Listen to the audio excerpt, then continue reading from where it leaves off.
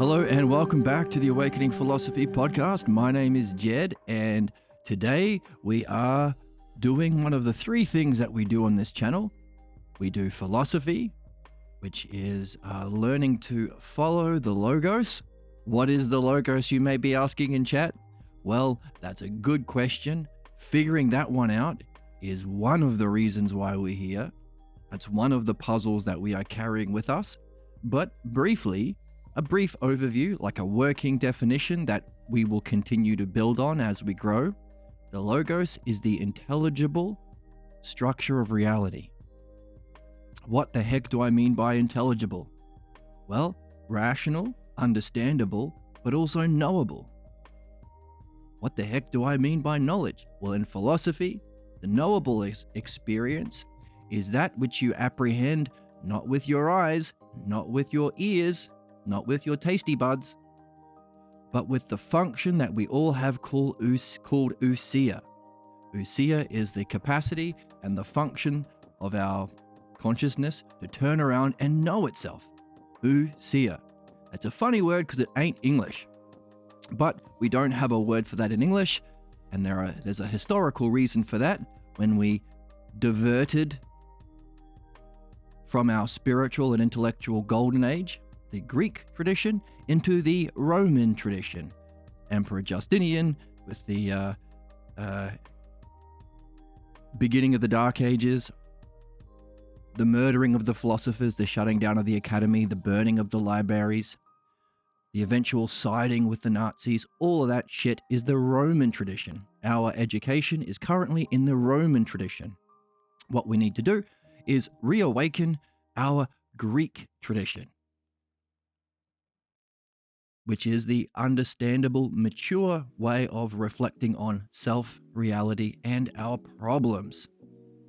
So that's what we're here to do as human beings. Now we might say, well, actually, that's a bit of a misnomer. It isn't really the Greek tradition or the Platonic philosophy. That assumes that there are many traditions out there or many different philosophies that we can pick our favorites from, because that's how we are taught in the Roman tradition. That philosophy is just opinions, and you can pick an opinion you like, Kant's opinion, Hegel's opinion, Elon Musk's opinion, and you can vote based on those opinions. Who cares? Surely all opinions are just as valid, right? Aren't we all entitled to our own opinions? Well, that's not really very sensible.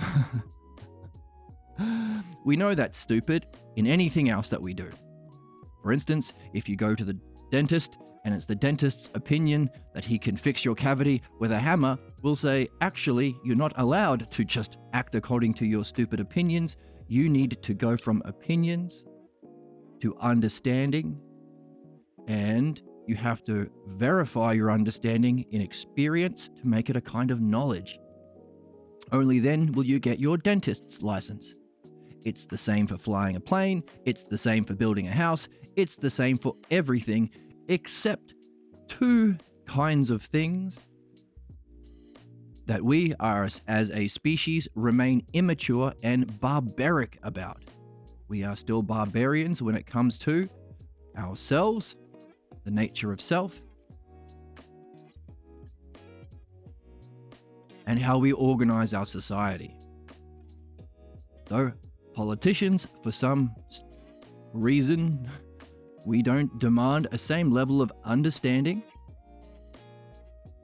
knowledge, and application of both of those things to only benefit the subject. The same thing we do for a dentist or a doctor. As soon as we find out the dentist or the doctor isn't functioning only for the benefit of their subject, we say, you're not functioning according to an art, pal. That's corruption. You are going to lose your license and probably spend some time behind bars. Do we demand that from politicians? Do we demand that from people who seem to speak for God? No. Why? That's what we're here to figure out. So, how do we do that? We follow the Logos. So, if we were to say, well, actually, Platonic philosophy is the wrong way of understanding it, it's not one of many, it's just thinking. It's just rationality. So sometimes we call it the perennial philosophy or the parent philosophy. It's what follows if you just use your mind to know your mind maturely and rationally. So how do we do that? We do something called following the logos, following that rational, knowable order that's responsible for the unfolding of reality, but it's also what we use to return to reach our most meaningful goals. Now, we can understand that in three basic parts, going from barbaric, immature ignorance, blind to reason and evidence. That's where we are as a human species. That's where every individual is until they go through midwifery at some level. Of course, we can see that there are different sorts of people out there with different levels of problem and different kinds of problem, but they all follow the same basic archetype. That is, as we pursue our most meaningful goals, something gets in the way that blinds us from following evidence and reason. It's a certain class of belief, worse even than a prejudice, which can change with evidence and reason. Maybe you go to college, you leave your small town, and you realize, oh shit, all of that stuff that I learnt from my racist parents is wrong. That can happen with a prejudice. Can't happen with a pathologos. It's a certain class of belief about self and reality that specifically blocks us from our development through the logos and blinds us from anything that shows us that we are wrong about it. Therefore, the most important thing for us to do as human beings is to learn what we need to learn to surface, understand, and purify ourselves from that most insidious, tragic belief. Every human being gets it, so it's not personal. If you feel yourself getting butthurt about it, surely my earliest teachers knew everything. I know that because my mother is the most beautiful mother in all of the world, and I'll beat up anyone who says otherwise. Yes, that's what binds us to our ignorance. To our ignorance, to what we think we know, but we don't actually do. We don't actually know. Just as the Germans were blindly loyal to Hitler, there is a reason for that. Every human being gets a pathologos. It's part of the deal for being here. So, if the pathologos is a certain class of belief blinding us from the logos, that rational, knowable structure in order to all systems in the world, all hierarchically understandable systems, geometry, music, astronomy, you name it, it follows the logos. So we can call it the archetype or paradigm. But as we follow that, we ourselves evolve and upgrade. That's the leveling up sound. As individuals, we ourselves level up through our cognitive functions. As we purify or let go of those pathologos, false beliefs about self, we can develop into a different kind of ignorance we call philosophical ignorance, where we know we don't know, but instead of getting defensive or aggressive about it, we become open and curious about it and seek to find what we don't know. Philosophical ignorance. It's a good thing. Now, that, of course, upgrades into right opinion. For example, if you realize you don't know how to fix cars, but you want to be a master mechanic, you have to start by collecting the right opinions from somebody else who has that mastership. That's why we do the things we do here. There are three things that we focus on primarily that allow us to gather those right opinions from masters of the logos. Socrates, he is one of those masters. And we have the Platonic dialogues. his student Plato transcribed the conversation Socrates. Not all of the conversation Socrates has. There are some sorts of conversations that Plato himself had a bit of a bug in his bonnet about. Bee in his bonnet, bug in his coffee. But he did transcribe the dialogues that Socrates had that allow us to climb the logos through those cognitive functions that also awaken us to different levels of reality. To ultimately master the logos, use the logos through its own structure. So if you understand logos as language or terms or rationality or ordered systems, the structure that the logos falls under is called the dialectic. It's also how we use the logos to benefit ourselves, our loved ones, our friends, and ultimately our whole species, which is a movement from debate, which is misusing language to beat the opponents and win the argument, or rather justify your stupid opinions that you came in with. It's stupid, it's barbaric, it's anti-logos. And Socrates say, hey, these people who call themselves philosophers and they engage in debate, they ain't philosophers. They're the opposite. He calls them anti-logos, against reason and growth and development. And they're not lovers of wisdom, they are lovers of drama and contention. Philonikos, he calls them.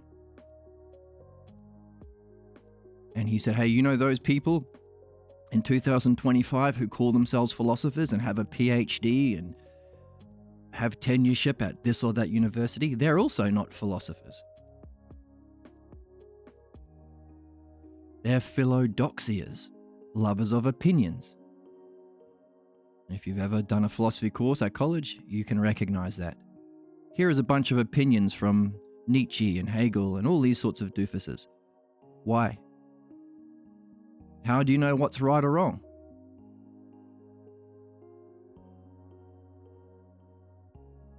Shouldn't you understand first the paradigm of truth so that you can use it as a model to judge how far along Hegel got and where he fell down, because every human being has a pathologos? Where did Hegel's pathologos come in? How far up the ladder of logos did Hegel get?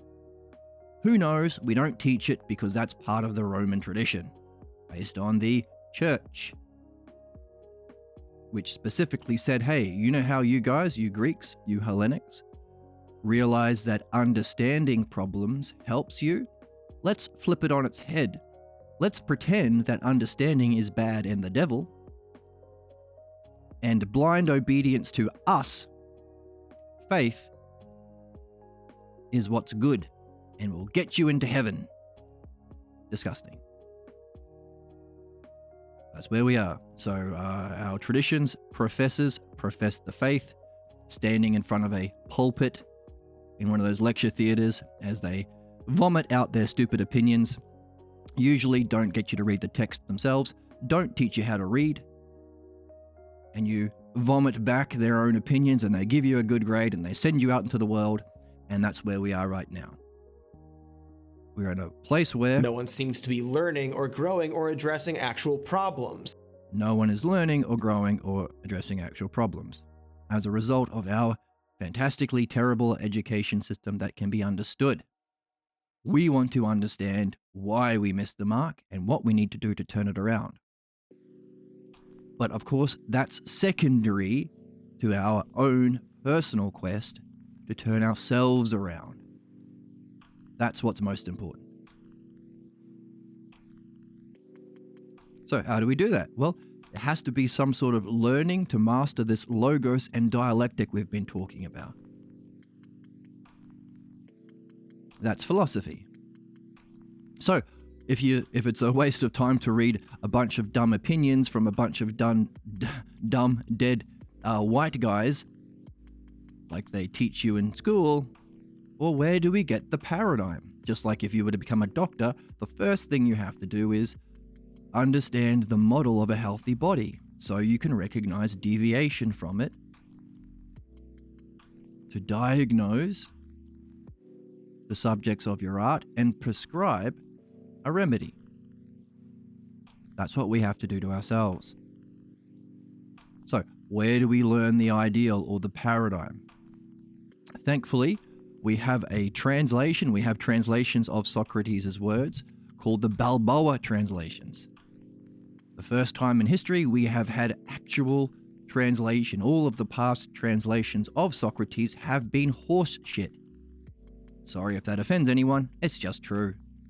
And you don't have to believe me. If you follow along in the channel, you learn how to read. That's what we're doing here. We're learning how to read. Not the way they teach us to read at school, which is personal opinions. What does this book mean to you? Who gives a shit? How about what is the author actually saying? And to understand him, can you remove your personal interpretations? Because interpretation is adding stuff that isn't there. Projection. Or being blind or leaving out stuff that is there. That ain't reading.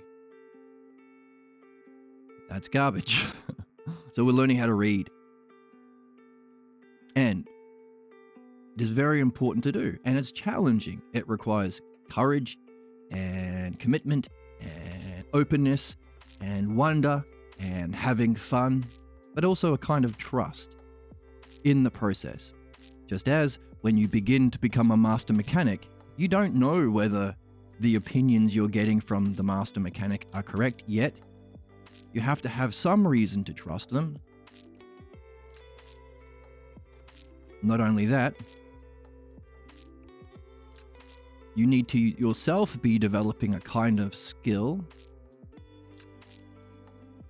There has to be some sort of model, a recognition that anyone can become a mechanic if they wanted to, because there is a model for how an engine works. And there has to be a personal reason you have to go through all of these things so it awakens your will. Unless you have them, you can't get into the game. So we're going to break that down today. What are those things we need to begin the game of purifying ourselves from what causes our tragic problems, keeps us chained to repeating cycles of problems, repeating cycles of failure, suffering, injustice, especially to our loved ones? How do we free ourselves from that?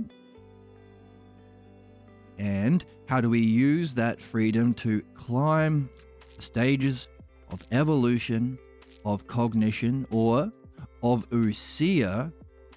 Because every level of development is marked by a new way of being able to turn upon oneself. How do we do those two things? Purify ourselves from what's false and use that freedom to discover what's true. That's what we're doing here. Now, the purification of what's false is philosophical midwifery.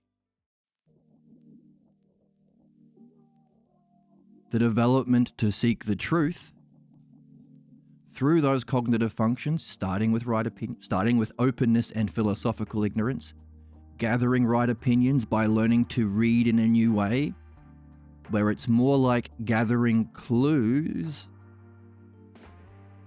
like Sherlock Holmes, discovering questions and puzzles, like a hero on a quest,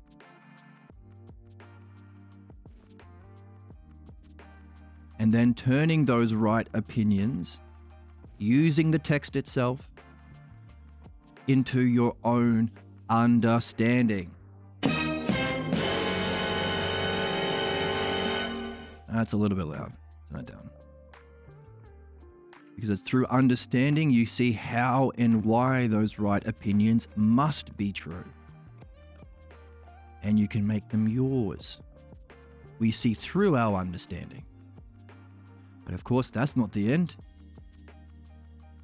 That is a better way of reflecting, or ousia. But we have to verify our understanding in our own direct experience to confirm. It's not about faith, believing this or that priest or king or Hitler or Trump or whoever the fuck. No. seeing for yourself. Self-mastery, which means you have to confirm your understanding in experience. That's the knowledge we've been talking about. In philosophy, the object of knowledge, philos, Sophia, philosophy means love, philos, of wisdom. The object of wisdom or knowledge is being, the brilliant light of pure being, which is ousia, turning around to know itself, completely free of those other physical senses. We can gain opinions about things using our physical senses, but to have knowledge of reality itself, of mind itself, of that which is before time and space, the eternal, but is also the necessary cause and condition for time and space,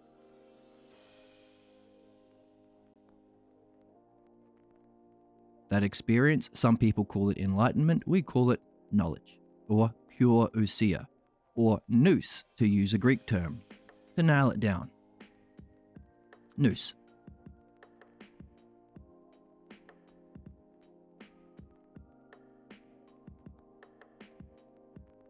Now, to be open to discovering and experiencing and verifying nous, you have to be the sort of person who is curious about understanding the world to begin with. We start by looking through our senses. You might notice a beautiful thing, a beautiful puppy, a beautiful person, a beautiful content creator. But then you have to ask the question, which is a kind of reflection upon itself, a kind of ousia. Hang on a second. If there's a beautiful thing there and there and there, what is the cause or principle that allows for there to be a manyness?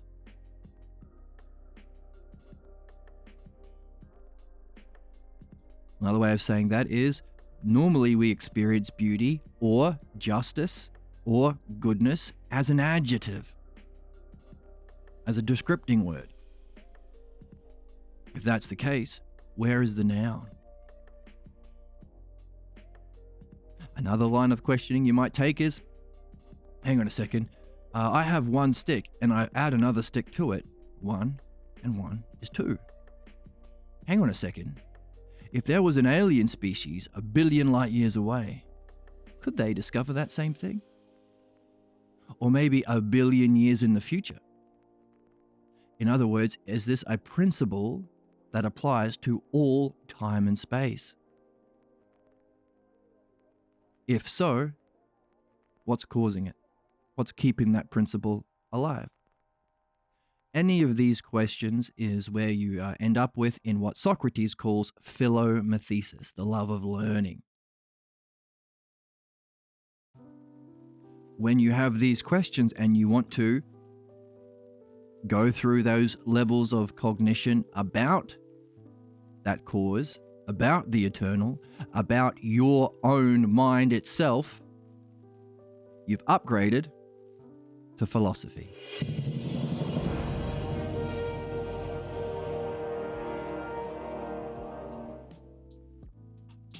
Philomathesis, the love of learning. What kind of learning? Following the logos. Following what? Reasoned self-reflection upon causes and principles. Wow. If you are the sort of person who's watching this, then maybe you have some other famous content creators that you level up, or streamers or I guess content creators that you really enjoy. Ask yourself this: are they the sorts of people who encourage others and they themselves to go through a process of letting go of the false opinions they get through childhood and culture, and instead themselves turn about on those opinions through reason, self-reflection, ousia, through reason, logos, to judge them? Judge? I thought thou shalt not judge. Isn't that what all of the ignorant teachers that we grew up with say? especially our parents. Thou shalt not judge us when we do this specific thing. Yes. We have to cross a threshold of maturity where we reflect ousia with reason, logos, and challenge our earliest teachers in a way we couldn't when we were young. It's a threshold we have to cross.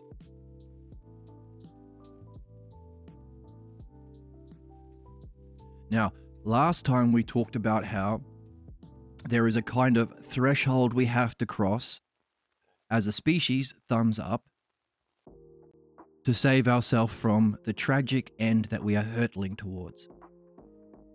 If there is a class of problem called a pathologos that keeps us blindly loyal to what harms us,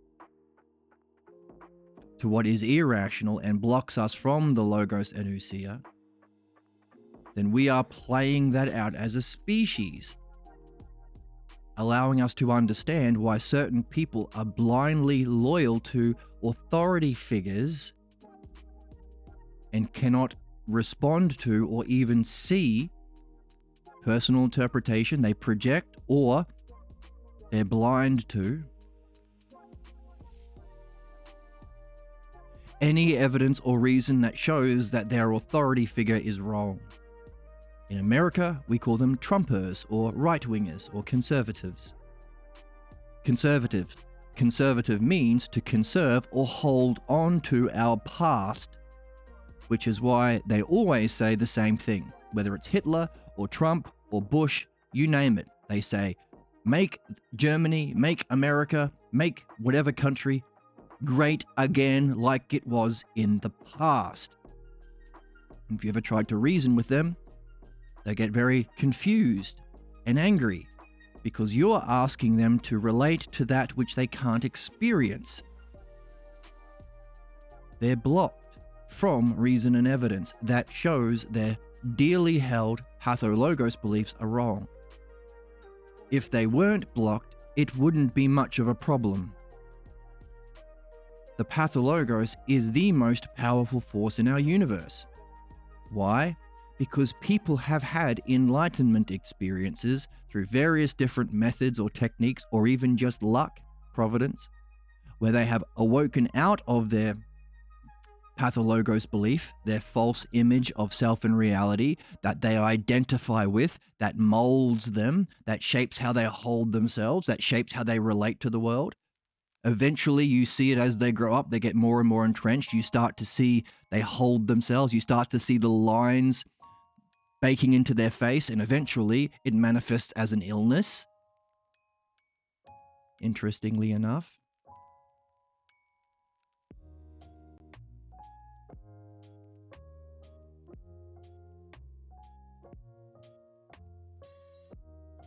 So, even in an experience where they are free of it for a short amount of time, and they recognize themselves as being, eternity, mind knowing itself as pure ousia, give them a couple of days and they're back into their problem. Famously. Doesn't matter who you are, doesn't matter what titles you've been given, Buddha, Guru, Yogi, you name it, doesn't matter. Why? Because the experience of the higher dimensions of cognition, or the higher dimensions of reality, or the higher levels of self, is not the same activity as removing what's false. They are two different kinds of things.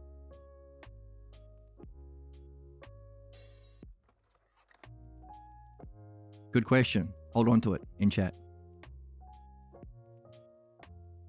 Therefore, we get archetypes that we see in animes or cartoon or films. The pervy sage. Naruto had a pervy sage. Goku had a pervy sage. Somebody who is represents that archetype of someone who has had this or that spiritual awakening or experience, but still have their problems. They're still pervy, lecherous so-and-sos, or drunken so-and-sos. What does that mean? That means if we want to be good people, or if we want to be mature, or if we want to free ourselves from that which binds us to our repeating cycles of suffering and injustice, freeing us to reach our most meaningful goals, ultimately mastering language, mastering thinking, to be able to think clearly, reason well, the logos, to know mind itself. Hey, don't you have a mind? Don't you want to know how far it goes? Aren't you curious about the reach of mind? And by the way, even in the highest experience of mind, Parousia, is somebody having that experience? Giving us 3 levels of development beyond where we currently are at our level of evolution. Now we call that the third, the second, and the first hypothesis of Parmenides. Why? Well, because Socrates, thankfully we have the Balboa translation. If you're not reading the Balboa translation, you're not doing philosophy. Why? Because if you have to hunt for the logos, the words, to discover the problem, and you have a translation that isn't translating the words properly, you're screwed. You're wasting your time. Imagine you're playing Resident Evil and you reach a door with an empty slot for a blue gem, and you can only get to the next level through that door, if you find where that blue gem is hidden in one of the other rooms in the mansion. Oh, but hang on a second. One of the developers forgot to put the blue gem in. Or instead of making it a blue gem, they made it a pink bunny. Because they themselves had a pathologos block preventing them from being able to see and translate the text. Because they haven't gone through midwifery. What would happen?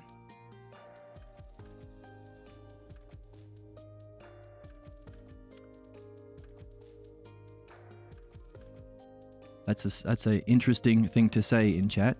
Where did you hear that? I've never heard that before. I mean, I've heard it from ignorant people, but where did you get it from? So, would you be able to progress? Now, if reading is the archetype if learning to read this material is the paradigm or archetype or the highest expression of the human quest, then all other quests, be it in video games, be it in film, be it in anime, are lesser copies. And the better they copy the ideal, the more interesting and engaging it's going to be, but also the more beneficial it's going to be. Now, you might have some familiarity with the hero's journey. Joseph Campbell realized, oh, hang on a second, the stories that seem to last the longest, have the most appeal or resonance within all human cultures, seem to follow a kind of standard or a model. The hero's journey. Now, Joseph Campbell met the author of this book, and he said, hey, that's interesting. That's an interesting use of philomethesis, learning. You've noticed a manyness in the physical world. It's an interesting collection of opinions you have. Now, are you curious about the archetype or paradigm? You might want to get into the Symposium, Plato's Symposium, the Balboa translation of Plato's Symposium. That's the progression from loving of learning, things in the physical world you perceive with your physical senses, to philosophy. Now, we read about that conversation in chapter 1 of this book. And our author, funnily enough, had a similar conversation with other heavy hitters in spirituality, like Alan Watts, in psychotherapy with Albert Ellis, and so on. People who are recognized or can function pretty well. We teach cognitive emotive behavioral therapy as psychotherapy at colleges. Alan Watts, one of the earliest Western academics to share Buddhism and Zen with the West. Joseph Campbell, the man who helped develop Star Wars. And if you do screenwriting, you read Hero of a Thousand Faces, or there's another book similar. And said, hey, why don't you take that very call to adventure to apply yourself to knowing the truth? Why don't you get into philosophy? Do what you're here for.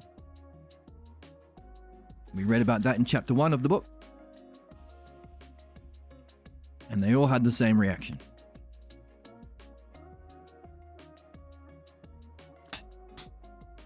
Not ousia, not curiosity, not even philosophical ignorance, where they realized they didn't know and were happy with realizing that, and then put the effort into figuring it out or having the fun.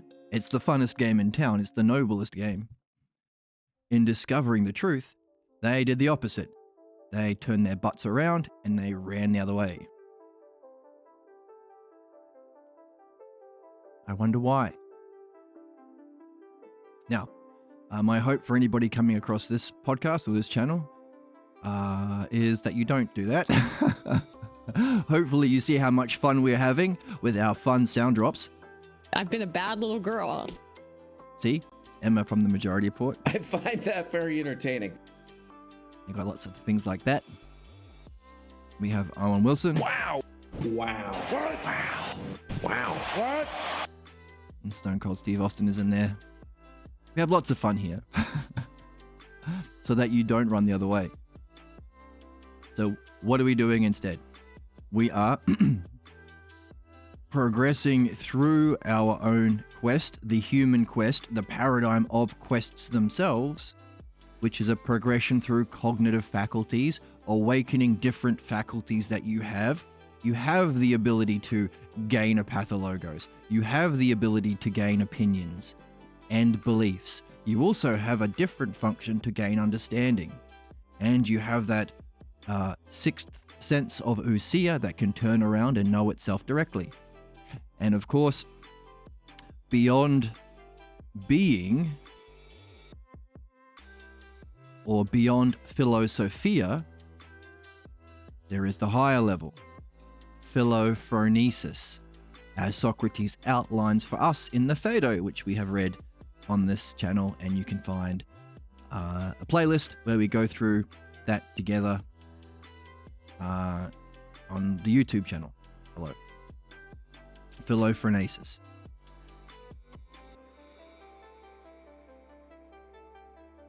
The 3 levels.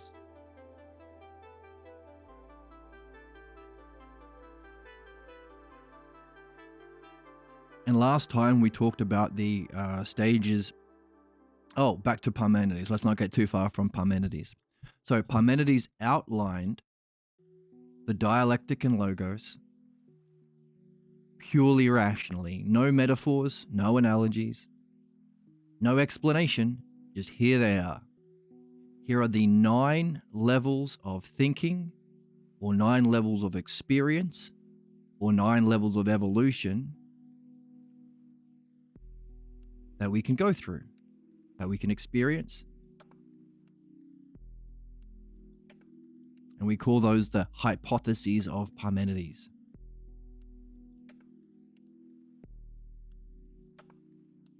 Let's draw them on the board. Here we have a blackboard. This is the dialectic we were talking about. Don't know what Gickie is about, but let's move over.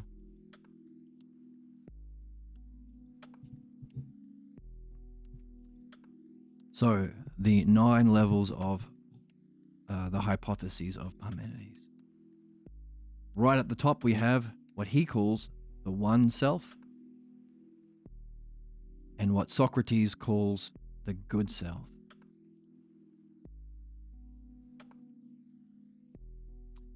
That's the first hypothesis of Parmenides. That's the first. When Socrates met his first teacher, he does have another teacher that we learn about in the Symposium, who is a female master of the Logos. So any sexists out there, or any religious traditions, ignorant traditions of ignorance and faith that say women are less than men, or any of that Republican conservative bullshit, nope. One of Socrates' teachers was a woman. So there you go. The second hypothesis we call the experience of being, or let's say the brilliant. Where's my music? Did I lose something? Let me see if my soundboards work. No, they're working. The brilliant light of pure being. That's the second hypothesis. That's where we got into in our reading on the channel. We took a break after the first to level up.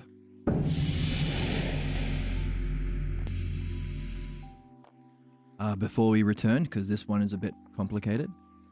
Not complicated, it's just long. Yeah, I guess it is complicated. There's a lot in it. This is what we call metaphysics or philosophy, the study of this, the object of knowledge.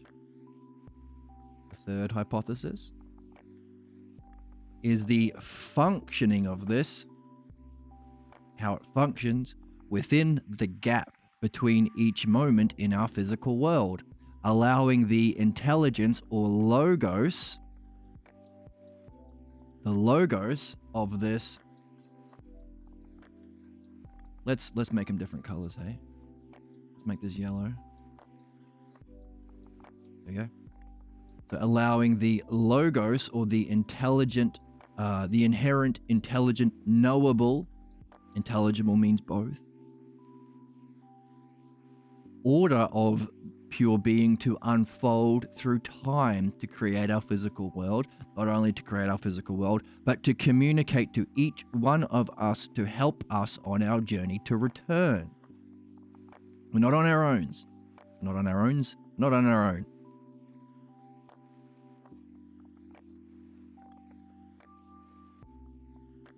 So there is a logos, there is an intelligible, understandable order that unfolds, keeping each moment following the next, allowing for an illusion of movement, like watching a film.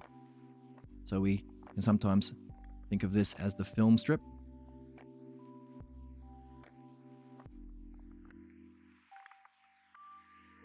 It's like going to a cinema, and it looks like John Diehard is running around shooting at the bad guys. But really, it's not. It's just an image, and then that image is removed or destroyed or taken away, and then another image, another image, another image.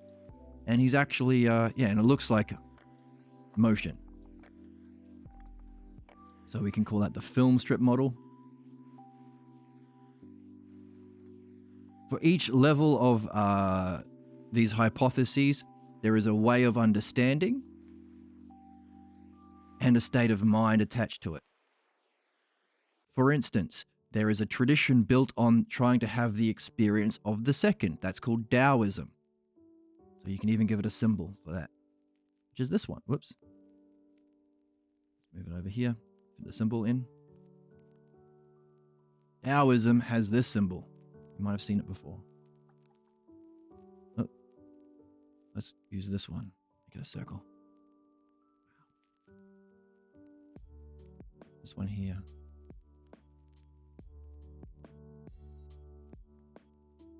So within their system, and each system, so long as you're stuck within that system, does not allow for you to go beyond the vision of the person, of the Buddha, of the priest, of the Muhammad, of whatever the heck. But of course, we're not interested in groups or blind loyalty to leaders. We want to know for ourselves. That's what it means to be mature. And one of the spiritual traditions that doesn't reach that level, but reaches the third, is Kashmir Sufism. And that's a funny name. It's the third. So the unfolding of the brilliant light of being to create each moment is the third hypothesis. On this channel, we do three things. We learn philosophical midwifery to free us from what blocks us of climbing the logos. We use that freedom, well, at the same time, we're also doing philosophy, the Balboa translation, to learn the truth about the self and reality and understanding and the nature of our physical world and why we're here, all of those meaningful things, and beauty itself and justice itself.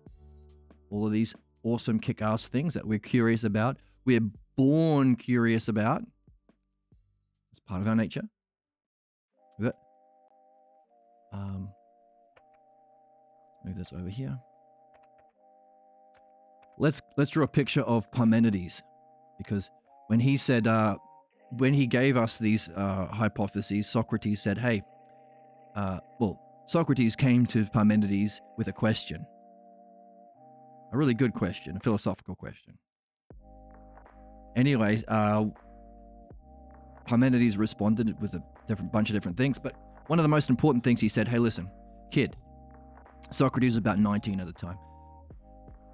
You have to learn the dialectic. There's no other way of knowing truth except by mastering the dialectic, like my student Zeno here is doing. And he gave us a bunch of material that on this channel we've puzzled through together to figure out the structure of the dialectic behind it. In other words, he didn't give us the answers, he gave us what we need to figure it out for ourselves. So I highly recommend going through and finding that on the YouTube channel and going through it yourself. It's fun.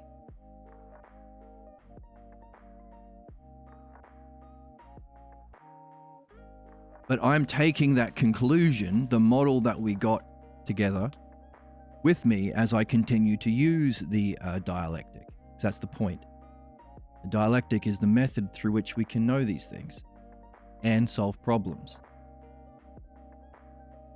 So the same dialectic that we're learning, the opposite to debates, the opposite to what senators and politicians and debate bros and alpha podcast male Joe Rogan weirdos talk about, the opposite of that is dialectic. Socrates said in the Meno that we're reading at the moment, this is what it means to be a true friend and lover. True philos. The gentle art.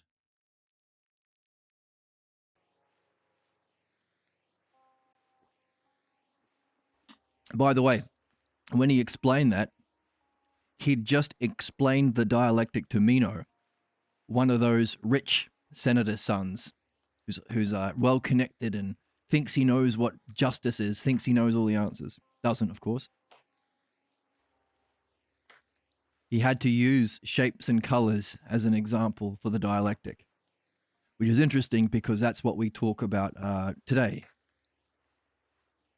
People who are blindly loyal to Trump or Hitler or whatever, racists and sexists and things like that, they can't think because they're so blocked by their pathologos, meaning they need to get into this game the most. They need the most support and help.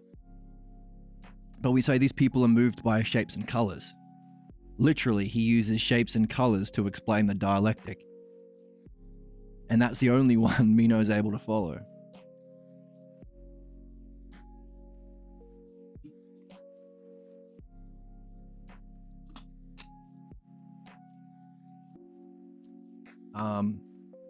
So what? Why did I talk about Meno just then? Oh yeah, we're reading the Meno at the moment. That dialectic, Parmenides said, is how you can know truth. What the author of this book has added, hey, by the way, Socrates also did something called being a philosophical midwife that Plato didn't write about. For good reason. We'll talk about that later. The same dialectic applied to uncovering what's false, to free us. Because we're not computers. You can't just read the Parmenides and all of a sudden you know everything. You have to go through all of the levels in not just understanding, but direct experience. You have to confirm it. It changes you, it evolves you, it levels you up.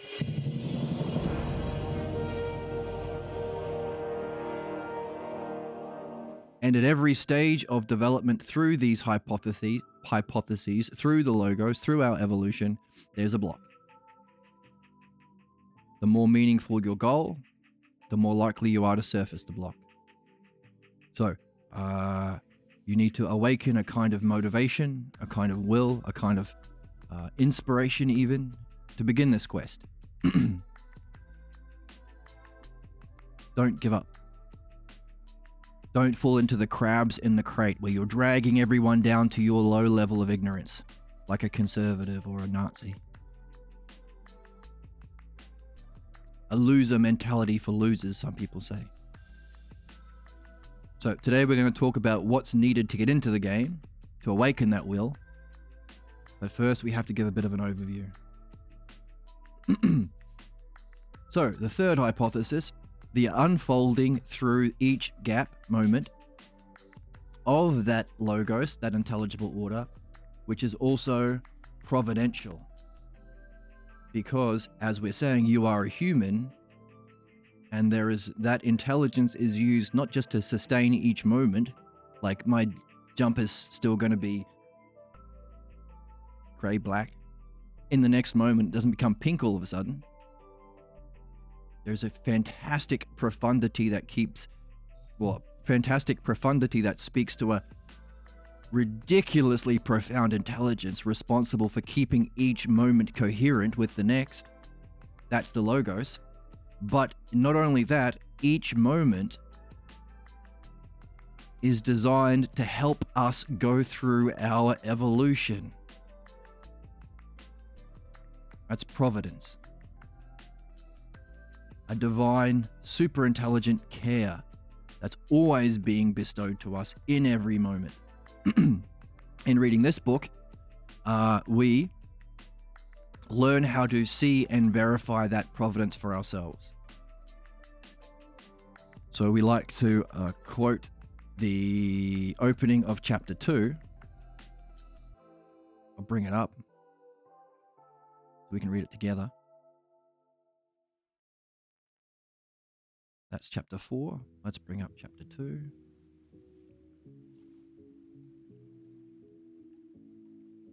There we go. This is my cough button, by the way. So you don't have to hear me cough. It's also my evolved form, like a Pokemon. I'm evolving.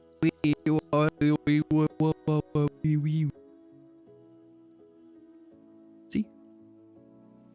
Wow!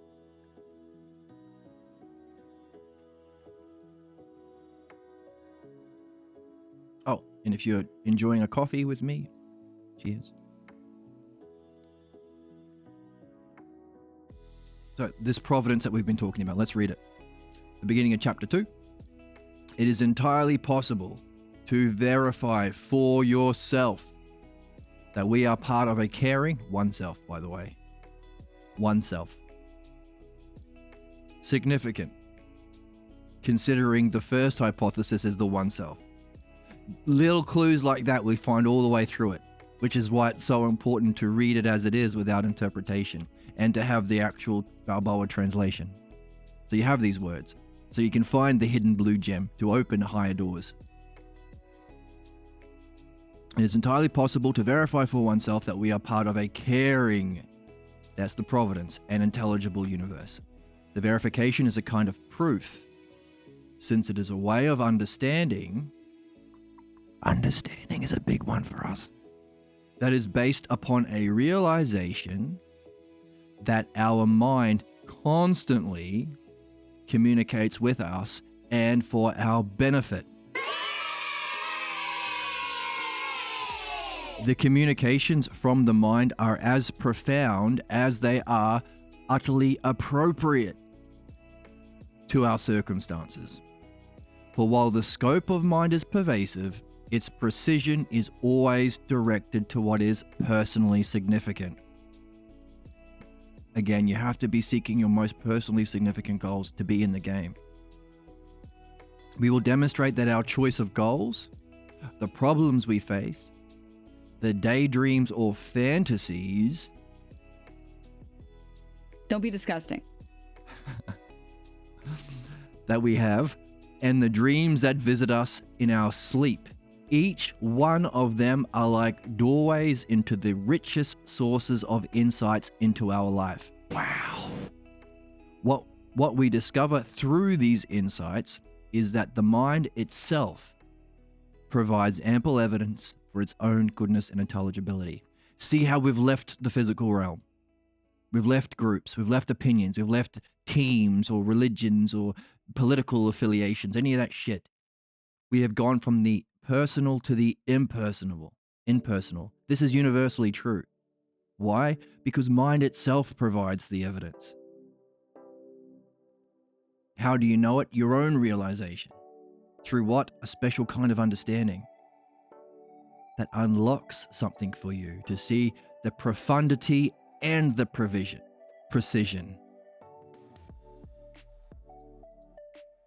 Isn't that neat? Isn't it cool to find out you don't have to believe this or that, or toe this or that party line, or join this or that cult, or bomb this or that other group? It's entirely universal. Everyone can play. Everyone is here specifically to play this game. You don't have to be a Jew or Christian or Catholic or Protestant or anything to play. Literally, if you have evolved to the level of logos and ousia, language and self-reflection, this is the game.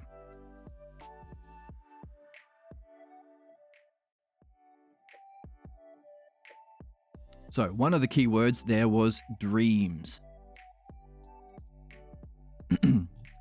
So we do midwifery here, freeing ourselves from what's false about these three things: about ourself, about our mind, this is the same as mind itself, and our own intelligence or understanding or capacity to share in those things. These three things, the opposition of those three things, I should say, the false belief that your understanding is bad, that your mind is bad, and yourself and your self goals are bad. This is the characteristics of the pathologos. I'm not good enough. My mind isn't good enough. I'm a sinner, I'm less than God or something. Or I can't know for myself. My understanding is I have to just be a follower. I can't understand for myself. This is the pathologos. So, we can see how you have to do both together. You can't simultaneously hold a belief that yourself is inadequate and know the self as even more profound than the divine intelligence or God. You could say it's higher even than God, or it's the highest idea of God. You can take your pick. But if you think yourself is inadequate in any way, you're going to be blocked. Good. We're here to surface those blocks. That's why we're human beings. Which means any sort of blame or punishment is irrational and immature and blocks you from this process. By definition. Because we need to find the right opinions. No, not right opinions, that's philosophy. In midwifery, the material that we get to solve the puzzle isn't right opinions, it's wrong opinions. It's our blocks. It's where we don't quite meet our goal, or don't quite have the best goal, or don't quite meet the best goal with excellence, or we reach the goal and we give it up, or we don't nurture it and build on it and maintain it. These are all ways of being blocked.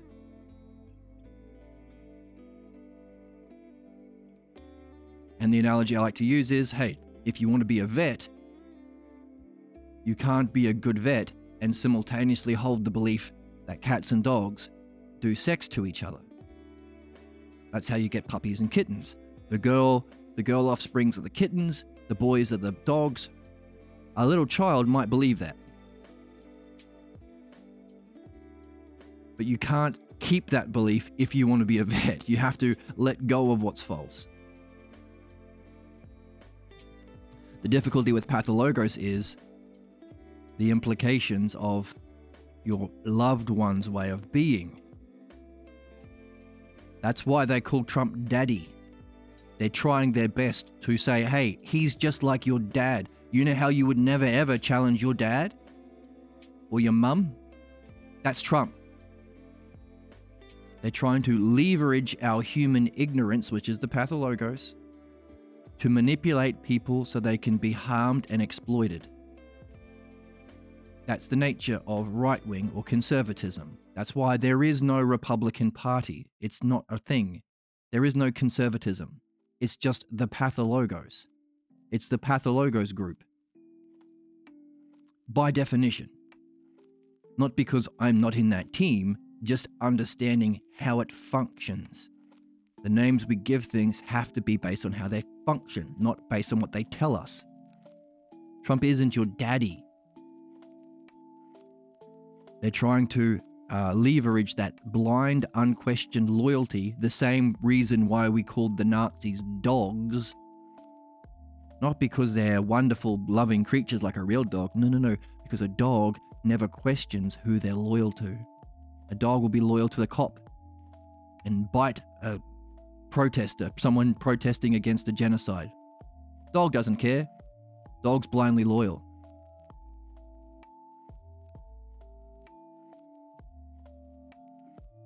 Okay, so what we want to do is understand the cause behind that, the principle, so we can actually, remove this, so we don't kill each other and hurt each other and harm each other, so we can make life a big fun party that everyone gets to play in the best way. No more concentration camps, no more poverty, no more inequality, no more immature baby barbaric stuff, no more baby brain stuff, right? This is the game. So what's below this line? So there is a kind of threshold that we have to cross. We're going to draw a line under here with my line drawing tool. There we go.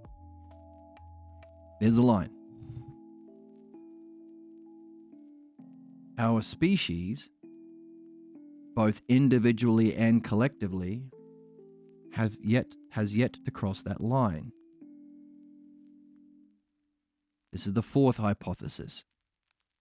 Group think. Group think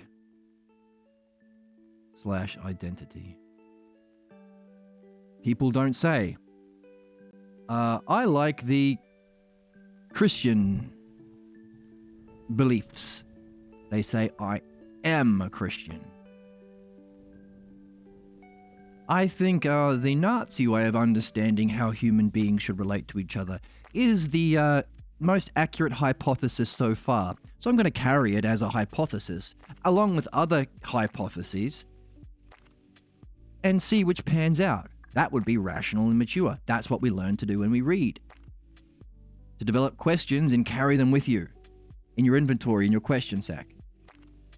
To carry hypotheses and carry them with you. Don't pick favorites. See what pans out. See which hypotheses pans out most accurately describes the things you go as you learn in the book, in your life. We don't say that. In the fourth hypothesis, we say, I am a Christian. I'm identified with it. Groupthink or identity.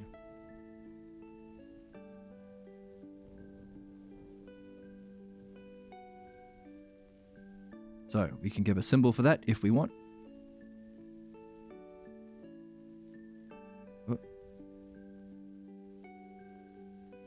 Again,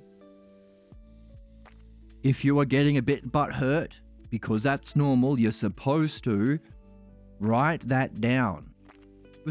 I'm quite happy when you say the Christians are stuck in the fourth, or the Muslims. What's the symbol for Muslim?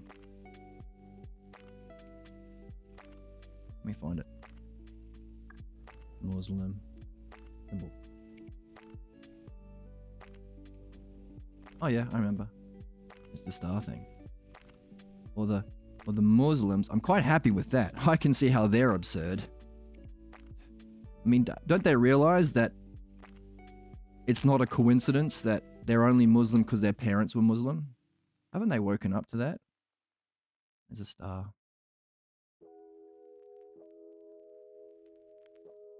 And what's the other one in the big three? You guessed it.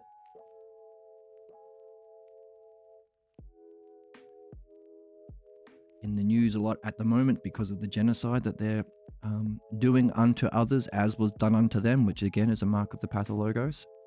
We do the same injustice we suffered until we turn around and become mature through the self-reflection, through reason. You guessed it, it's the Jews. Let's do this one. Those are the big three that seem to be ruling our society right now. It can be any, you pick one, anything. Even our family way of being, the religion or way of being, the unquestionable, your parents play God, priest of the house. That's what we're learning about in the Pathologos.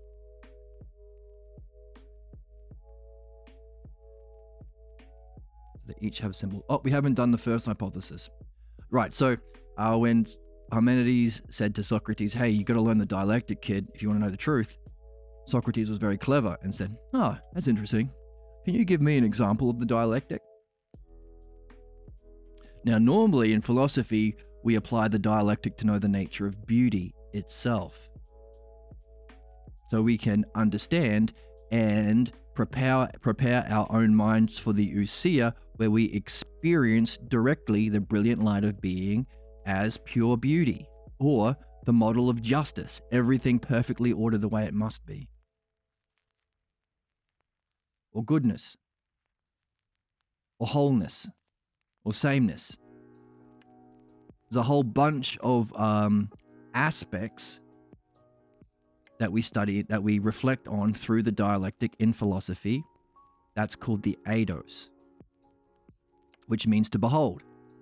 That's important because if you read anything other than the Balboa translation, they mistranslate eidos as forms, which is a materialistic way of thinking, which is completely missing the mark. Eidos, A-I-D-O-S. Now, there are a couple of ways we can miss the mark with this. Eidos means simply to behold. So the various aspects of beholding mind itself through pure ousia, which is the second hypothesis, you can understand. In the experience, it's usually so overwhelming that you don't rationally break it down. It's just an all at once kind of a thing. That's why it's knowledge or wisdom.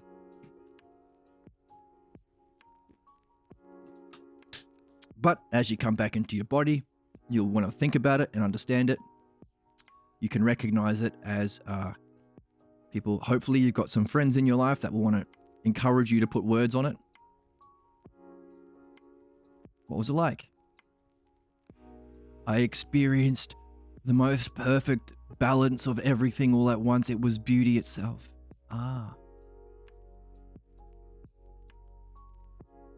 Someone might say, I experienced the culmination of evolution, everything. It was infinite, but there was nothing outside it, so it was also finite, the infinite and the finite together.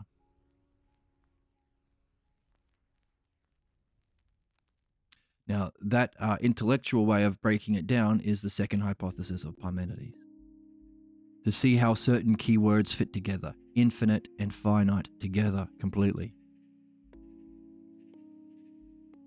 It's a bit complicated because those same terms are used in every hypothesis.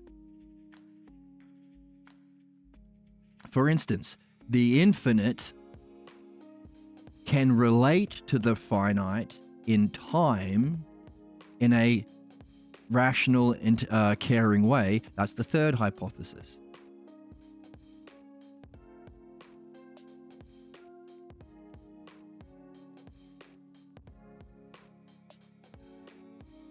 Oh, so, but,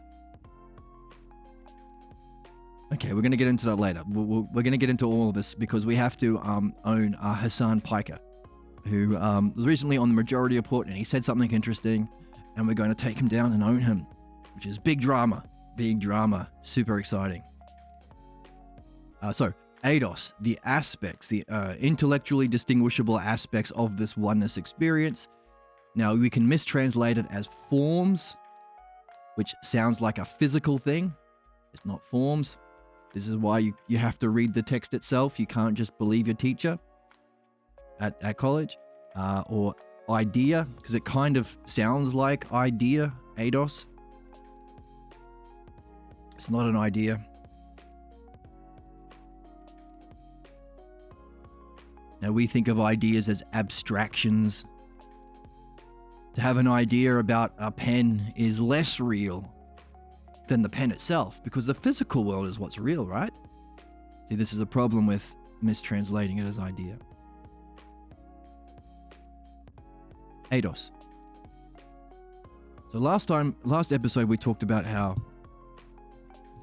this is where we are at as a species here. The fourth hypothesis, ruled by these puppies, these fellows, to justify this or that oppression of women, of Palestinians, of Jews, you name it, of the poor, justify slavery. It's okay to have slaves because God says we are the chosen people. No, we are the chosen people. No, we are the chosen people. Well, what's true? It's not about truth. Truth is the third hypothesis, and the second and the first. This is about groupthink or identity. So who wins? Nobody. Why? Because if you are debating or having a conflict over which family, clan, ignorant, false beliefs are right, you can't use reason and evidence to show that. You fight. That's the barbaric nature of our species. This is barbarism. Now, the issue is, we can play out the implications of our pathologos, groupthink or identity problems with nuclear weapons now. Meaning, if we don't wake up to this, we are fucked as a species. So we need to have some motivation, individually and collectively, to awaken our will and trust in this process, because you don't know it when you begin. You don't start knowing everything.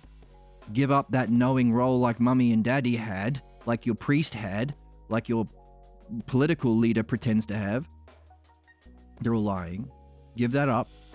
Have trust, have motivation, and have a will to learn this. That's what we're talking about today. Because this ends our species. So we've got to ask, is it worth spending your time evolving as an individual and not chasing shapes and colors? Is it worth saving our species from extinction? Why would we want to? We're talking about today. So, and under the fourth, there's the fifth. It's a different color. What color? Let's go blue. Fifth hypothesis. That's a strict dualism. Strict dualism.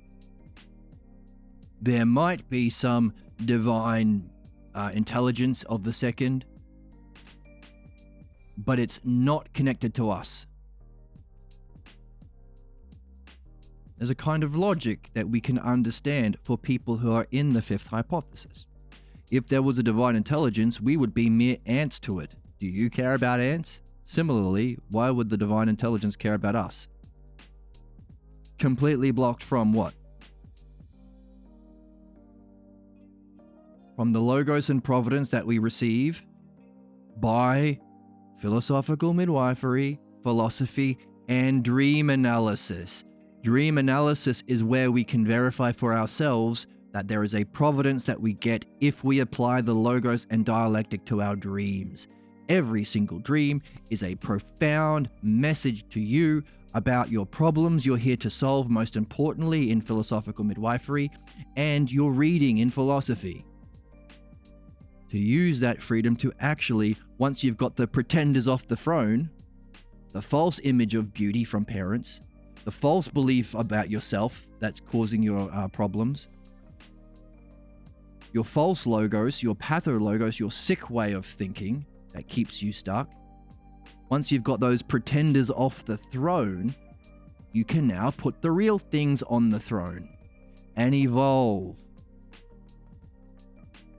We wouldn't have a pathologos if we didn't have the spaces within ourself for the first, second, and third. We wouldn't be able to get this most insidious, strongest force in the universe problem, a false image of ourself, if we weren't seeking to know the self most importantly. We wouldn't believe in the origin scene that midwifery traces back to. That earlier scene where we didn't know how to reflect with reason and question when we were crushed in a certain kind of way. Universal for everyone, but particular for you. That's why you need dreams. Dreams will give you the clues. We wouldn't accept that if we didn't believe our parents to be all loving and caring and knowing when we were 3 or 4 years old, didn't know better. In other words, we're seeking beauty itself and justice itself. We're seeking the second.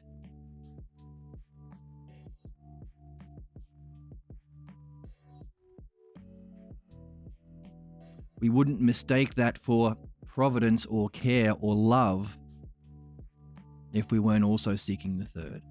So we have to get the pretenders off the throne and put the right people on the throne, to use a metaphor. Philosophy and midwifery. And your guide in both is your dreams. Giving us a lovely 1, 2, 3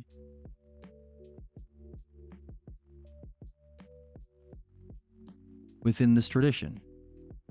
The tradition. Why do we call it the and not a? Well, like we said, A is about opinions. A is the fourth hypothesis. This is just a philosophy. It's just Kant's philosophy. It's just Joseph Smith's religion. It's just Emperor Justinian. Catholicism, Christianity was created by Emperor Justinian. Picked some books or Paul. He liked Paul because Paul was like, hey, don't understand. Just blindly obey authority. Like me, the murderous Paul. That kind of shit. That's A. That's the many. If there is one way of flying a plane, one way of doing medicine, one way of making the incision beyond, like, do you make the incision above the blockage of the artery or below? Do you take a vote? Do you go out to the waiting room and say, where should the doctor make an incision? Everyone raise your hand if you are team above. Okay, 1, 2. No, of course not. That's crazy. You'd lose your license immediately. So this is the spiritual tradition, the intellectual tradition, allowing us to understand every possible way of thinking and associated state of mind. We're not robots. We have feelings too. Everyone, even ones that haven't existed yet. This model predates Christianity. It predicts Christianity. That's why they call the Parmenides the greatest book never read. If we read it, we could have said, oh, we see that. We see where that's going. We understand the way of thinking. We understand it's a necessary way of thinking that humans can evolve through. We understand where it's flawed, the problems that result, and also what you'd need to go to get to the better level, or evolve, or grow, not get stagnant or stuck. Similarly, strict dualism, that's not how you spell that. There we go. Has a way of thinking. Wouldn't we just be like our ants? Hey, if there was a God, why is there cancer? Why is there genocide? What kind of a God would... Obviously is there must be some intelligent divine force, but it just doesn't care about us. A way of understanding, but also a feeling. How would that feel to really, really think that way and see through that?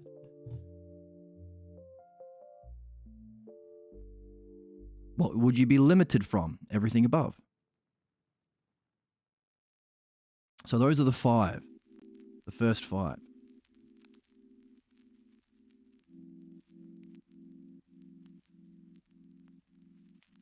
And our last episode, we talked about how this explains three things. Our individual. Let's put that somewhere. I'm going to put that underneath. It explains our individual development. The most important for us, individual. Our collective, as we recognized. The fourth hypothesis is is a way of understanding our pathologos that we can individually move out from, but also it defines our species level of evolution too. That's the collective. And we talked about also our species. Why is it that we have a pathologos? Why does that principle exist for human beings? Such that as souls, somehow or for some reason, we decided, or there was some decision to be incarnated into this time and space world where we get the biggest, fucking terriblest force against our own benefit, against our development, that causes us to act in the most inhumane way against ourselves. We wouldn't do that if we recognize it was the same self. It was the same mind. It's the same understanding. It's not belief, it's understanding. Everyone can be a pilot if they want to understand it. Everyone can understand self, reality, divine, the meaning of life, our purpose, our highest goal, destiny, escape fate.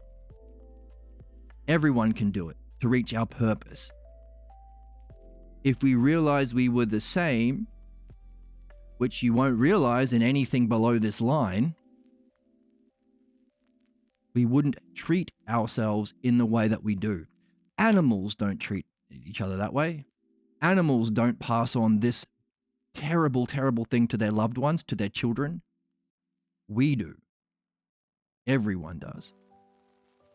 It's not a blame game, it's an understanding game. Recognizing that is an invitation to play in the best kind of way. I'm looking for someone to share in an adventure. So last time we looked at how the logos, we just talked about how the same dialectic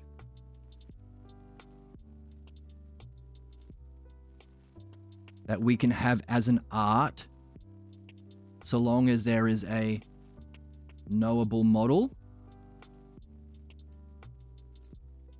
Like in medicine, there's an archetype or a model that you learn about the healthy body. And understanding, which we talked about as the hierarchical ordering of the parts. You know, pick favorites. Let's make the Jews the top. Let's make men better than women. Let's make the rich. No, fuck that shit. That's baby brain shit. It's simply understanding the parts and using it only to benefit the subject. Not to make money for yourself, Doctor. Trump, Netanyahu, Putin, Hitler. You're not benefiting your subjects. You do not have an art. That's why there is no right wing. It's not a party. It's just the pathologos. It can't be because it's not an art. It's corruption. By definition. Not because my mummy and daddy didn't vote that team. It's just simply by definition. Seeing that, recognizing that, sharing it with your friends over coffee. This is called being mature, growing up, awakening to the quest of man.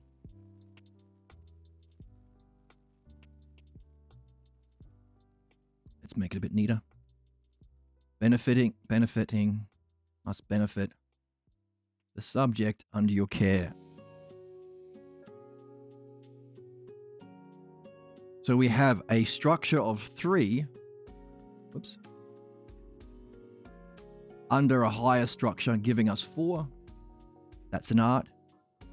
Now, this is part of the game. You look for patterns of 3s and maybe a 4th over the top, and maybe even ask a question, is there a hidden 5th? That's part of the game.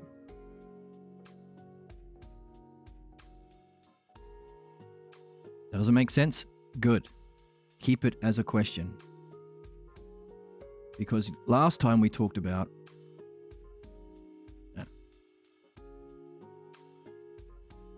we go through this individually, we go through this collectively, we either evolve out of the 4th into the 3rd and awaken what we need to understand and solve problems, to benefit, that's the providence, to understand, that's the logos, and to be able to perceive the model in the 2nd, which is the model that functions through the 3rd. You have to cross that threshold as a species. Otherwise, we're fucked. Literally. There are many, many species who haven't evolved and have gone extinct. We can be one of them.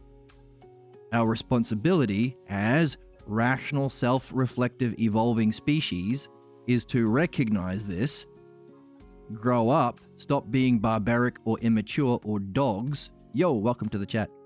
And make that jump through that threshold. Which also awakens the question, not just individually or collectively, what would happen to a species that gets 2 things? The double-edged sword, we say. Double-edged sword. Why is it double-edged? As we were saying, animals don't do this. Animals don't give pathologos to their children. And if we don't awaken to logos and ousia, providence, then we will continuously repeat the same cycles of suffering individually in our lives, blocking us from our most meaningful goals, bringing the same negative states of mind, negative functioning, inappropriate actions, negative thinking, self-fulfilling, disastrous prophecies, or the model of the tragic hero who has a tragic blind spot that ends in his tragic demise. We go through that individually and collectively.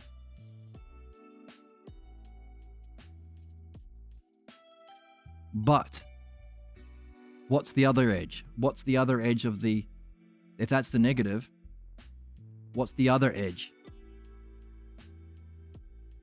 of the double-edged sword?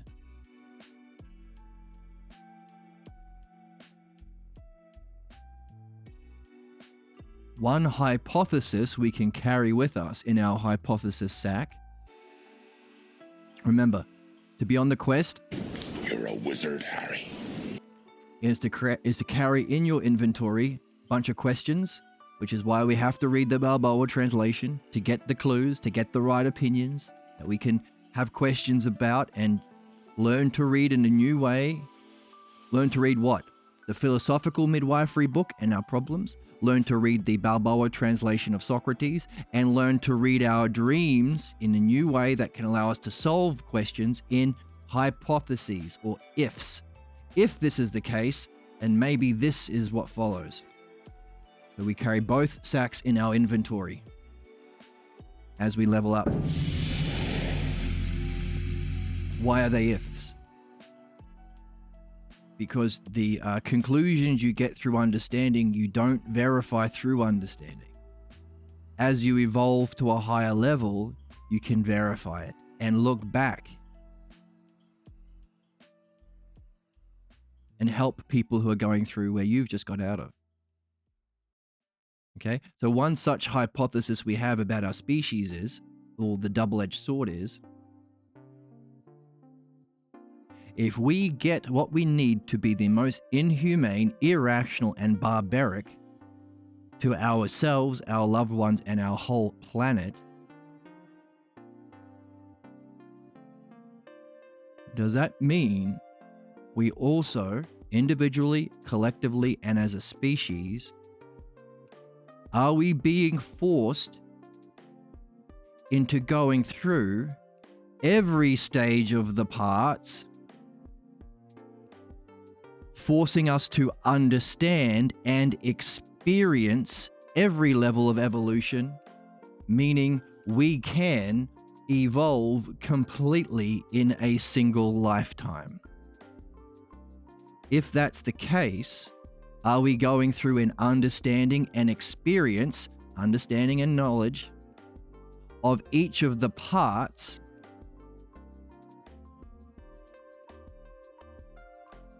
ourselves? And if that's the case, who would you want to be your spiritual guide? Who would you want to be the doctor of your soul or yourself? Someone who understands and knows every level? Meaning, could our double-edged sword be, we have what we need for what's terrible, but also what we need for the highest possible benefit?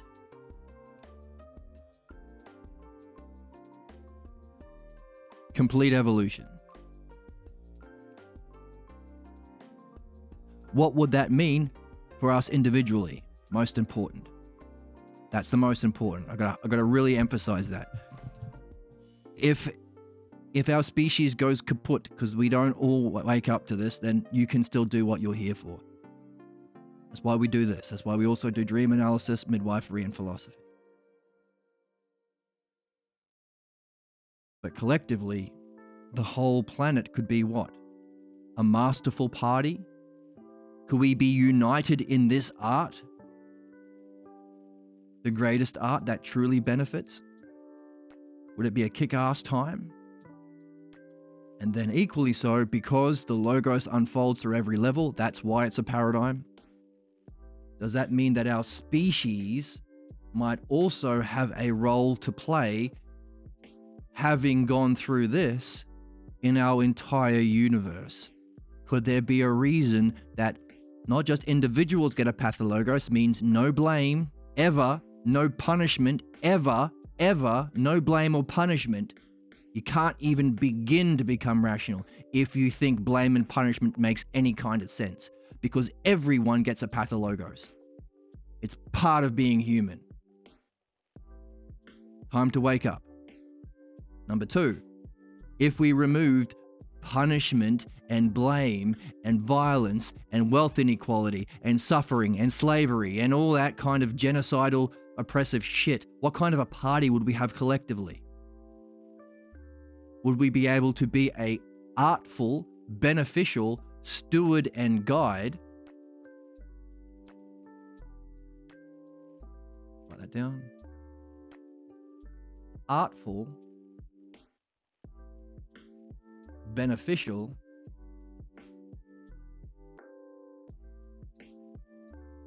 steward, and guide. You can use the word guru if you want.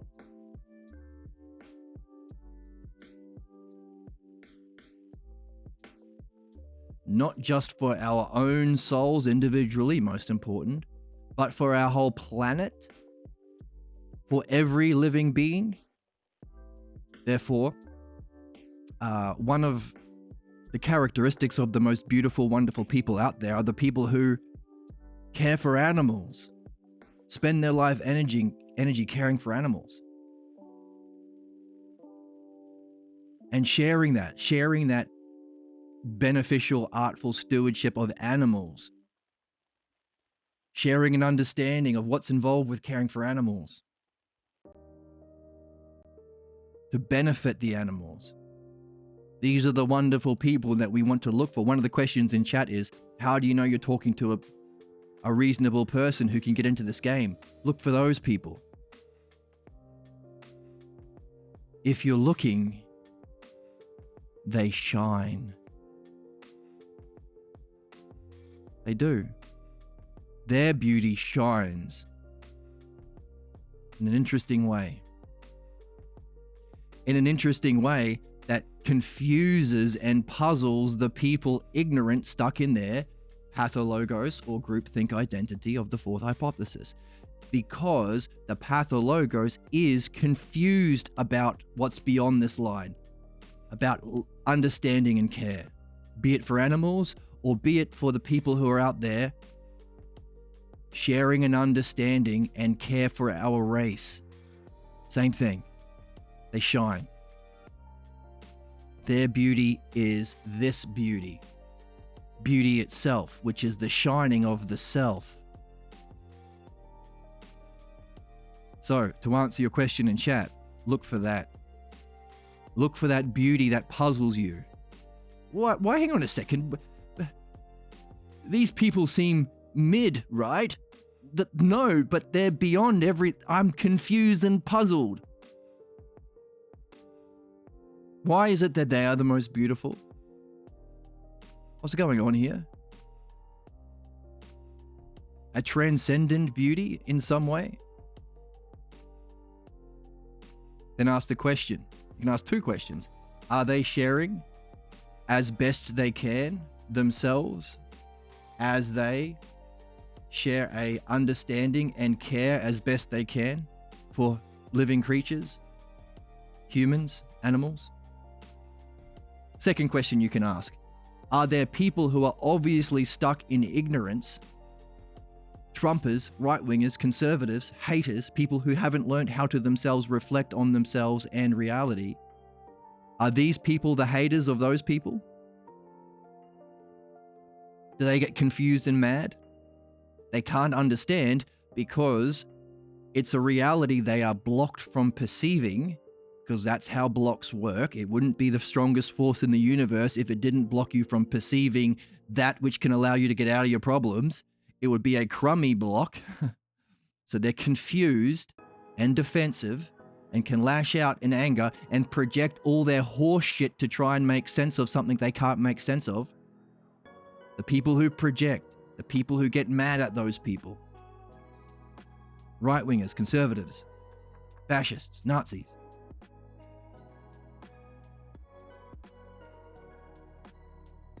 Oh, great. Share it in the Discord.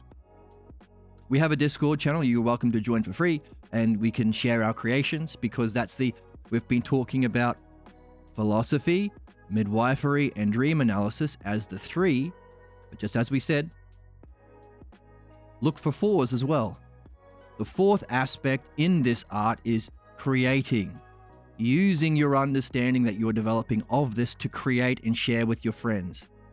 So we have someone in chat who is writing poetry.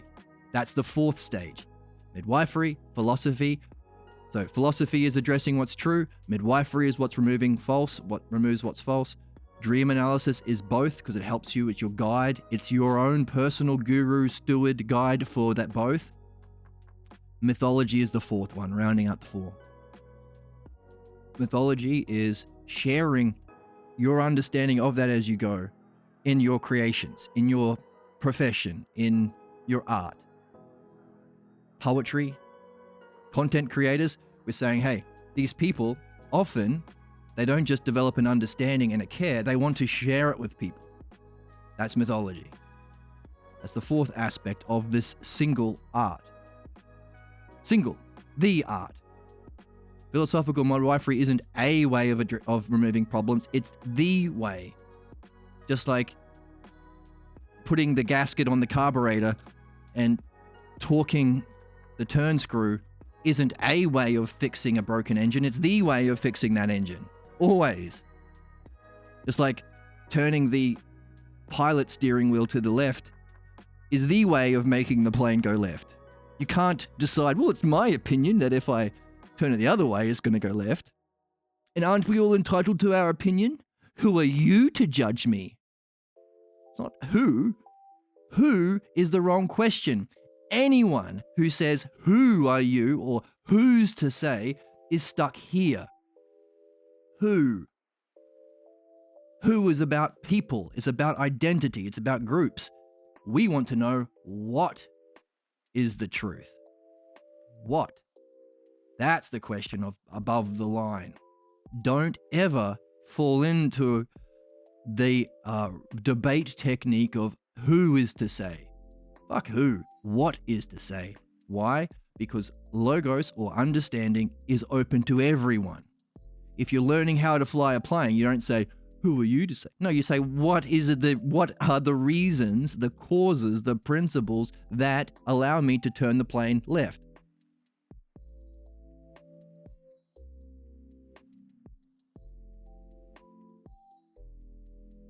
So, back into here. If this is a true paradigm, it has to reflect then all levels of reality, giving us an understanding of how creation unfolds, but also what we need to do to return, which is the other side of the double-edged sword. The ability we have to move through all of these levels, to gain mastery of all of these levels, to return to the oneself of Parmenides. So that's Parmenides with the beard. Big smile.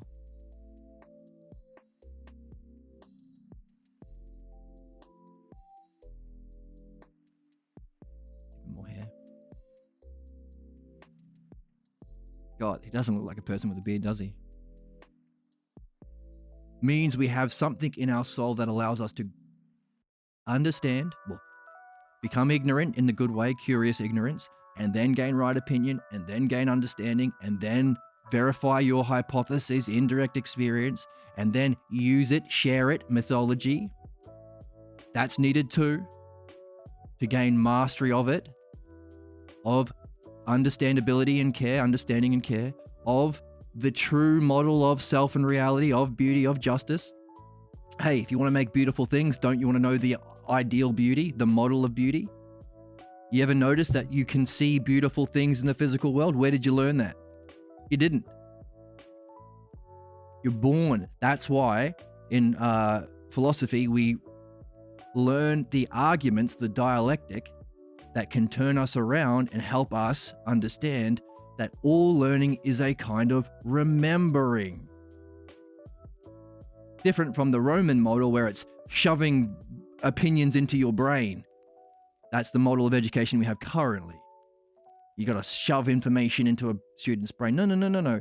You create the conditions of the things that we're looking at today, curiosity, wonder, will, motivation, to awaken a memory, which is another reason why we do dream analysis. You're preparing and training your memory to remember the gap. Remember the gap between waking moments, that's dreams. Also, we learn the dialectic by applying it to our dreams to get our personal care, but also we're training ourselves to see the gap, because the gap is also where pure being is. The film strip model is the functioning of pure intelligence. So we're training ourselves to see this, the model, and use it. This is justice itself. No picking sides, not what Jeebus says is justice, or Sky Daddy says is justice, or Trump Daddy says is justice, or the rich say is justice. No, that's personal. That's ignorance. That's pathologos shit. This is the archetype or model that exists eternally that we want to experience and use as our guide. Well, it is our guide through the third, but it's also the archetype or paradigm that we need to use as our model. And of course, you want to use both to go beyond, which is why I'm drawing a man with a beard. There's his mustache, there's his beard, there's his smile, there's his eyes, there's nose, and an ear. And he's about 60 years old when he gave us this paradigm. It's purely rational, complete understanding of all of the levels of reality.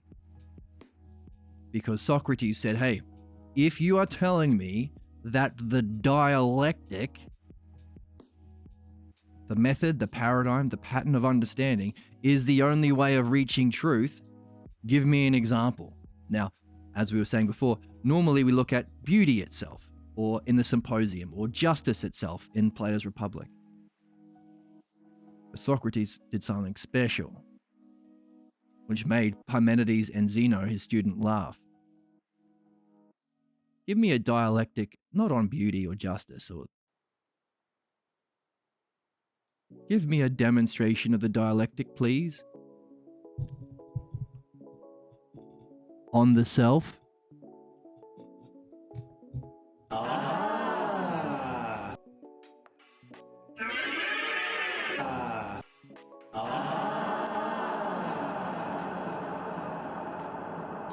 Nope, thumbs up.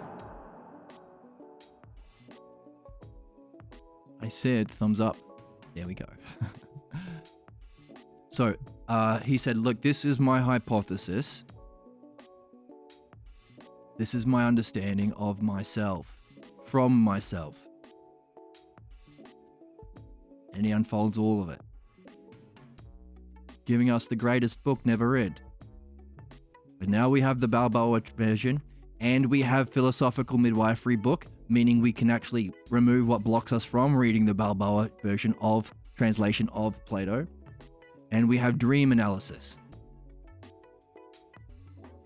And we have people, like in our community, who are all of that's the dialectic, by the way. The logos, the dialectic. Who are using their understanding, wherever they're at, to share it. That's mythology. So we can all learn it.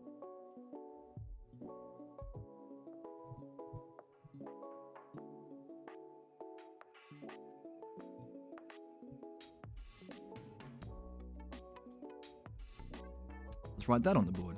What do we have? The true in philosophy,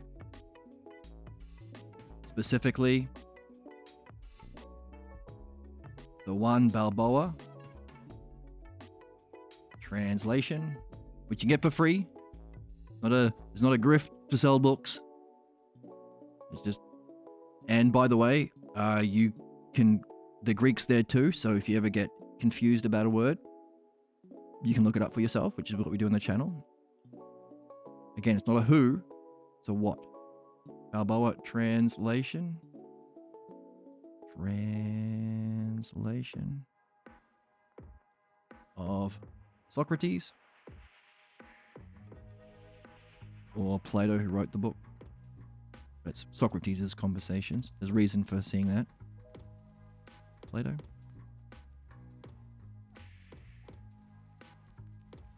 We have what's false.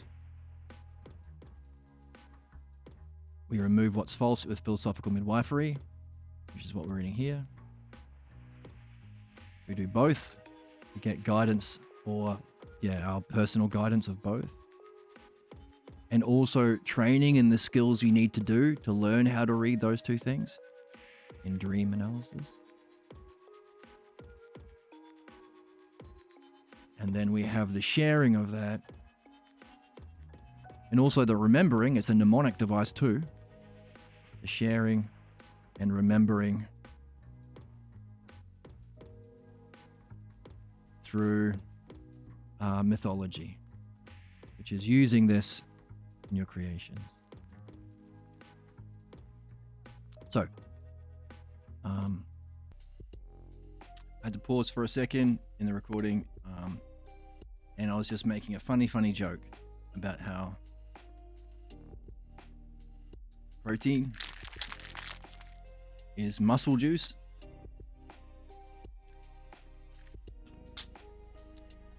Gives you muscles. And coffee is philosophy juice. Gives you driki, or driki is the Greek word for ki or chi, or psychic energy that helps you with this.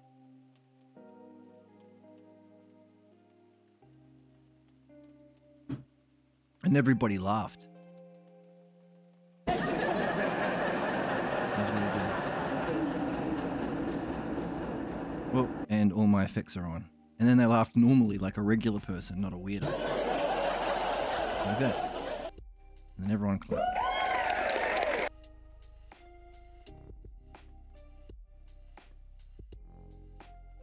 Now, I I shared that because that is part of it.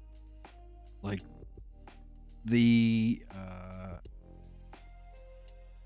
to transition between different states, it does help if you have developed and through whatever technique you have developed and maintained and nurtured a kind of psychic energy like Ki in Dragon Ball Z, which is mythology, the principle of Jiriki or Kundalini if you're a Hindu. It helps.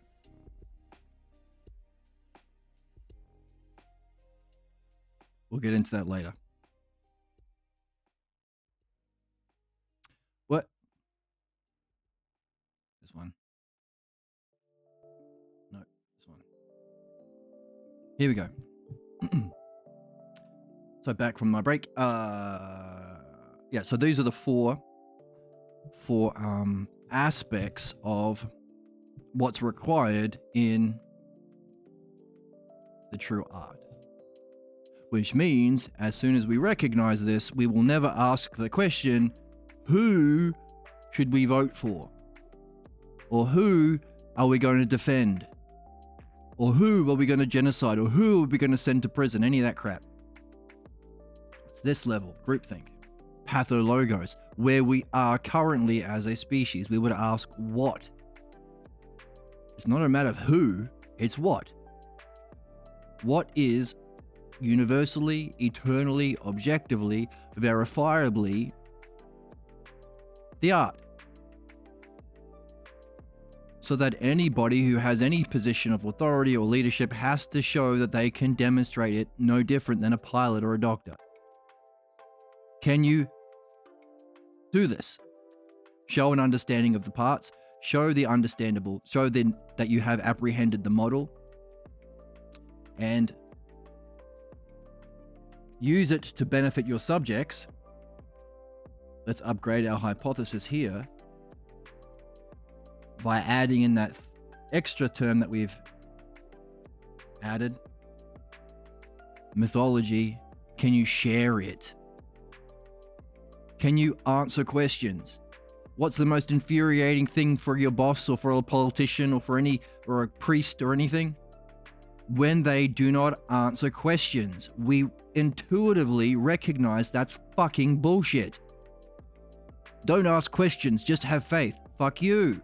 That's child abuse. To bring up children in religions where you can't ask questions. It's characteristic of the pathologos, by the way. No questions in the origin scene. That's why we say it's God King. Sorry. People play out the God priest role. You don't ask questions of your priest. You don't ask questions of your king or president.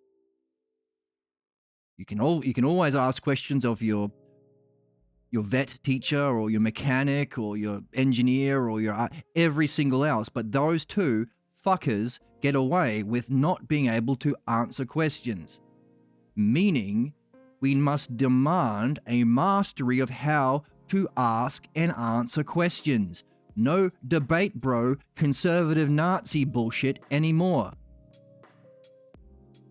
Even if they look like your mummy and daddy, like Putin does to the Russians and Hitler to the Germans and Trump to many. That's why they call him daddy. It's not a coincidence. Netanyahu has the same kind of pathologos that reflects the parental figures of Jewish people. It's no coincidence. But it's also not a blame game. If problems like fascism or allegiance to tyrants is purely understandable, and there is a necessity that humans have this as part of that double-edged sword, it makes no fucking sense to hurt these people. In fact, we would be hurting ourselves, not just because we're all the same self. Essentially, we're all aspects of mind, or eidos, going through an unfolding of the logos to return with mastery, but they've already done their bad shit. We don't want to wait for another bad thing to happen, giving us what we need to reflect on and remove it. They've already done their bad shit. Let's wake up. Let's use it to understand why it necessarily happened. What were the causes and principles that allow you to predict, like a doctor? If someone comes in with a physical sickness, you don't blame them. You have a look at what were the conditions and causes for that illness. And then, you prescribe a treatment. And if it's something new or different, you use it to benefit the art itself as a collective. Meaning everyone with the problem, yes, even Netanyahu and Hitler and Trump and all those right-wingers. There's no right wing, it's just the pathologos. It's essential to recognize. Now, again, be open to that because pathologos is a new term for most people. Go through the fun game together with us to get the right opinions as to why that must be so. Nail it down through understanding and the dialectic to see how it is necessary and verify it in your own direct experience. That's the development through the 4 cognitive functions. The 4 cognitive functions. The 4, 1, 2, 3, 4. This is the mysterious 5th. That's the dialectic.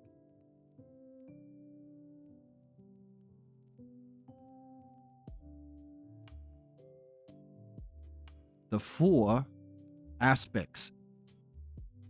You want to have knowledge of the model? Like the second hypothesis? Or the first level of the dialectic?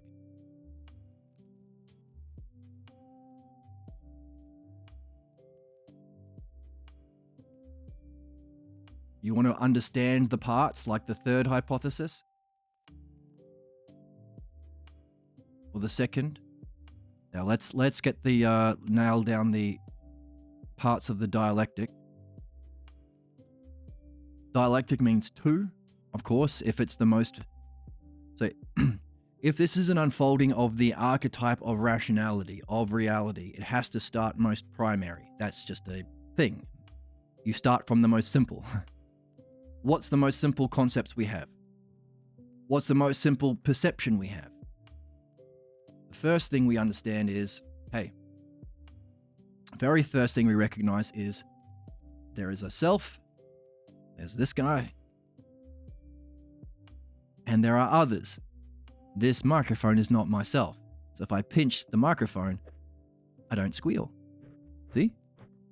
It's not because I'm brave and tough and strong. Because of all the protein that I'm drinking. That if you pinched me, I just don't say anything because I'm a big tough man. It's because it's other than myself. Self and other.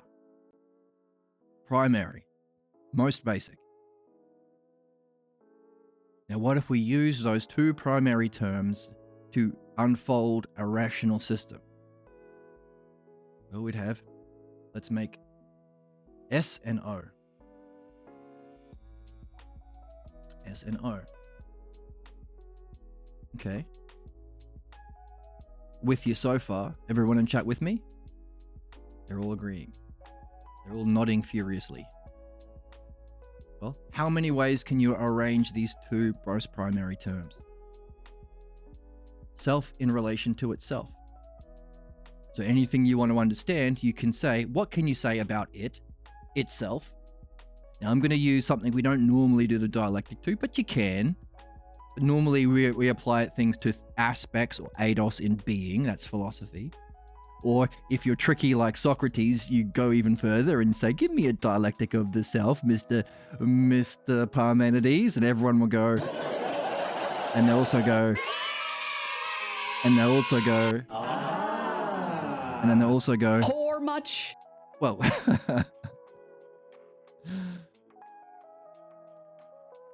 yeah, but we're going to use something like a bike. What can you say about a bike itself? Okay, that's definition. Definition.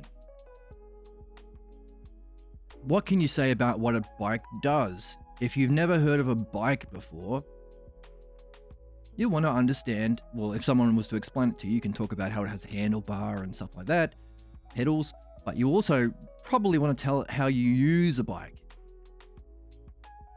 how it functions. That's how what you've defined now rolls over, this is the rational unfolding of the dialectic that all politicians and owners of businesses and teachers and speakers of the divine need to be able to do always, always, always. That's part of being mature and waking up and getting out of our barbarism. There is a rational unfolding. You start with defining your terms. Hey, ever seen those Nazi right-wing debate bro slop YouTube videos? What does Jordan Peterson never do? Define anything. Why? Because he's a white supremacist Nazi and he's paid by other billionaires to lie to people to get them to not act in their benefit, like an art, like actual using of the logos, because logos and providence is connected.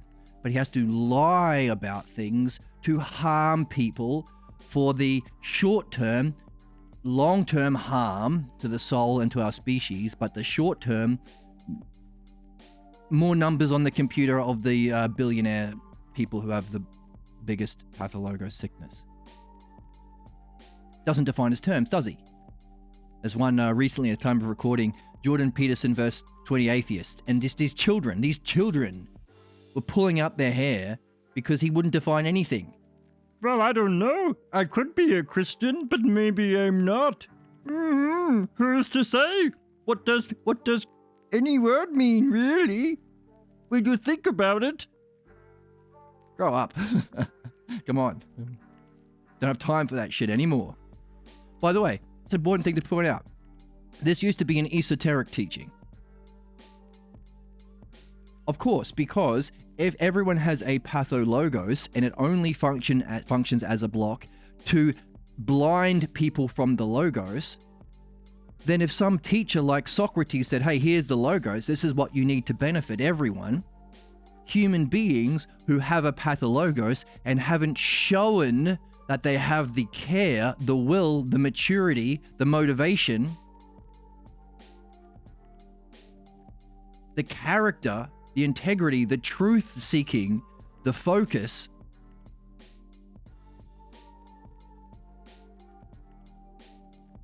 to challenge themselves, to reflect on their problems through philosophical midwifery, you know what they'll do to the logos? They will kill the messenger. They killed Socrates. So it used to be an esoteric teaching. You have to earn your stripes to get in the door. We don't have time for that now. So we say, hey, Peterson, grow up, define terms, learn the dialectic properly. And of course, who cares Peterson? Forget about him. Everybody.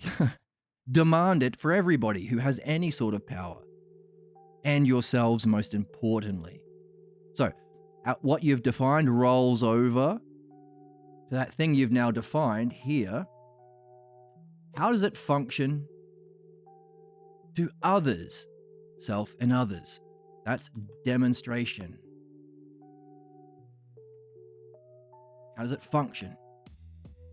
This is often what we see. Now, as Socrates explains this and that to people in the dialogues that we read, he might start with, oh, you know how, learning, right? And they go, well, no, I don't really know learning, Socrates. I'm not as smart as you.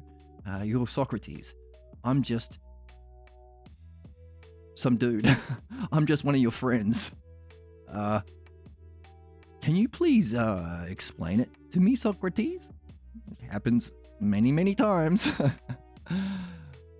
And by the way, there are some people like what we're reading in the Meno, like Meno and Anytos, who have that pathologos reaction and they threaten to kill him. One of them actually does, spoiler alert, in Socrates' life, which is another reason why this is for everyone.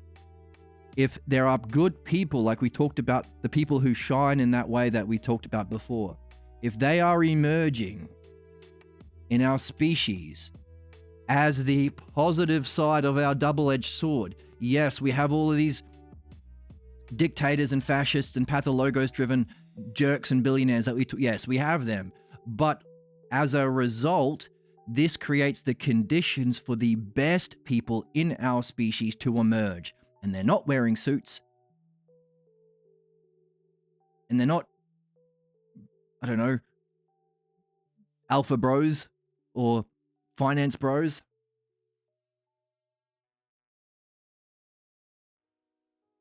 They're those people who are doing their best. Oh, and my board is frozen for a bit. There we go. To share themselves, the best of themselves, to share understanding and care, and share it with other people. Animals, people.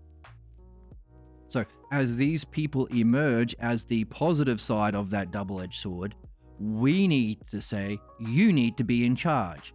And because they're not jerks, they're going to say, no way, I don't know anything. I'm just a person. I'm not wise. I'm not a politician. And we'll say, no. We don't want you because you have all the answers. That's this way of thinking. That's lying about having all the answers. We don't have the answers. You are the sorts of people who are open and curious and sharing yourself in the way that we just described. That's who we want in charge. And they'll say, no way. We have to make a case. That's our job. We have to say, you know what? Yes. I know that there are billionaire assholes and murderous people who assassinate and overthrow regimes and bomb children and genocide. Yes. We're not like that. Promise. Not just promise. We have to demonstrate, number one, where are we? We recognize you for the brilliant people that you are, because we are doing this.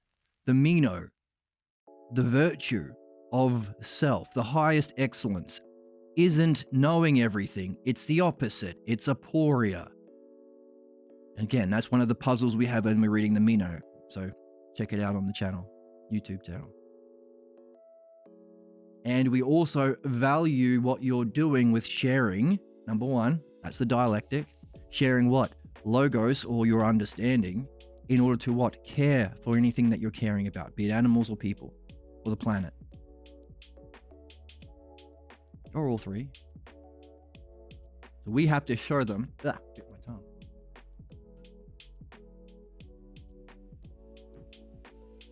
You have to show them that we're doing this. And they'll say, well, you know, they killed Socrates, and the assholes of the world will kill anything that threatens their way of being, like Netanyahu killing the Palestinians, like Trump killing the Democrats or the whatever, anybody speaking up against them, Hitler killing, you get it. We have to, yeah, you're right. We won't do that. We promise, because everyone here is also doing midwifery. To recognize that natural human impulse, part of being human, but we're not going to blindly follow it like a Nazi dog. We're going to use it as evidence, as gold pieces, as wonderful things we're looking for in our midwifery. So we're going to value you because we're doing this. We're going to not follow our ignorant barbaric whims because we're doing midwifery. And by the way, we also know you should be in charge because our dreams are telling us. Our dreams are guiding us here, our dreams are guiding us here, and our dreams are saying you guys need to be the ones. Not us. And we're not just blowing smoke. Look at all of the poetry that we've been sharing in the Discord. Look at all of the animes we've been making. Look at the video games that we've been making. Look at the art we make. Look at the music we make. Look at the content we make. Showing that care, showing that understandability. This is our job. We have to make a case to them because they are the people that can turn us around as a collective.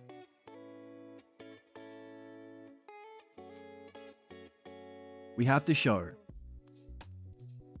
what we are doing as an individual creates the condition for these wonderful people to help us.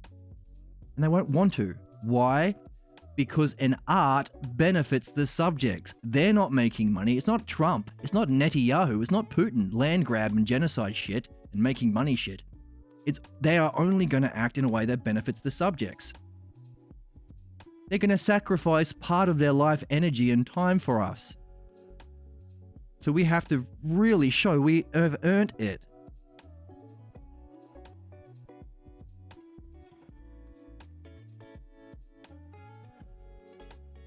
Let's add this sharing. Sharing. Talk about it. Tell your friends. Talk about it over coffee.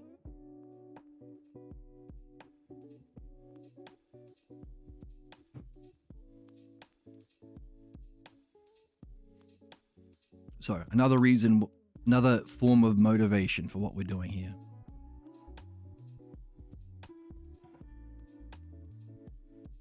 So where were we? We were on the dialectic. We have to nail this down because the theme of the video, we have to take down someone. You read the title. This is all the prep work. This is how we're doing the great takedown.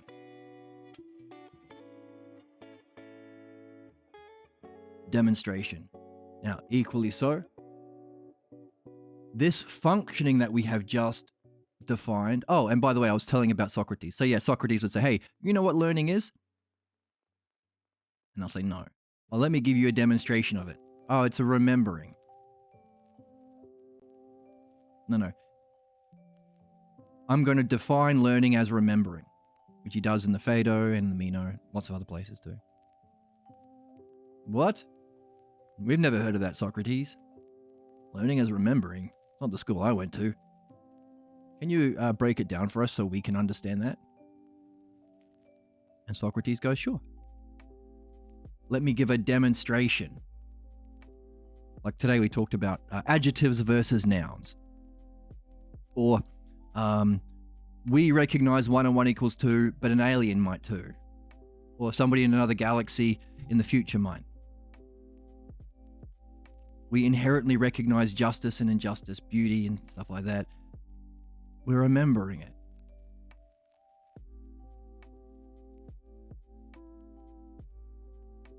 So that demonstration, again, rolls over. This is part of it. This is the rational ordering.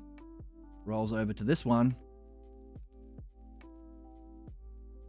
Others to other others. Division.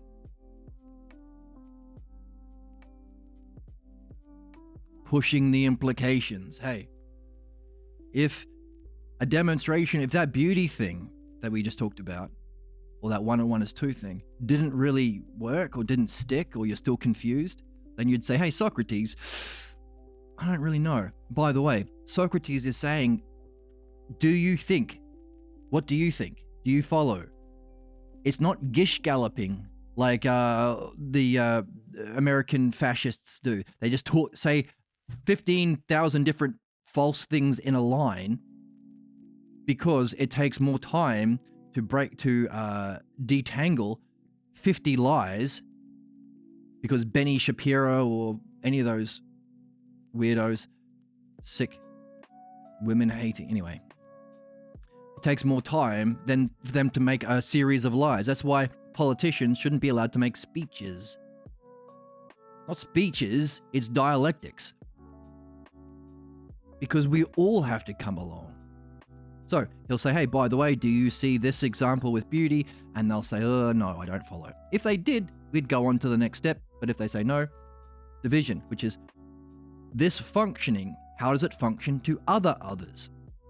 So this is often where he breaks down either the, if it is, this is what follows.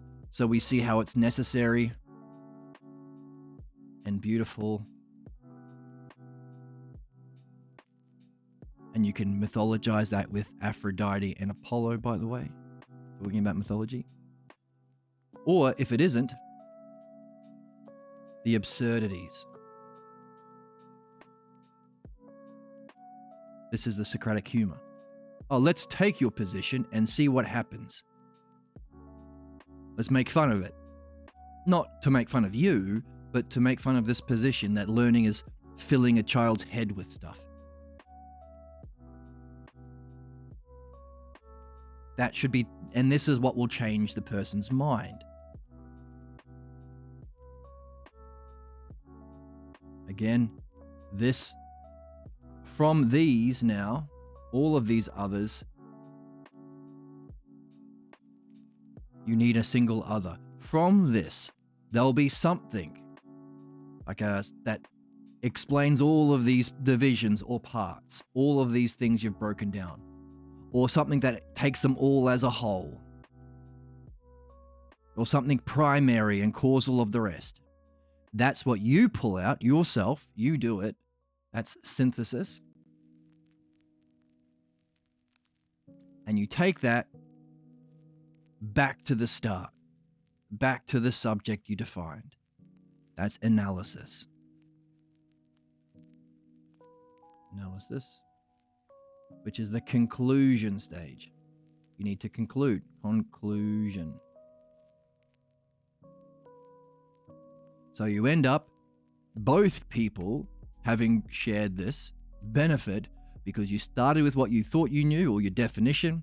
You saw how it functions. You saw how it functions in other contexts, in other implications, maybe through your past, maybe through your future, maybe the implications for our species, maybe the implications for our planet, and so on. Maybe the implications for politics. That's the division stage. So hopefully that convinces us.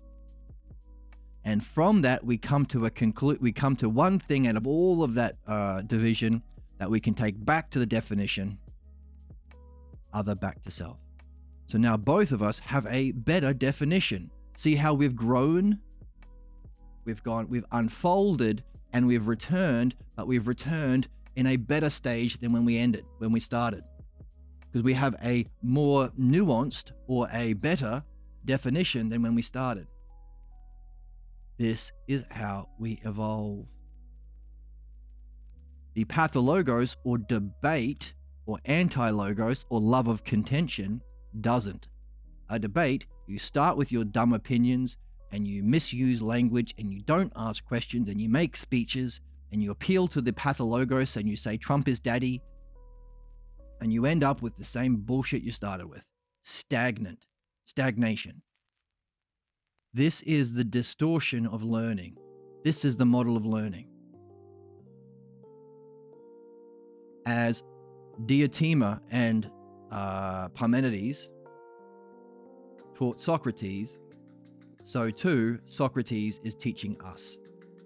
A is to B as B is to C. As you go through this, you can teach someone else. Whereas here, the pathologos is stagnant. You are just copying your parents. A is to B as A is to B. The as has to have two dots. Doesn't go anywhere. You're just doing unto others the same injustice that you suffered, and you're projecting it onto the world. That's causing your distortions. So formally, mathematically, or would you call this mathematically? I don't know what you call it. Analogically, this is the distortion of this.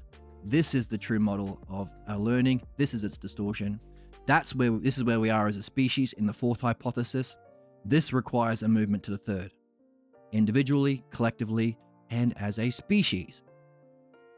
And that's the dialectic. Just two ideas, so super simple. Self and other. And the four possible ways you can arrange it. That's what we need. Easy to remember, two things, self and other. You don't even have to remember the four things because if you arrange it in the four possible ways, you get it. Right? So this is all prep work we need to take down Hassan Piker, which is the theme of the video.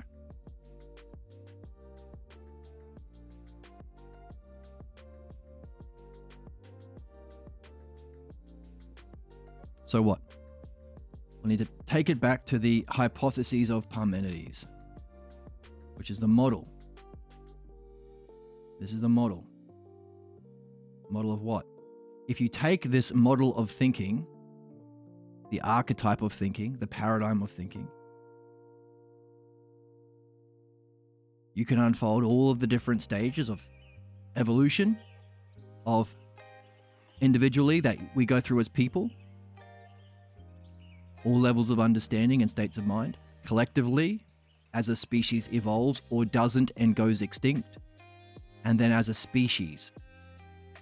We also need to see that as well, because if the double-edged sword nature of being a human being is you sometimes have problems with your paint program, is we get what we need to do. We get what we need to become extinct and to be trapped in suffering. We're still fighting the Nazis. We're still doing genocide. We're still doing corruption. We're still doing capitalism. We're still doing just barbaric, stupid nonsense. But in experiencing that, every human being gets a pathologos. We get what we need to evolve through all 9 categories of evolution. And the only way out is through understanding. So you get to experience and understand it all. Wouldn't that be the person you'd want to go to help you when you're stuck? Someone who's seen every level, felt as a human being, not as a robot, not as a grok AI, but as a human being, felt what it took to sacrifice our beloved image, to turn ourselves around, to leave the group. Whether it's your family group, your religious group, your cultural group, your football group, or the group of mates down at the pub that make fun of anyone who's different from them, as a way of binding together. What does it take to sacrifice that? What does it take to not be the knower, but to be open and curious? What does it take to make new friends? What does it take to finally speak up, or sing up, or create up about what you're most passionate about, what's most important? Even when there are fascists out there sending people who do that to concentration camps, what does it take? You get to feel it. That's the benefit. You get to go through every stage of evolution and completely evolve in one lifetime. If, and it's an if, you don't know this yet, it's just an if, it's a hypothesis, if this is true.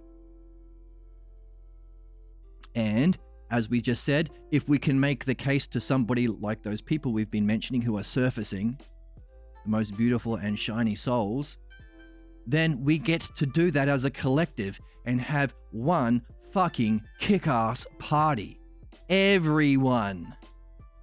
Because quite simply, we have the technology and resources that if we shared it as a collective, we would never have to work again ever. Why? Because if we shared all the technology without patents or anything like that, and we shared all the resources without dumping the food into the ocean to make the price of food go up for the billionaires' pocketbooks, who are themselves sick and suffering and never face the consequences of their pathologos because they're insulated, so they are suffering often the most, so they think they're winning short term. The shareholders in that, they're not. If we can make that case to those beautiful shiny people, we get to benefit as a collective and save our species from extinction, because simply put, the individual pathologos played out as a collective. This is the double-edged sword. So the positive is we get to party. We get to say, yeah. And we get to say things I've like, been a bad little girl. okay, if that's how you like to party. But the negative, which is the double-edged sword thing we've been talking about, extinction. There are many species who have gone extinct. We are in line to be the next.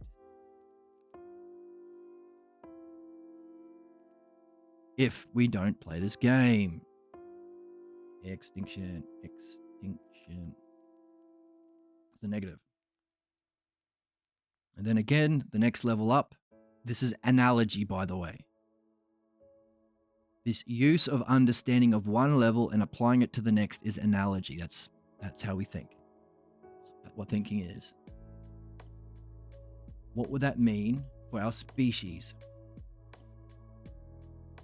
if the human species has a kind of uniqueness because of the nature of the pathologos, if we go through this, if we pull this stunt off, what role would humanity itself have within the collective of our universe for all intelligent species, not just animals and humans or sentient beings on this planet, but every planet? What did we say before? This is necessary to have an understanding of the model. Let's get rid of this stuff here. Know the model, have an understanding of its parts, share it through the dialectic, so you benefit the subject. All of this together is the art that you would want as your steward, guide, or guru individually. Which is why we read Socrates and Pierre Grimes. What we need as a collective, and what we can potentially function through as a species. Isn't that neat? I think it's neat. What do you think? Wow. Owen Wilson thinks it's neat. Wow. So does his brother. Wow. And his other brother.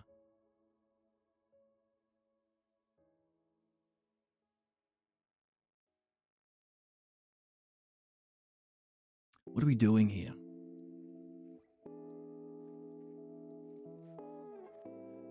In understanding what the art is, the THE, have we recognized there is 1, 2, 3, 4 aspects?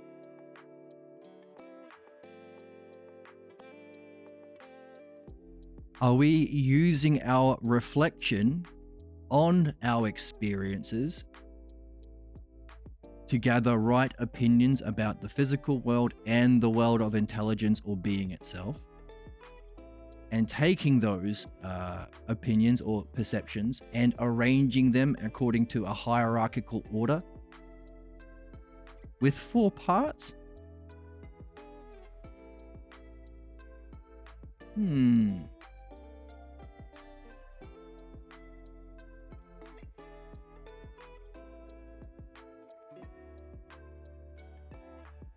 Are there also 4 parts? Let's use a different color. 4 parts needed in that art as well. 4 aspects: philosophy, knowing what's true; midwifery, gaining that mastery, putting those 4 elements into what's midwifery, removing our problems, removing our blocks. 3, the necessary guide and training to do both in our dream analysis. And spell it right. Analysis. And is there a need to also share it, that we get some benefit from, that we wouldn't otherwise see? A deeper connection to our humanness and to our art in sharing it? Are there 4 parts to the spiritual and evolutionary,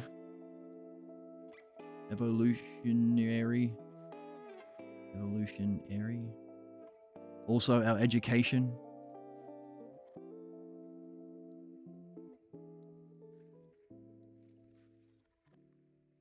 educational, and our highest purpose, the spiritual purpose, education, evolution, art?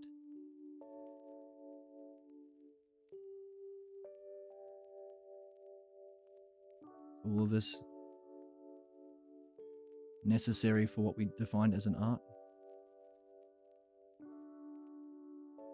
Oh, what are we missing? We don't want to fall into the 4th hypothesis, into opinions and debate and fighting and genocide again, and immaturity and barbarism. We better put that big word, the, to signify it's for everyone. Everyone gets to play. Everyone gets to play. Everyone gets to play. Everyone gets to play. the art. Why 4? Why 4?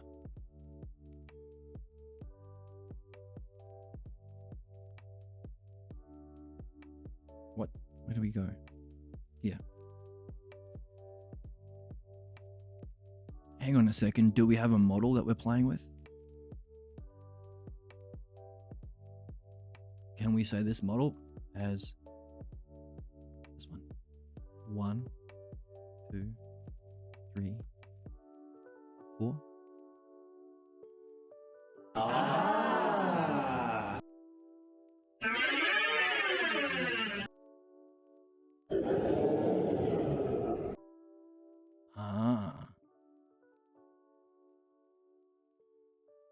Interesting?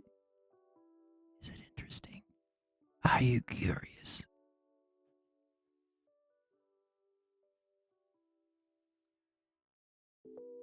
So, we're getting all this. Socrates was a master of this. We treated him in a way we will never treat anybody in the way that Socrates was treated, given what we've seen today. But how did he get it?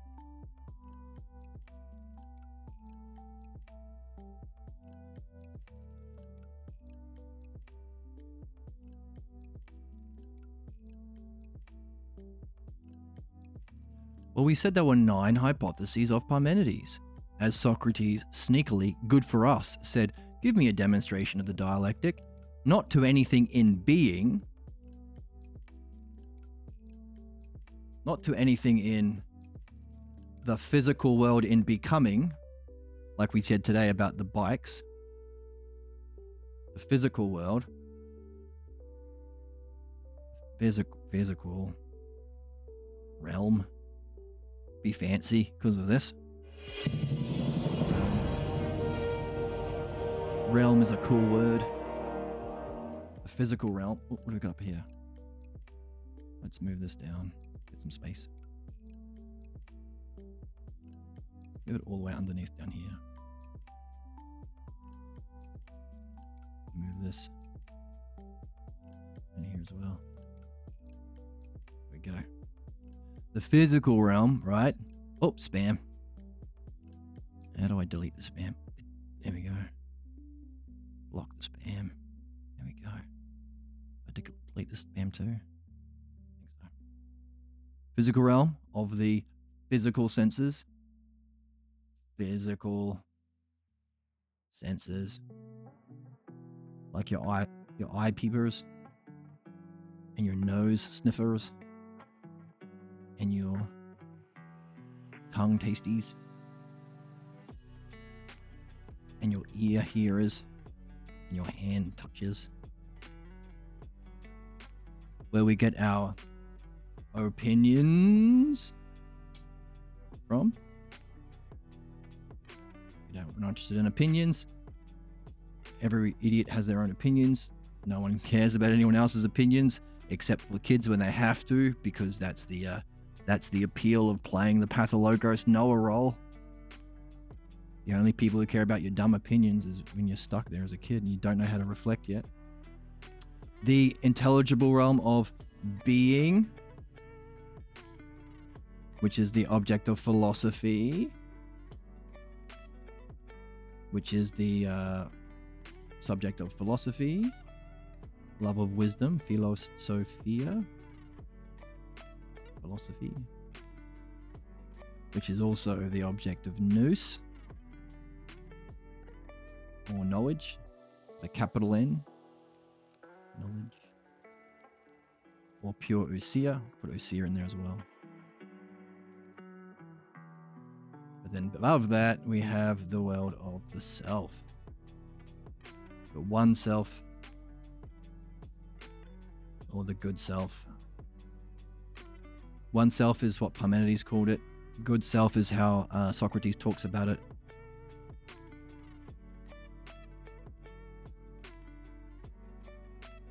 So what? Well,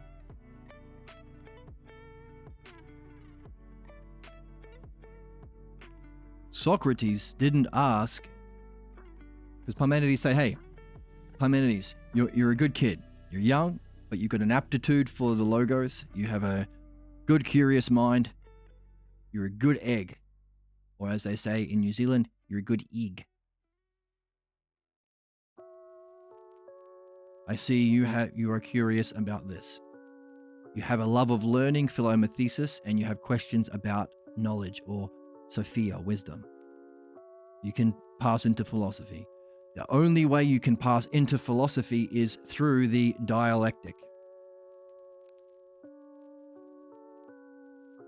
which is a kind of understanding, not understanding how bikes work. It's an understanding. Let's use a different color. Let's use green. It's a kind of understanding of the logos. Let's make some room. It's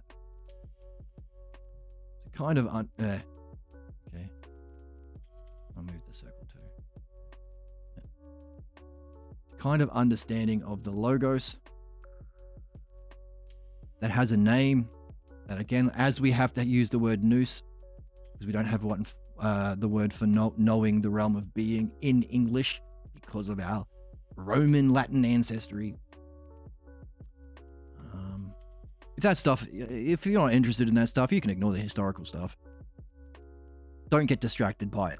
But actually, I don't think the Dark Ages actually started when the Romans killed the Greeks in the Hellenic tradition. I think who cares? Doesn't matter. If you're curious, you'll find out. Don't get stuck. That's a tool of the pathologos, to get stuck on tangents. That's why debate bros go on tangents. Hey, what about this? What about Biden? What about the left? Tangent. Don't go off on tangents. It's one of the tools of the pathologos. We call it. Let's use this. Dianoia. Dianoia is the understanding of the logos that allows for this transition and can be applied to the realm of being in order to, not just have that experience, but use what you have learnt to get to that experience, the dialectic, dianoia, reflection on causes and principles, through the dialectic, through asking questions, removing your pathologos, getting guidance from your dream master, sharing it with others on the way, over coffee. Cheers. Allowing the transition also to the highest realm. This is our goal in philosophy. Well, it's the human goal, to know the self. Hey, we talked about, don't you have a mind? Don't you want to know the reach of the mind? Don't you want to know if you're immortal? Don't you want to know where you were before you came into this realm? Don't you want to know where you might be going back to in order to know what you need to do in order to move through that realm and not have a bad time or not be kicked out again or come back as a bug? Equally so, those same questions that we've asked to become curious about the realm of being, to go from a love of learning, philomathesis, to philosophy, we can apply to even this experience. So if someone said, hey, I can give you an enlightenment experience, take this acid. We might say, sure, once or twice or whatever, to have that, to wake up to the fact that there is a realm. But after that, we'll say, hey, no more. Because we need to get back there through understanding to develop as a soul, as a character, but also develop this skill or the art so that even when we get here, we can reflect on this experience to ask the same questions. Hey, you got a mind? Don't you want to know its reach? What's the same question? Have you got a self? Don't you want to know what the self is? Did something experience the realm of being? Did something have an enlightenment experience? Do all experiences have a beginning, middle, and end? Do you think that anything has to be beyond that? It doesn't have a beginning, middle, and end? Any of these sorts of questions. So we would politely turn down the next acid trip and say, hey, let's learn dialectic. Let's learn dianoia. And then we can ask the question, what if we do return? Was it worth it? This is the big question we have to face. Whenever we drop dead, we have to face this question. Was it worth the unfolding only to return? How can we ask that question? Sorry, how can we answer that question? Well, what do we bring back with us? It ain't your bank balance. It ain't how many Bukatis you got. It ain't how famous you are. Or how many all-star appearances you made.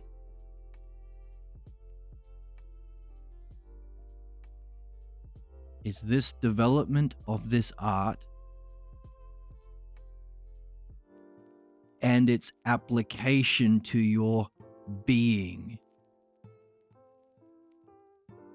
Your way of being as and through the art. Only that. And again, it's just a hypothesis until you get there.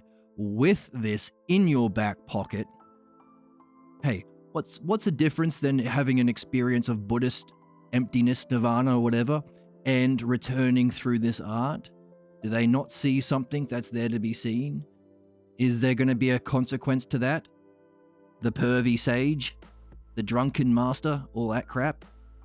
What will happen to them? Now that's the negative. That's the absurdities that follow if we don't return through this mastery of the art. But equally so, this is what Socrates points to in the Phaedo. Hey, there are levels to being, and he talks about it in depth. Consequences for how you've lived.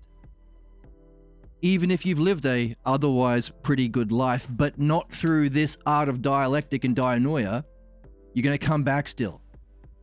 As a social creature, like a bee or an ant, Socrates himself says.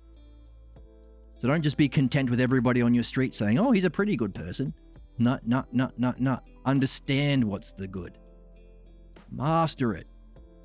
Necessarily, says Socrates, because just as in the physical world you have fish who don't know that there are people, got little fishies down here, but there are people standing on the shore. What the fish, zoom in on my little mooring. The fish think they're breathing air. They don't realize there are dudes who are more evolved than fishies breathing the real air on the surface. So too, for people in this experience, Socrates says, I've done my work. In the Phaedo. You can read it for yourself. We read it together. Meet me here. Because we are going there. When we've done our work, ticked that box. This box. So we wonder in philosophy, what would be the difference? What would that mean?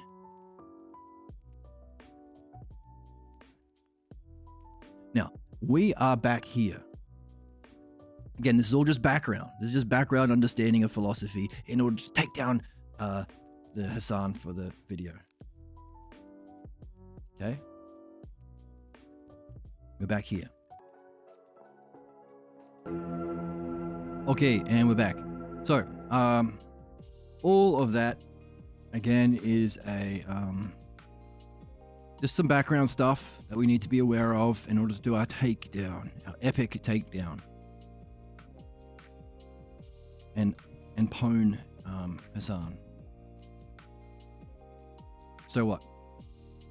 Well, so our hypothesis is that the what we just outlined as the basic structure of dianoia or understanding should be behind everything. Which means if Parmenides' 9 hypotheses are the 9 possible stages of understanding and states of mind that human beings can evolve through, any intelligent species can evolve through, we should be able to see the dialectic in it. Well, we've got these 5 puppies here. The one self,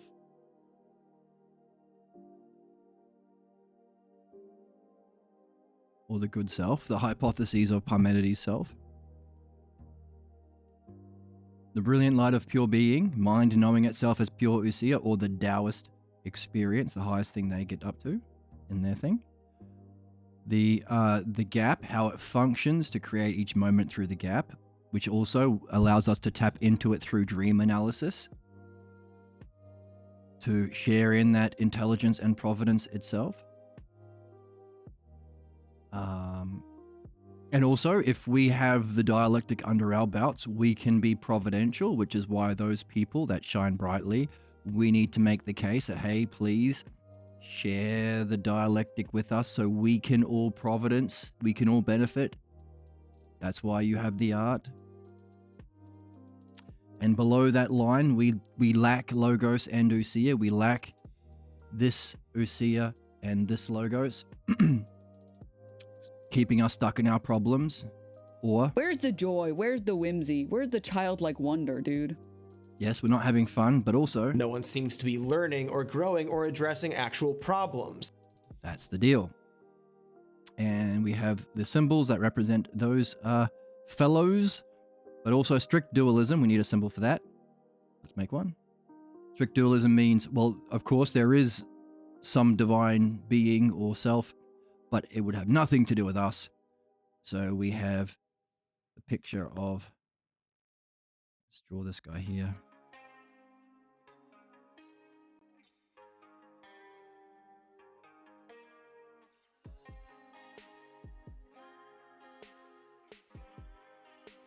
And we have the circle.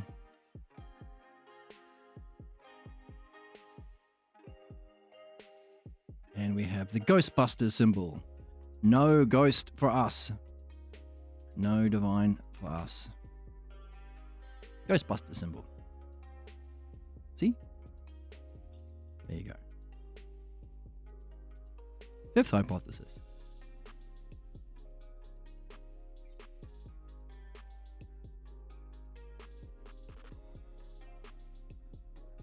I thought there were 9. Oh, and let's move what and who over to the... This is a reminder. If anyone says, who are you to say? And you know that they are stupid. Because, not to make fun of them. I mean, you can make fun of stupidity itself, but just that they are below this line. They're in groupthink. What clan leader are you? So, like, you can think of, well, what do the Jews do? Well, if they can wangle it so Moses said something, then it's true. What do the Yanks do? The Americans, sorry. Well, if we can wangle it so the forefathers said it, then it's true. What do the Christians do? Well, if we can wangle it so Jesus said it's okay to be rich, isn't that what the evangelists do? With the several mansions and the gold-plated private jets? Well, Jesus actually said we can do it, so it's true. Who? That's who thinking. It's baby thinking. But Daddy Trump said it, so it's baby nonsense. Grow up. What makes something true? We can all share in that. Okay, just a simple thing. So, I thought there were 9. We only got 4. We got 5 here. Well, here's the thing. We can put another line down here. A double line here.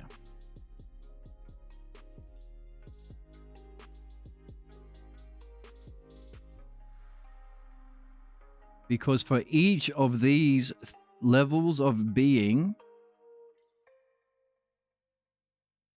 in which we say that the divine exists, or that there is a realm of being outside the physical world that is, so this is,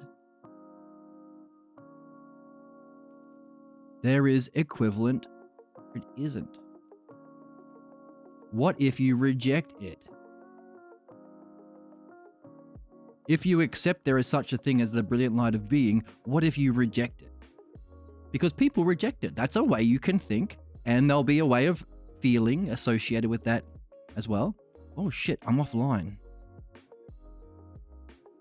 Why am I offline? Am I offline? Uh-oh.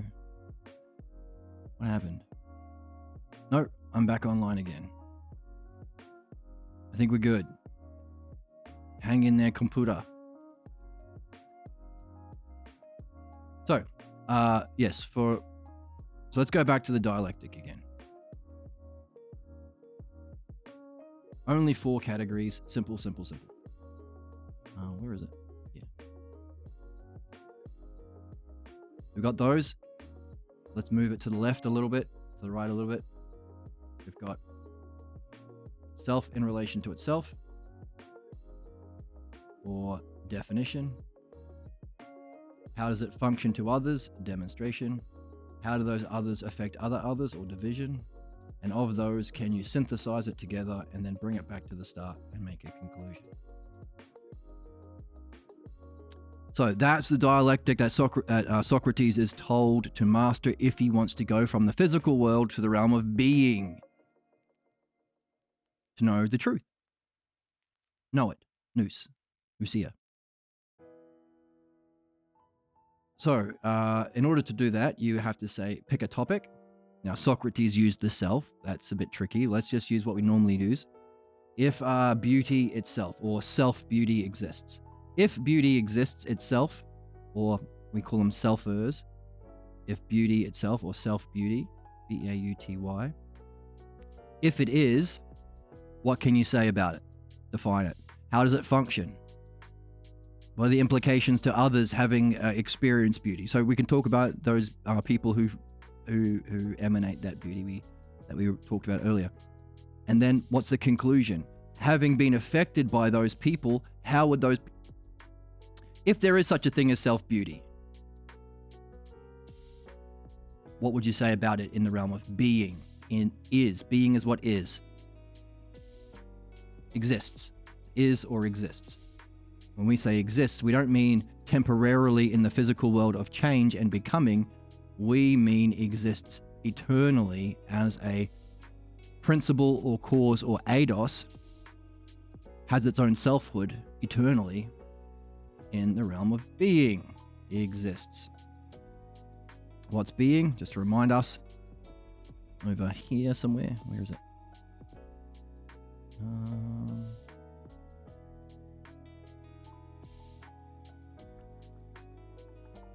Here we go. Realm of being. See? Realm of being, that's what exists.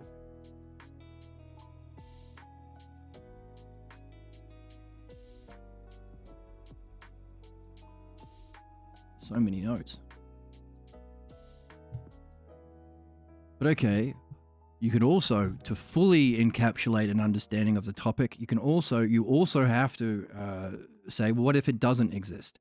What if it doesn't? What if it doesn't exist? So for each of those, you have to define, what would you say about beauty if it doesn't exist itself? Well, you'd say it's just an illusion, or it's a fantasy, or if it's just a physical perception. It's beauty is in the eye of the beholder, that kind of stuff. How does it function? It functions to trick people into buying Coca-Cola, or to get people to have sex with each other, to procreate and pass on our physical species, that kind of thing. Others to others. Given that, how would people act? People would manipulate beauty to get people to buy your product and earn money or whatever. And then having been affected in that way, how do people respond back to beauty? Well, they would say things like beauty is stupid, or there is no difference between beauty and ugly, or I don't like it, it's just a tool for marketing. I hate beauty and I'm not going to create anything beautiful myself. I'm going to go to marketing school and become a business bro. That kind of stuff follows in your own dialectic on beauty. Now, we read the text because we don't really want to use our own opinions. We want to use as best we can, especially for this one, the right opinions from Diotima in the Symposium or Socrates in the other dialectics. Everything we learn about the things that exist, we use that. So we read to get the clues, the right opinions, Again, read without interpretation. But then we have to turn our opinions into understanding. We put it into the structure. And then every time we do it, we come back with a new conclusion. So we've got another definition of beauty again. So we can do it again and share it with our friends and make poems about it and do streams about it. So we end up with 8 in total. Take off my jumper.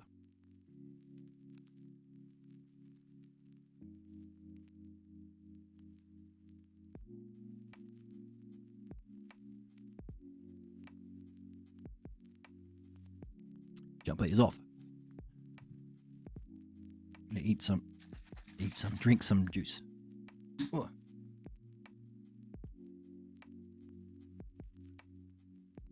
It's red today. It was blue, I think, earlier.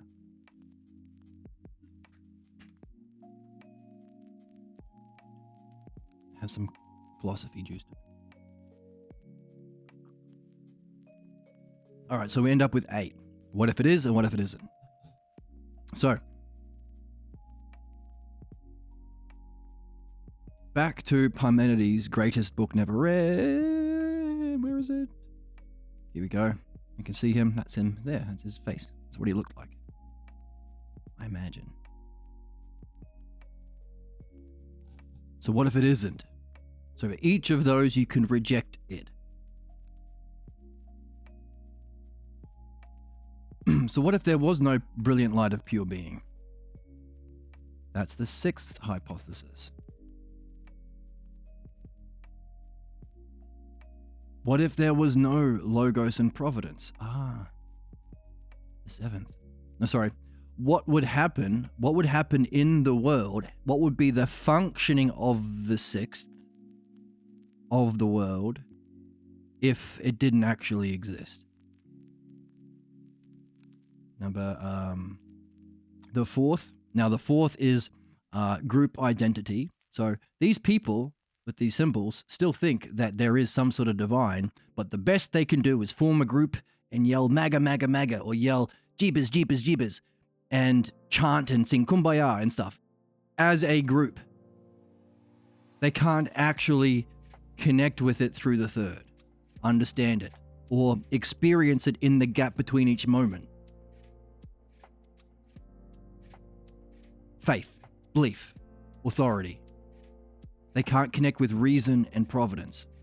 Both in what we do here, learning the logos, learning understanding, learning dianoia, organizing our thoughts the way we're doing with the dialectic. But they also can't have the experience of the 3rd, sometimes called being in the zone, which is the gap between each moment. The experience of enlightenment for the Kashmir Sufists. They think that's the highest, that's as far as they get. Which is why this is a model for all things, why it's the model. Any spiritual system, any system of understanding can fit within the archetype. It would be a crummy archetype if it wasn't, if it didn't account for everything. So you can say that the 4th is kind of the shadow or reflection of the 2nd. So this line that indicates that what we have to do to evolve as a species, to wake up from this horse shit here with these fellows, to learn how to participate in this, is also a line of symmetry. They think there is a divine, but the best they can do is form a group and get loyal to the group and get attached and have identity with the group. They don't say, hey, this is a way of thinking that's just my level of evolution or my current level of development as an individual. They'll say, no, I am a Christian, I am a Muslim, I am a Jew, I've identified with it, this is as far as we get. And if you go beyond it, they will call you a heathen, and then they will say you're a heretic, and they'll burn you at the stake, and all that sort of shit. Equally so, you could say the 5th is a reflection of the 3rd. While there is a connection to the divine, to the intelligible providential connection to the divine in the 3rd hypothesis, these people say, well, no, there isn't. I mean, there still is something divine, it's just not connected. Strict dualism. A ghost with a Ghostbuster symbol on it. No ghosts. No ghosts. Okay? But what if you lived in a reality where there wasn't a divine, or rather you believed, or your current level of thinking isn't? Well, this is another line of symmetry. There's a kind of a symmetry going through all of this, which is quite beautiful, if you are open to it.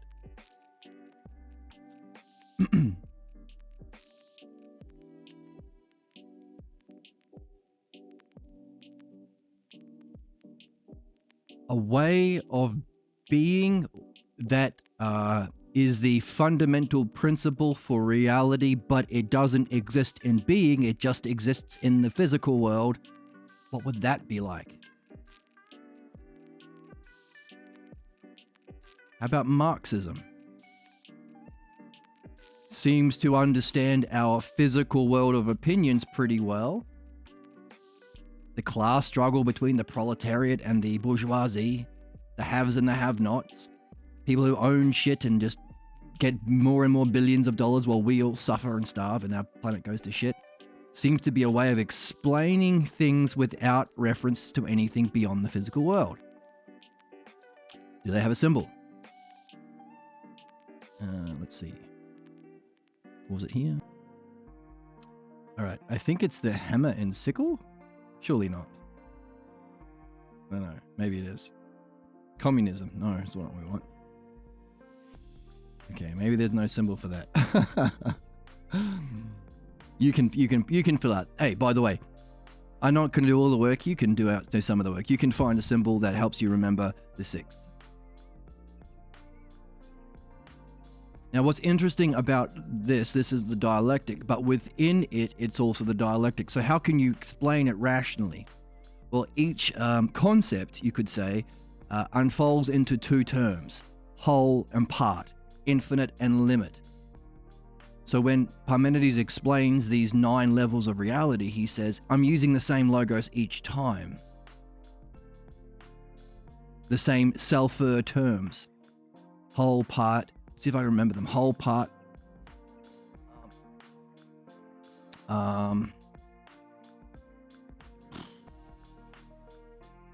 Limit, unlimited. Same, different. Like, unlike. In time, out of time. I'm missing one pair.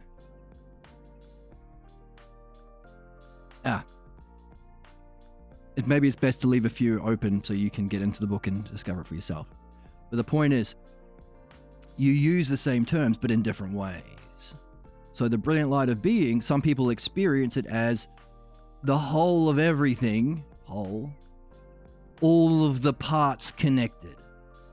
All of the parts, or the highest experience of parts, united perfectly with the whole. Highest whole, highest parts. That kind of thing. But for all of them. And that's the second hypothesis of Parmenides that you can read for yourself in the Balboa translation, and we're going to get back into that later on in the channel.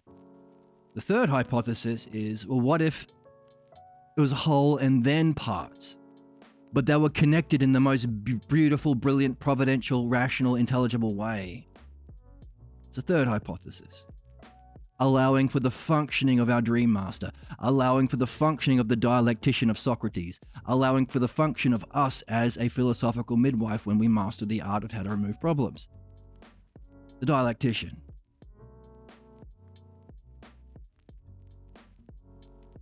And similarly for the fourth, maybe sometimes you're a whole when you're chanting at church, but you don't really feel like you're connected because everyone has a different idea of Christianity. No 2 ideas are the same, and you don't really feel like the guy next to you is a real Christian, and you don't really understand what the priest is saying. And when you're by yourself, it's like, well, what's the point? So whole and then part, disconnected, that kind of thing. So the struggles people go through. Strict dualism. Yeah, it's pretty self-explanatory. No connection there. But the inverse is reflected in the 6th, 7th, 8th, and 9th. So here's no ghosts. The ninth is know nothing. Nihilism, the absolute worst way of thinking and the accompanying states of mind, feeling states, is nihilism. Nihilism. So know nothing. This is it's all the Matrix kind of way of thinking. So we have a rock. Do a rock here. And we'll do a Ghostbuster symbol through the rock.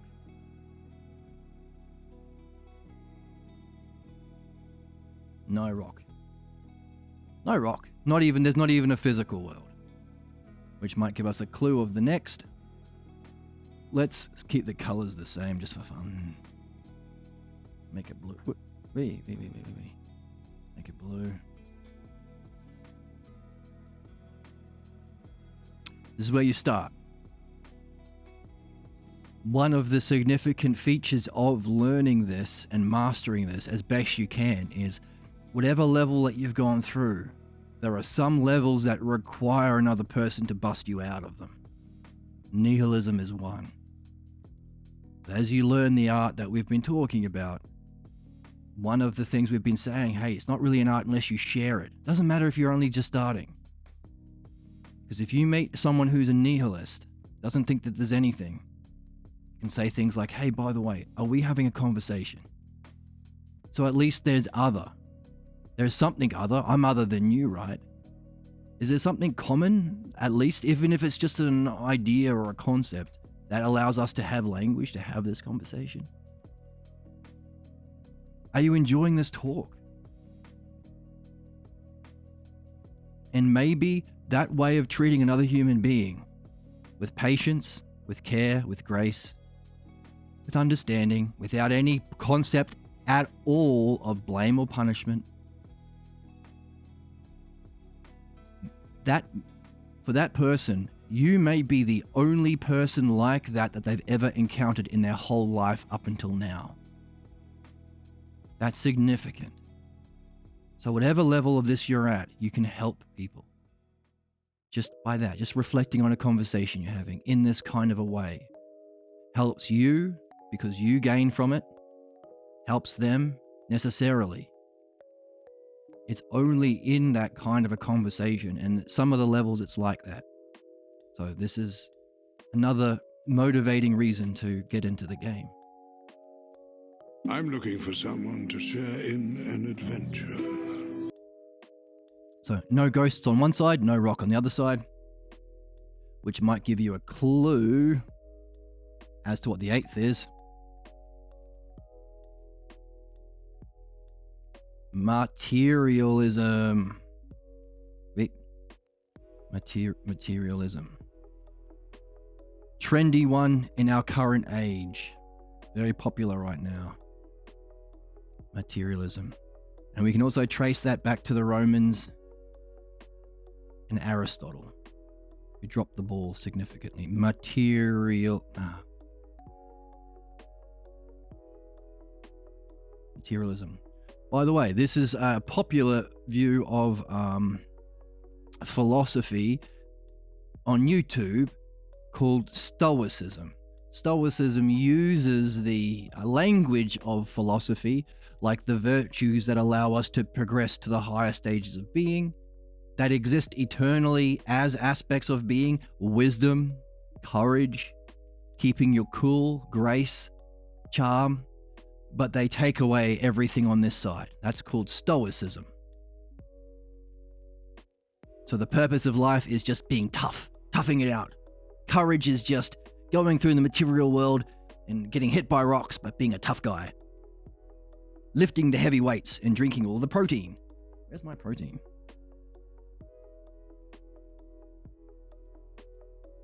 I left my protein in the kitchen. Be right back.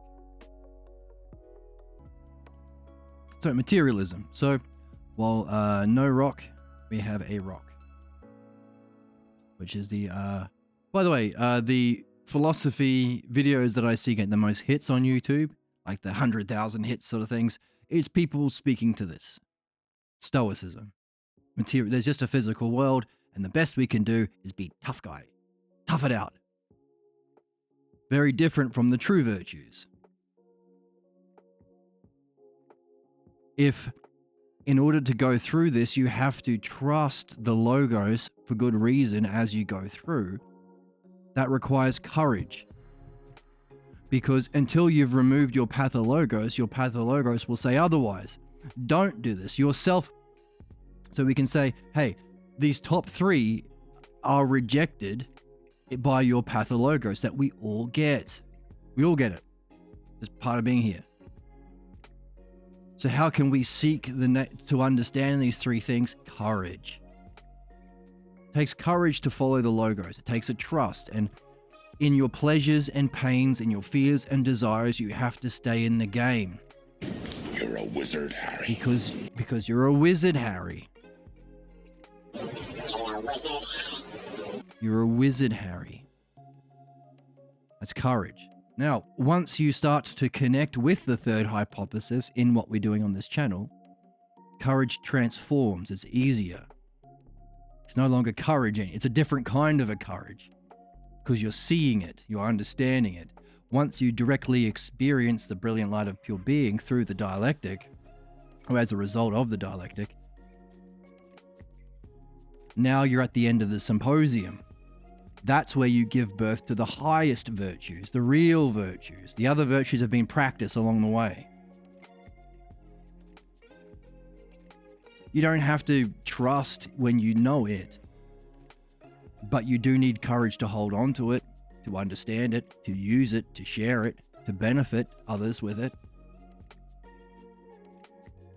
So these are the virtues. Now, Stoicism just takes that language and removes everything, removes the logos. In fact, removes this whole section here. There is nothing real. There is nothing eternal. There is no being. There's no self. There's no logos. And it's popular because it's like those slop creators who are audience locked. They lie about how Trump is good or whatever because they know that the people who already support Trump will follow them and give them money. Equally so, if materialism is a popular worldview, then of course the philosophers on YouTube who say that the virtues are not about this but about materialism, they're going to be the most popular. All right, so that's a little bit of extra information about what Stoicism is. Again, we're not blaming them, we're understanding them and inviting them to reflect in a higher way that will benefit them individually, us collectively, and our species. But who cares what they think? Just don't get butthurt. That's immature, that's baby brain. We're learning about maturity, understanding. Anyway.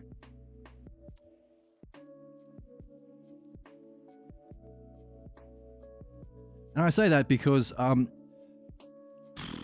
there are some people who have a natural kind of intelligence, but lack, I don't know, whatever it is. Could be a lot of different things. Maybe they just haven't come across this before. Maybe they haven't met someone like our community, in our community before. And so they can use their cleverness to really entrench themselves in their ignorance. And of course, as what we're saying is just truth, understandable truth open to anyone, often they'll lash out as the pathologos counterattack to people personally. They'll make it about you. Who are you to say all that sort of shit? So just be aware. Now, the rejection of the third is the seventh. How do we understand the seventh? Well, if there is a providential, the highest sort of providential connection between you and the divine that we awaken to in philosophy, in the four activities of the true art, what if the opposite were true? What if? So by the way, I used an example of whole and part to describe how it's the same terms or the same logos through all of the different categories. They're just used in a different way. So, if there is a providential connection between the whole of the second and us, the parts who are climbing our way up to the second, what if it was the opposite? What if it was good versus evil? Where you get the idea of dun dun dun. The devil. The devil. The devil. So people stuck here think that the world that we live in is a battleground between the forces of good and the devil. Onward, Christian soldiers, marching as to war, as we used to sing at church. Now, what's significant about that? It says pitchfork. Well, as we are seeing, what's true is our problems isn't because humans are innately evil. It's simply a lack of understanding and development through the cognitive functions, as well as a lack of the same dialectic applied to removing our problems. In other words, human problems are caused by ignorance. Specifically, the pathologos ignorance, to be tied to a false belief about self and reality that blinds you from learning. Meaning, the way of solving all human problems is philosophical midwifery, which again, back to our model of the art. Here we go. Let me just yeah. So, the philosophical midwifery is the dialectic applied to freeing us from what's false, what binds us to ignorance, and then learning the truth, tapping into our dream master to get guidance along the way, and sharing that to benefit ourselves and others. So what?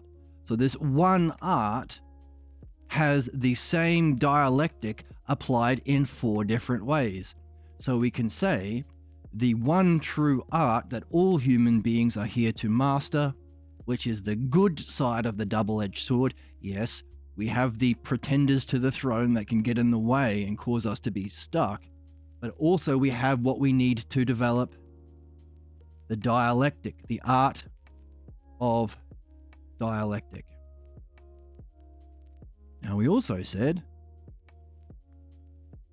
the dialectic is the use of understanding that can allow us to transcend higher levels of being.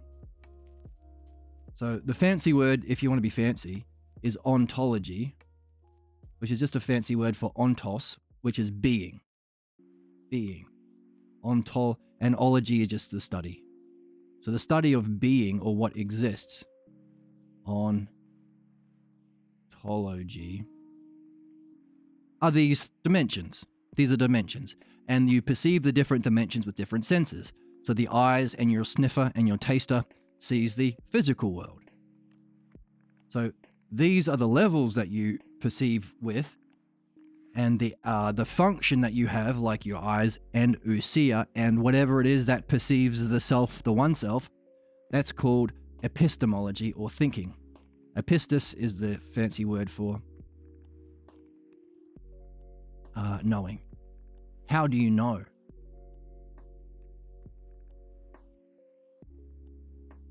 Ontology. Now, I don't like these big words. I think it's silly and it's just a way of excluding people. But these are the basic ones that are handy to know, just to feel smart, I suppose.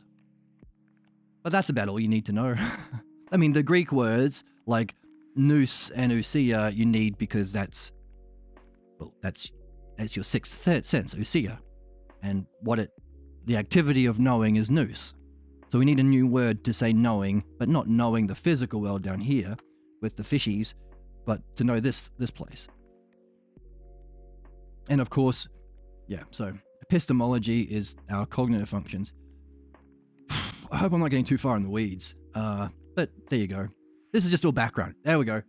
I can justify it by saying this is just background for our great takedown of mad leftist. Hussein Piker. Hassan Piker.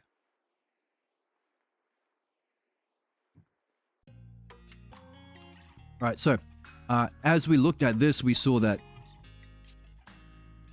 the dialectic that we're learning that applies to those four things, how we uncover the meaning of our dreams, how we do those 8 categories to understand and prepare our mind to be open to experience being, also how we address our problems, also how we do music or do art or create, right? You need to define the main characters and they have to show themselves. They have to save the cat to demonstrate that they're the hero. Then they have to go on an adventure division, and then as a result of the adventure, they have to come to a synthesis, learn something, come back with the magic wand. Harry Potter has the magic wand now, and then come back to the beginning. He goes back to his home and he zaps the bad guy, or he kills Darth Vader, or he eats all the food in the Hunger Games. It's just the dialectic. All right. Applied to this, it's dianoia, understanding. So dianoia is the fancy Greek word that applies to this kind of understanding. The very thing that we're here to master. The very thing that applies to all of those 4 aspects of the art. The very thing that where are we? Yeah, here we go. That we practice at each turn. The single activity that we can apply all the time in everything we do. The way of unifying our soul, but also our species, because everyone can play it at everything they do. But also maybe even beyond that to our human race within the galaxy. Individual, collective, and species. Yeah, I got species wrong, but individual, yeah, you get it. You're a smart person. That's why I love you.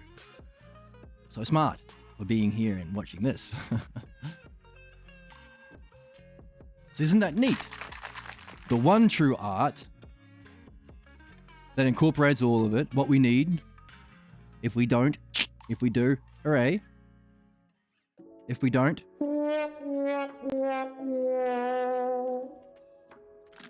and if we do,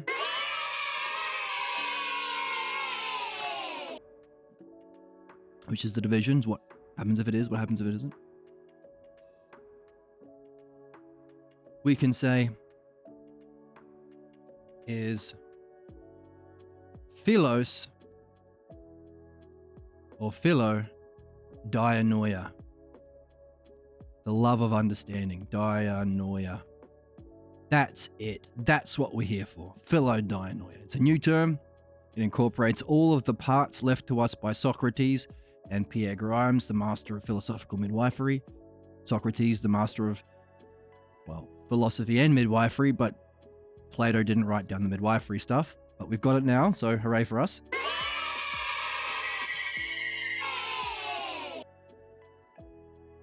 Philodianoia. That's it. Isn't that neat? I think it's neat. So, with that in our back pocket, let's return to those 9 categories that we need to have a basic understanding of to take down Hassan Piker. Where is it? Parker, whatever. Yeah, you know the guy. Yeah. So, the problem of being stuck in good versus evil is, well, if problems aren't caused by a lack of philodianoia, but because there is a sinister, not divinely providential, but divine supernatural force that hates us, that doesn't want to learn, that always wants to be bad to us, then you can't reason with that, which is only desiring the bad. It's a fucking stupid way of understanding human problems. It's baby brain, literally, because it's only one step. Babies can't follow more than one step until they're 2 years old, until they have object permanence. So people who want to understand why they're suffering, capitalism, poverty, imperialism, the pathologos writ large, that's several different steps to the pathologos to understand why we're suffering, why we're not changing, why we're still fighting Nazis, why we still have fascism and capitalism. It takes a couple of steps to go through this. But if you're a baby brain, you can say, oh, because that brown person or that woman's or that immigrant, which is exactly what fascists, conservatives, right-wingers do. It's the pathologos party. So they have to make up a mythology, but not in the right way, in the shit way. Oh, it's because the devil made me do it. Oh, they're the devil. We're the chosen people. They're the devil. Let's genocide them. It's fucked, and it's baby brain, and it's stupid, and it also necessarily has to exist as an inversion or negative reflection or distortion of providence and the logos. It sucks to experience, but that experience can be, if we wake up to the game of philodianoia, what we need to wake up and demand an understanding of philodianoia, the dialectic on how to solve problems, to solve this problem, to get them out of the 7th into the 6th, or into the 3rd maybe. Crossing that line. You can't sit back. You can't have a loser mentality for losers. Stay in your bubble. This is the game. This is maturity. This is what we need.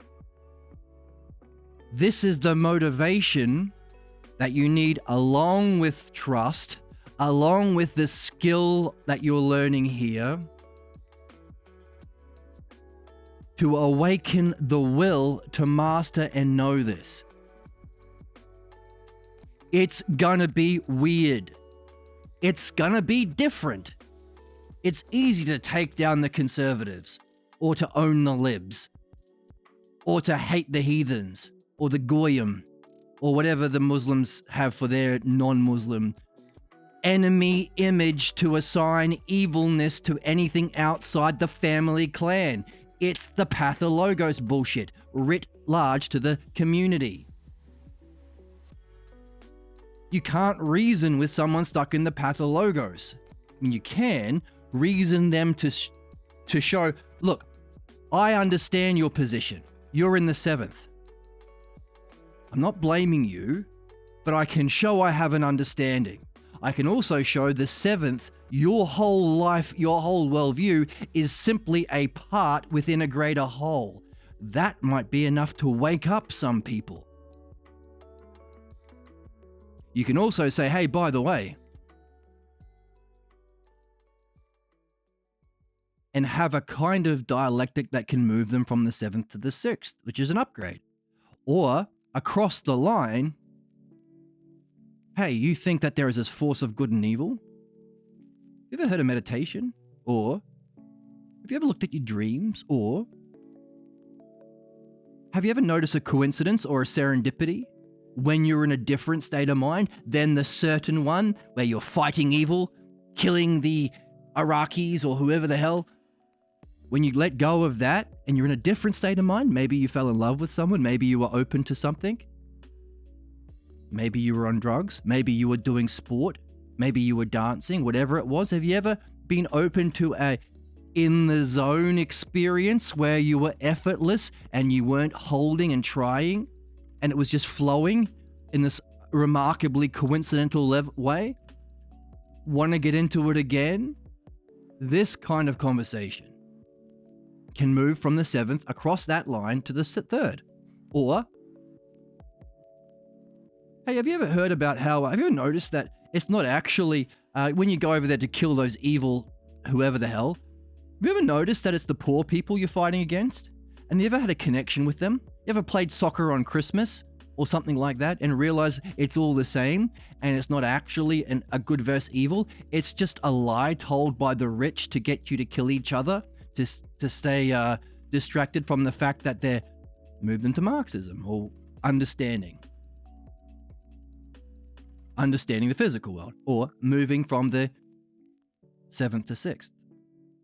Marxism, socialism, let's all work together, understand problems like adults.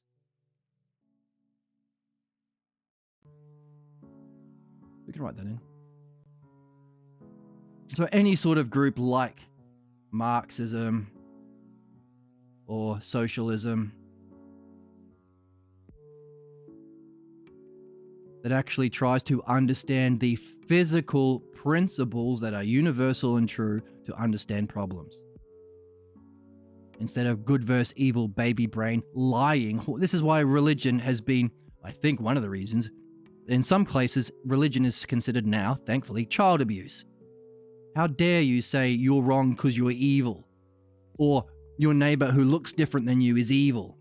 It's a lie that justifies violence. And violence is needed to justify punishment. And punishment is sick. And punishment and violence is needed to justify a small group of dickheads manipulating and hoarding all the wealth at the expense of our happiness and having a good time and the well-being of our species and planet and all the animals on it. But if they are stuck there, they might, and it's because of a pathologos, growing up in one of these traditions over here. Whoops, shit. Growing up in one of these traditions. Oh, I did it again. Don't get rid of the Ghostbuster symbol.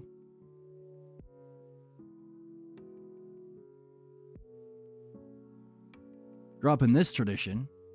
If that's your family way of being, it could have influenced your pathologos, in which case, simply explaining Marxism or socialism or how, hey, if we just got rid of the idea of billionaires, we could all have a house and have food and not have to work. We could all be millionaires. What do you want?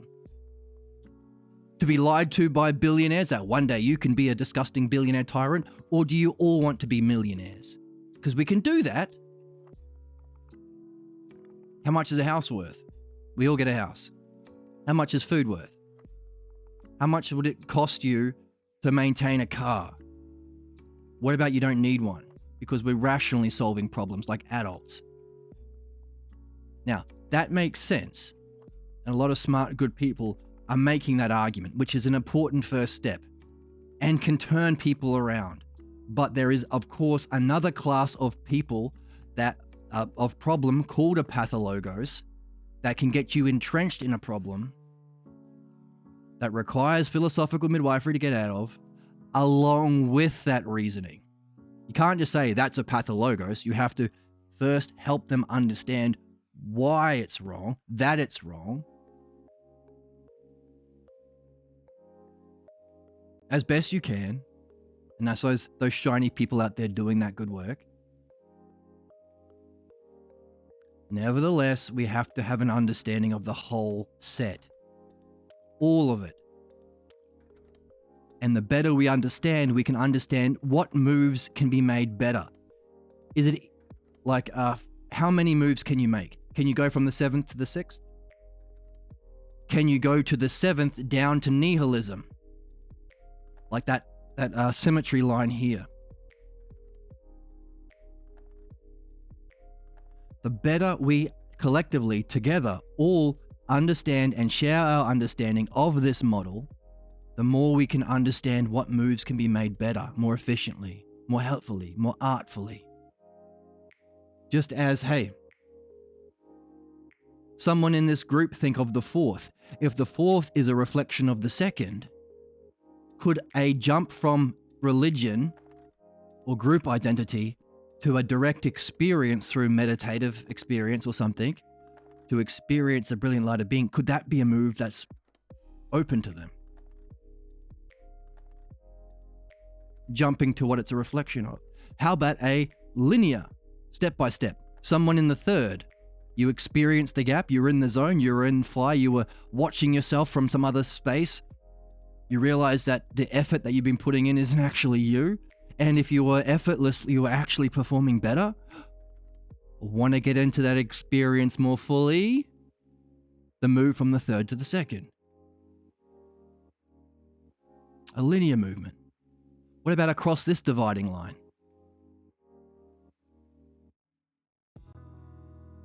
By the way, people stuck in materialism, it's just rocks. We're just chasing capital. We're just earning money. We're just, I don't know, it's just a physical world. These are the people who can be gathered up into fascism. Because all these people need is someone to say, oh, there's a big danger. The left want to get you, or the Russians, or the Chinese, or something. Therefore, we're offering you a group identity. That's the MAGA movement. People who are stuck in materialism, stoicism, capitalism of the eighth, all they need is some fuckhead like Trump to come along. Sorry, I shouldn't say that. He's as ignorant as everyone else. We shouldn't say that, but kind of, right?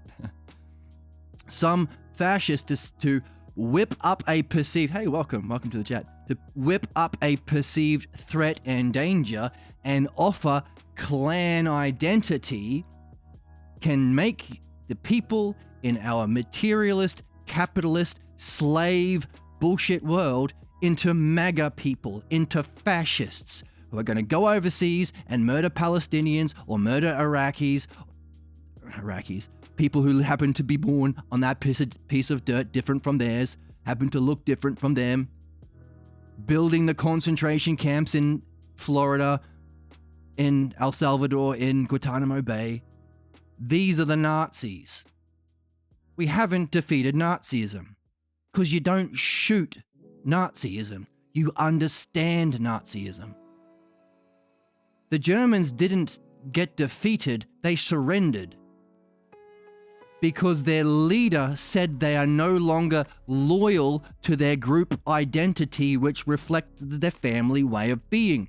What's the German problem? What's the German common pathologos? Duty above everything. Meta-German? That's why they were called dogs in the war. Both of them. Blind loyalty to their duty.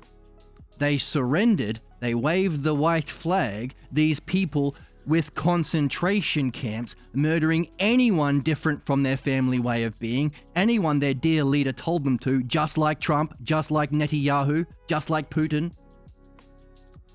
Not because we understood the causes and principles behind what gives rise to that blind loyalty, which we're doing here, which we need for anyone in any position of power, but their leader said, you're no longer bound by duty, I'm surrendering.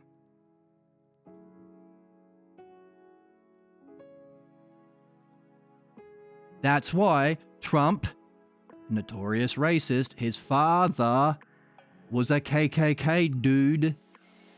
And Elon Musk, where was he from? South Africa. Similar cultural family way of being that informed their specific family pathologos.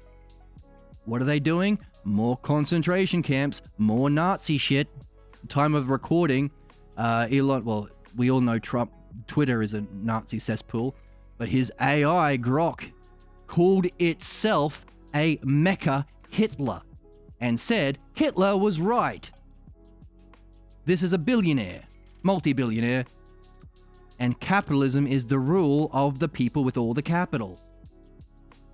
We have to understand and address the causes of Nazism if we want to end the Nazi thing, which requires understanding how it's a necessary feature in the evolution of humanity, in the unfolding of creation.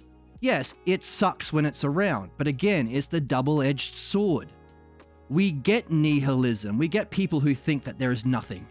We get materialism, people who say, oh, it's just a physical world. What you can knock with your hand is what's real. There's nothing beyond that. So just make money and get all the stuff, hoard all the shit, right? Keep everyone on the street suffering or impoverished. Hey, have slaves so you can collect all the material. It sucks, but it's a necessary part of evolution if it's a double-edged sword.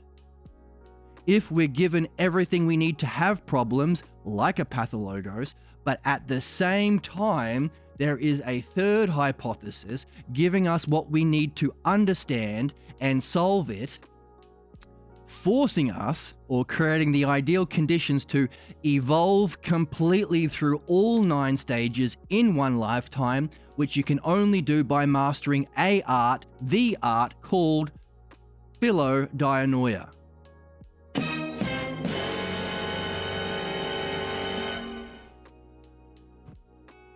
So those are the stakes.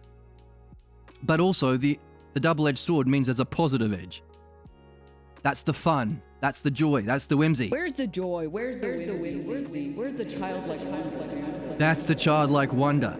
Imagine how cool it would be to turn Hitler around, to turn Trump around, to turn all of us together, moving through every stage of evolution, while mastering an art that can care for every individual soul, the collective, and also raise our species to a certain rank within the cosmos that might be playing a part within the evolution of our whole fucking universe. Imagine the fun. That imagine we have to do. That imagination, that's part of it. The imagination comes along with the trust and the skill and the motivation to awaken our will. Imagination is part of it. It's not just understanding, it's states of mind. You have to imagine the next, that's movement up of the analogies. Somebody in nihilism needs to imagine what it's like if there's something real.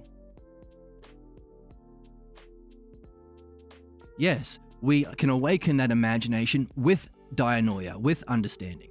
And we put words on that imagination to make it rational and understandable. Ideally with little puzzles along the way, like a Christopher Nolan movie. But imagine the fun.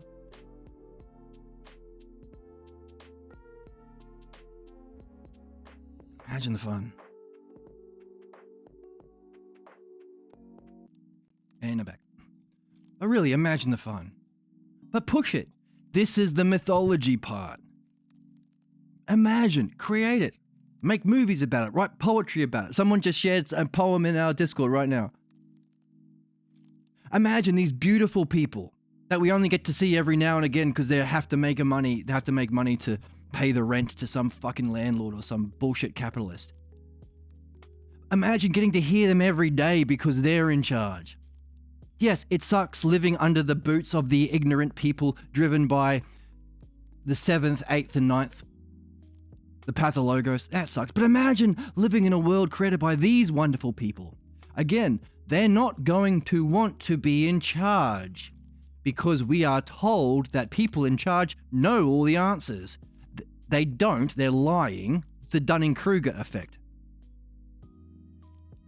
The idea isn't to know all the answers, it's to be open to them. Because the providence and logos of the third doesn't come through our little egos, our individual selves. It's the second hypothesis. It's being itself. We translate it through learning, through dream analysis, most especially. They're going to be the people that say, well, I don't know. Exactly. That's who we want. But look at what you're doing. Look at how you're creating. Now, we only get to see some of them create every now and again, stream every now and again, make a podcast every now and again, or whatever they do. But imagine getting to hear them every day. Wouldn't that be rad?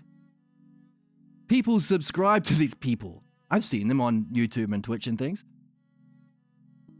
People pay money just to get to experience them 2 or 3 or 4 days a week. Imagine getting to hear from them every day. Imagine getting to live in a world that they co-create together because they're the best sorts of people. What would that be like? They're not going to want to, but we have to say, no, we've been reading the Meno. Again, what are the 4 aspects of the art? We have to make a case to them. We have to evolve to show them. This is what a relationship is, by the way. the lover goes to the beloved and say, let me make a case. This is the sort of person I am. This is the sort of relationship I offer. This is the sort of life you can have with me. To the object of their beauty, of their love, to their beloved. The lover has to make a case to the beloved. This is our case to them. We need to recognize them. They're not in suits. They're not lying about knowing shit they don't. They're someone more like Socrates in the Meno, someone stung, someone completely unaware. Not trying to act like they know shit like Trump. He is the stupidest person. Elon Musk. I'm just as smart as Iron Man. Literally, he was in the second Iron Man movie. We know he's a moron, a racist moron. We know Trump's a moron. And etc. for all the capitalist billionaires and the dictators in the world.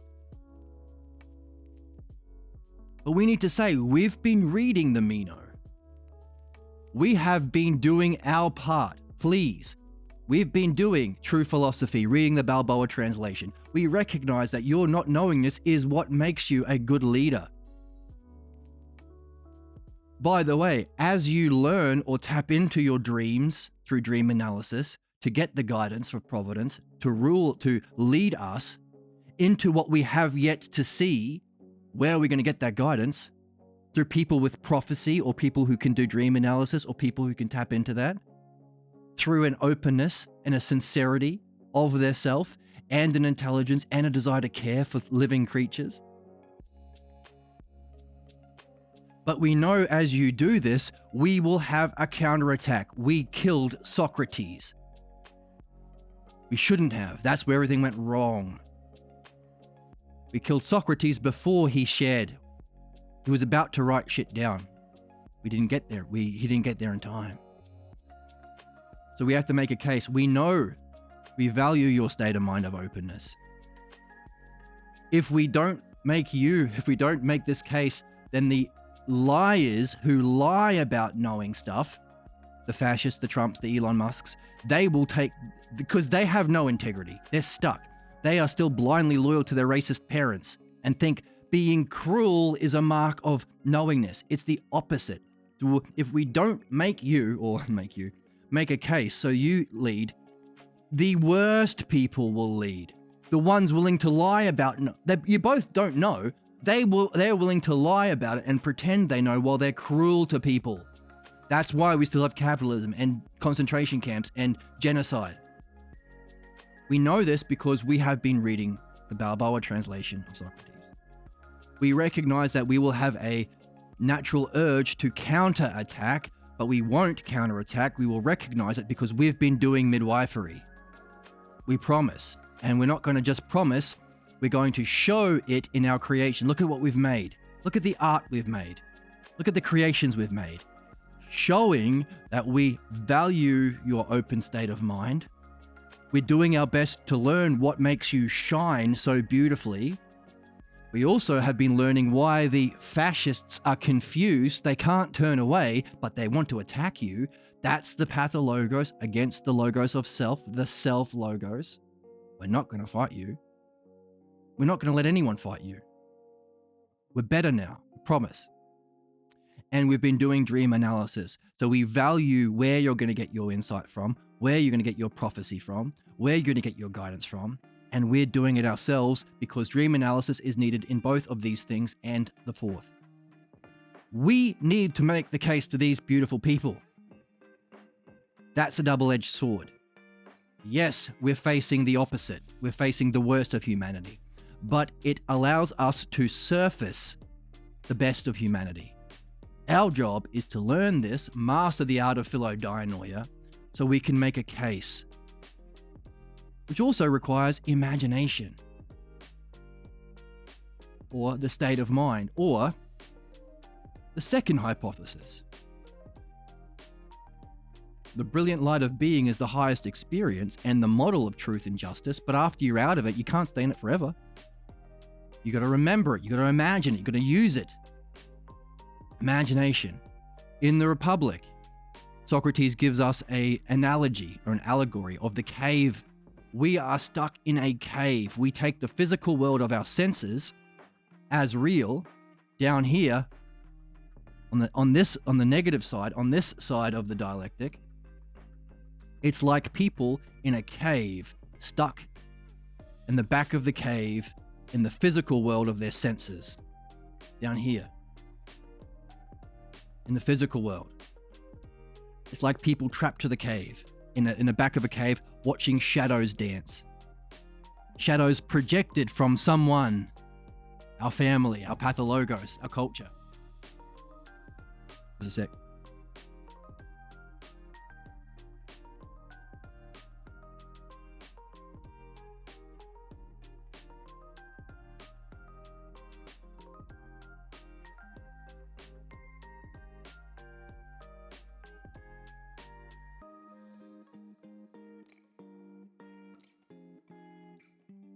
Turned on my fan. Speaking of being a fan, so that's part of it too. Yes, the implications of the destruction and the genocide and all that shit that we're facing. But also imagine getting to hear from these people every day. That's our job. Right? And the better we understand the whole model of all of the states of being that humans go through, the better we can make that case, and the more likely we are to have that world. So, so we're on the 6th, aren't we? So the reflection, or what happens if there is what would be the brilliant light of being, or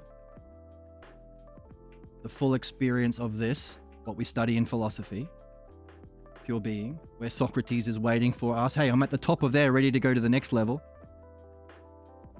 He says in the Phaedo, if you're a real philosopher, you'll join me as quick as you can. Move quickly like a thief. That's what we have to do. Master this as quickly as we can.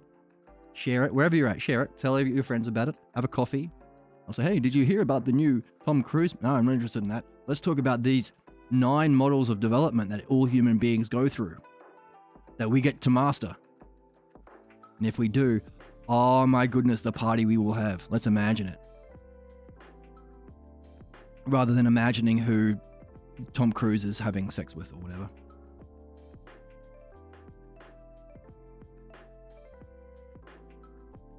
What's the opposite or the inverse? What if reality doesn't exist, but there is a kind of unity that makes sense of the physical world?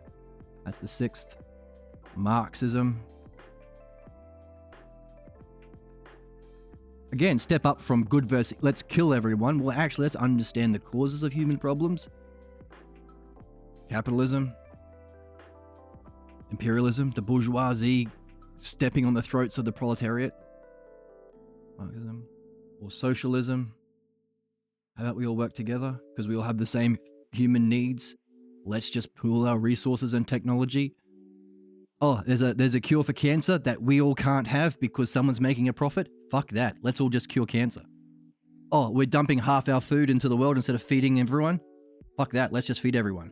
Oh, we're spending all this money on death camps and genocide instead of having a house for everyone? Let's just feed and clothe everyone and have a good fucking time.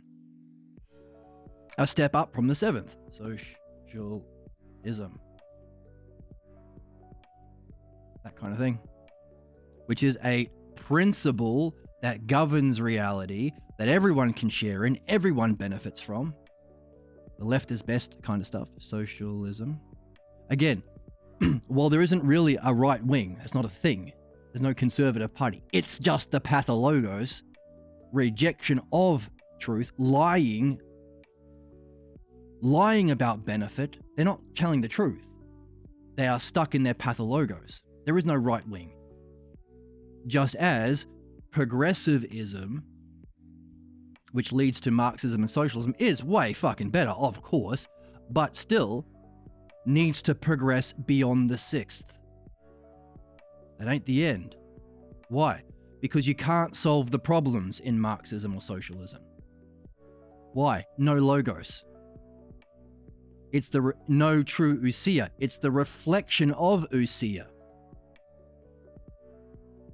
Can't solve problems.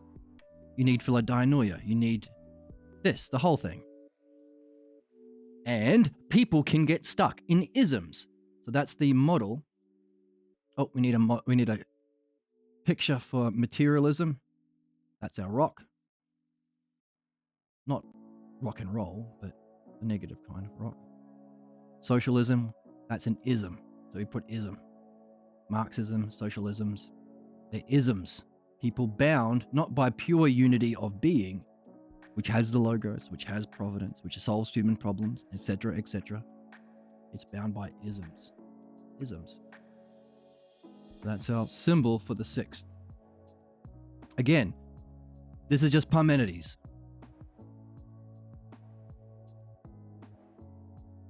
It's been around forever. We can read it now that we have the Balboa translation.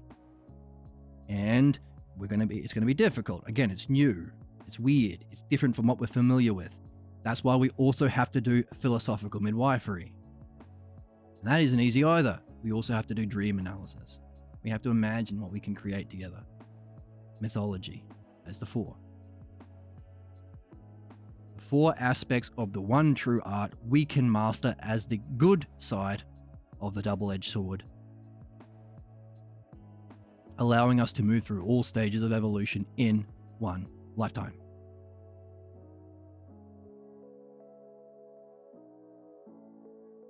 Okay, I think we're far enough in to allow us to take down crazy mad leftist Hassan Piker. Let's do it.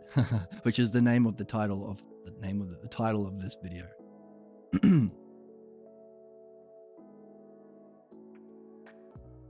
Yeah, here we are. So all of that, if you've come along with me here, well done, good for you. All of that's just easy background stuff. That's just basic stuff. For the drama, for the slop, Don't be disgusting. For the disgusting slop. Here we go. Big internet drama. We're gonna take down Hassan. Crazy mad leftist. Crazy ideas. Wow, we're gonna own him. We're gonna own him big time. Wow. This is gonna go viral. Oh, it's gonna go viral on the internet. Wow. Everyone here is gonna feel like a big strong Noah. We're gonna take him down. Right? You ready? Okay. No, we needed all that background information for what we're really here to do. Own him, yes. Whoa. Just you wait. His smugness and whatever else that people don't like him for. I don't know. But we're going to take him down. So, when was this? 2 days ago? 1 day ago? At the time of this recording, 1 or 2 days ago, Hassan, what's his name? Piker was on the Great Majority Report, featuring the lovely and beautiful Emma. I'm too pure. Who's too pure for us to make fun of. Anyway, so here is the clip. Let's see if it works. John Birch side. Absolutely.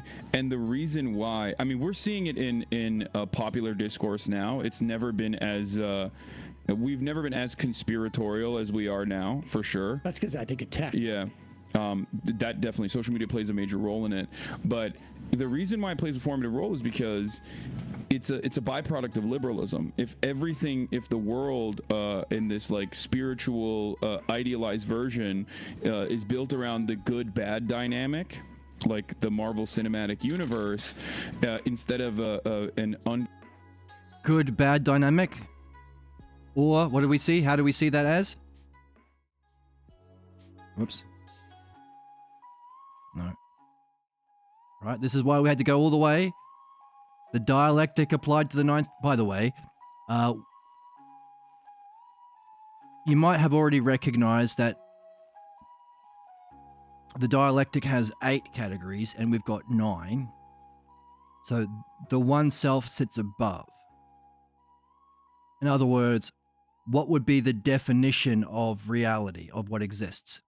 Well, that's the experience of your mind turning around, knowing itself, which you have to do by unifying your soul, by removing the distractions and thoughts that are just the pathologos, again, keeping your problem alive, which sucks until you realize it's what you need to learn the art of midwifery, and actually it's great because you walk away from your lifetime having mastered the most important art, allowing you to unify yourself in one activity that we call philodianoia, the art of the dialectic, allowing you to separate from the physical world of being, know yourself completely as pure being, getting you the model of justice and beauty that you can use in your life for your creations, like mythology. The Marvel Cinematic Universe is an example.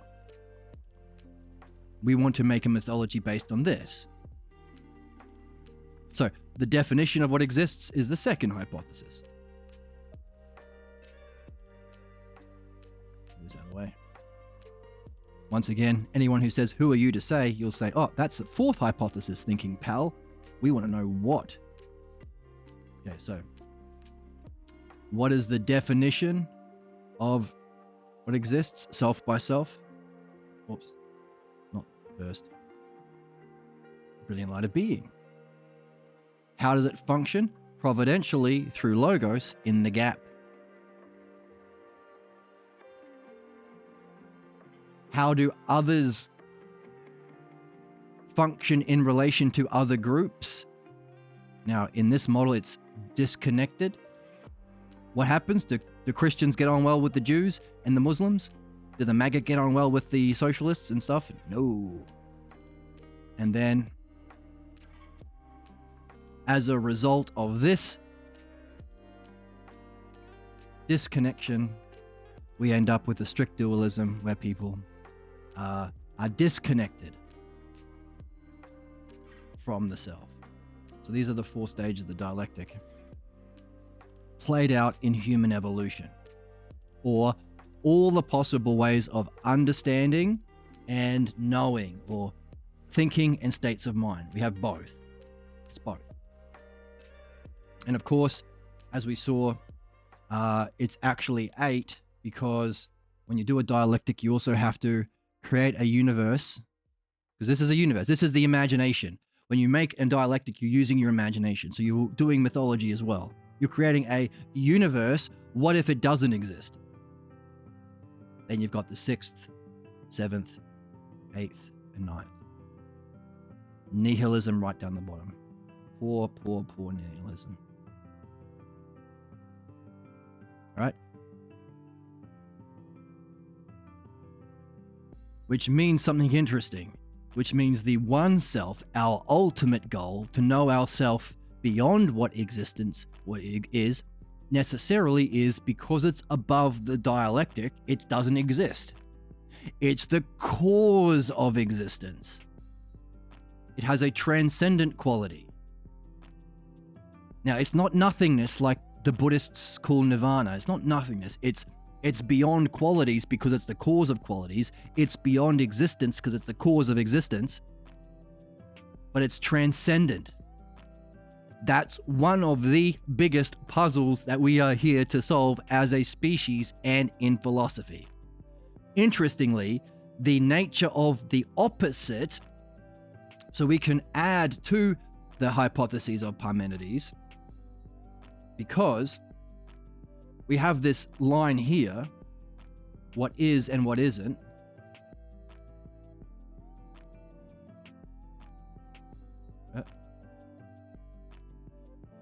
And this is just all background. This is just basic background stuff so we can take down Hassan. So this set of 4 is what is. What if self exists? Well, you can know yourself existing as pure being. That's the experience of eternity. That's the Taoist experience of enlightenment. That's why we have that symbol here.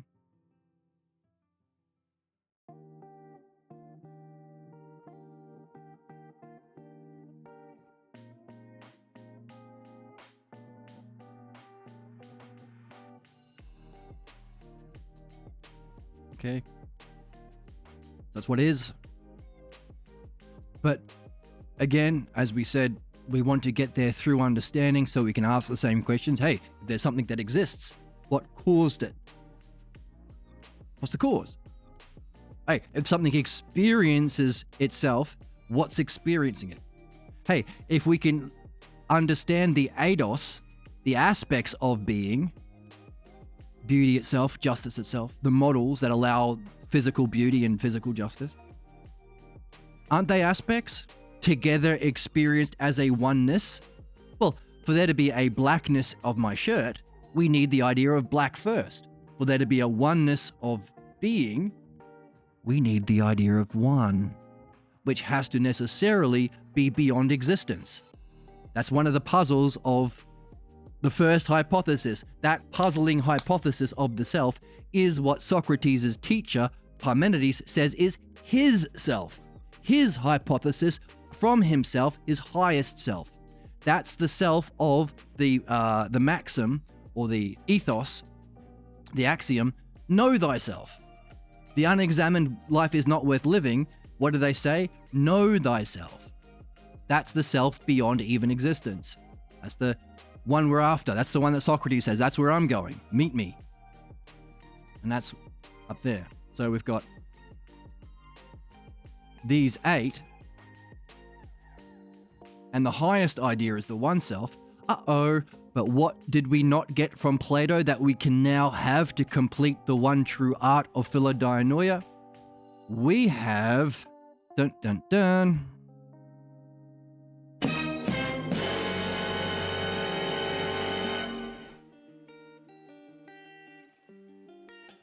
Philosophical midwifery, which says you can't go through this process because you're not a robot without also going through philosophical midwifery to uncover what causes human problems. And you might even say the removal of your pathologos is even more important than the development through the logos. But really, you kind of have to do both together. Because to surface a problem, you can't say, oh, my problem was I didn't exploit people enough, or I didn't genocide enough Palestinians. That's not a fucking problem. You have to be approaching your most meaningful goals in the most meaningful way. In other words, you have to be in the game of philosophy to know the truth about the third, second, and first, to make this jump from groupthink identity or pathologos to discovering the logos and providence, to actually understandably care. And then, meaning we can complete the 9 hypotheses of Parmenides by asking, what is the inverse or the distortion of the one self? That unless that's our goal, you won't completely surface it and remove it, and you'll be stuck in your problems. I don't care if you're a guru. I don't care if you're a yogi. I don't care if you're a PhD. I don't care what title you're given. Everyone is stuck in their problems because experiencing all of this is different from removing your problems. Literally, it's a different kind of a thing. That's called the pathologos. Pathologos, false image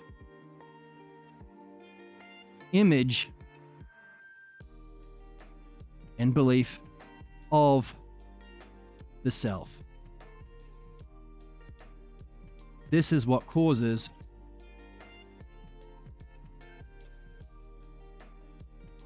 our problems, our suffering. So we have a tear. A tear.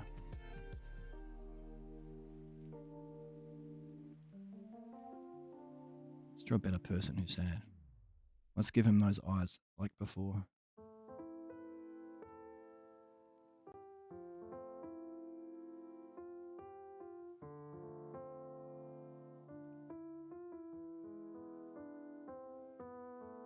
That's us. That's all humans who have yet to awaken philosophical midwifery and the Philodianoia art.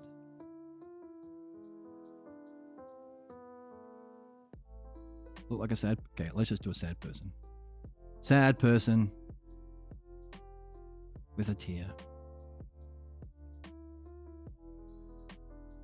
and a circle for a face.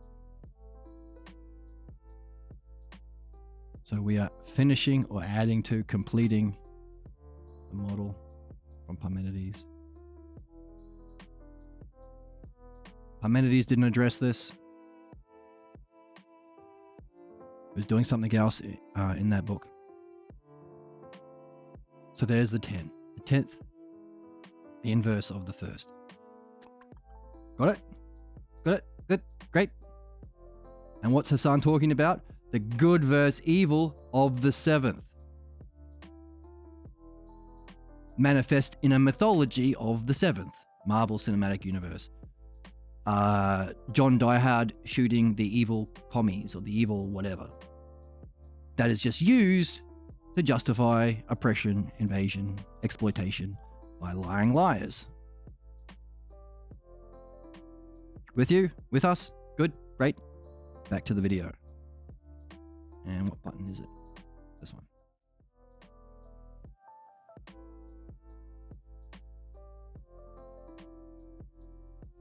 Spiritual. It's a byproduct of now. It's never been as we've never been as conspiratorial as we are now, for sure. That's because I think of tech. Yeah. That definitely, social media plays a major role in it.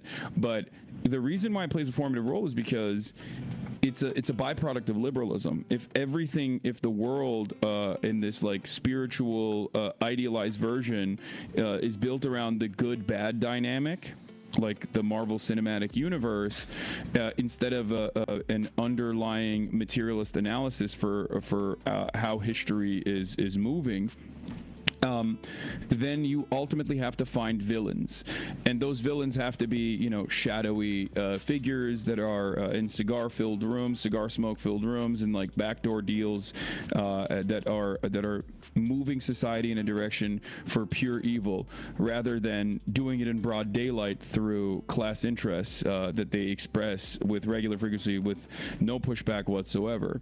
And I think that's the reason why liberalism needs a perfect bow to basically wrap this ordeal around. And that's why so many people find themselves swept away with conspiracy theories, because they have no like real way of looking at the world and analyzing the events that unfold in a way that I think the chattel slavery system required some kind of different reasoning for why black people could be enslaved, because if they convert to Christianity, you can't enslave them because the Bible says you can't enslave Christians.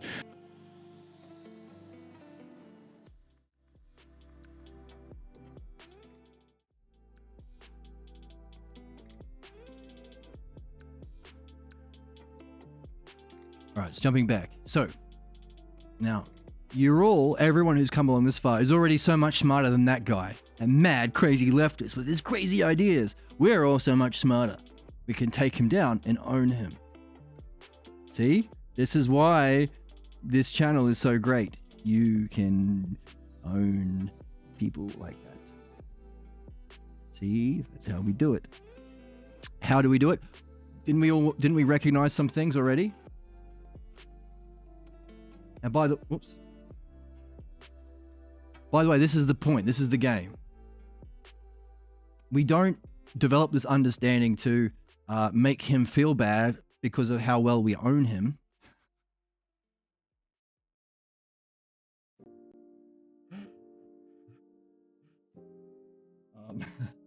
Sorry. Where's my... Wait. Where is it? There we go. It's not to make him feel bad. Right? I'm cute. Like, it's cutie pie. That's Emma. Because he's not as cute as Emma or something. Or as smart as us. To help him. Help all of us. Right? That's what art is. To benefit. Individually, collectively, and ultimately as a species within a greater whole. The more holes, the better, right, Emma? I'm too pure. Too pure for that joke. All right, fair enough. So, and how do we do it? The logos.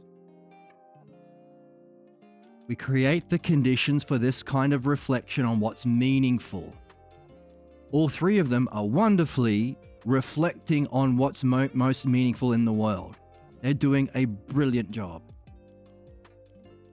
But if we can add to it philodianoia, a skill and art based on a model that's universally true and provable for ourselves in our direct experience and demonstrably rational, which we did the rationality today, tying it to the dialectic, we can help people improve for the better. So he used his logos, which is what we want. That's how we solve problems. The logos. And in his logos, his words, what key words came out? Okay. I'm actually going to pause for a second to let you think. Don't fast forward. I'm going to keep this in the video.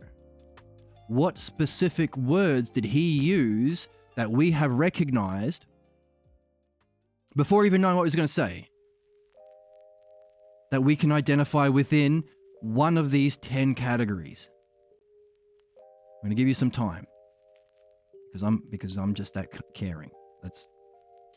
Don't fast forward.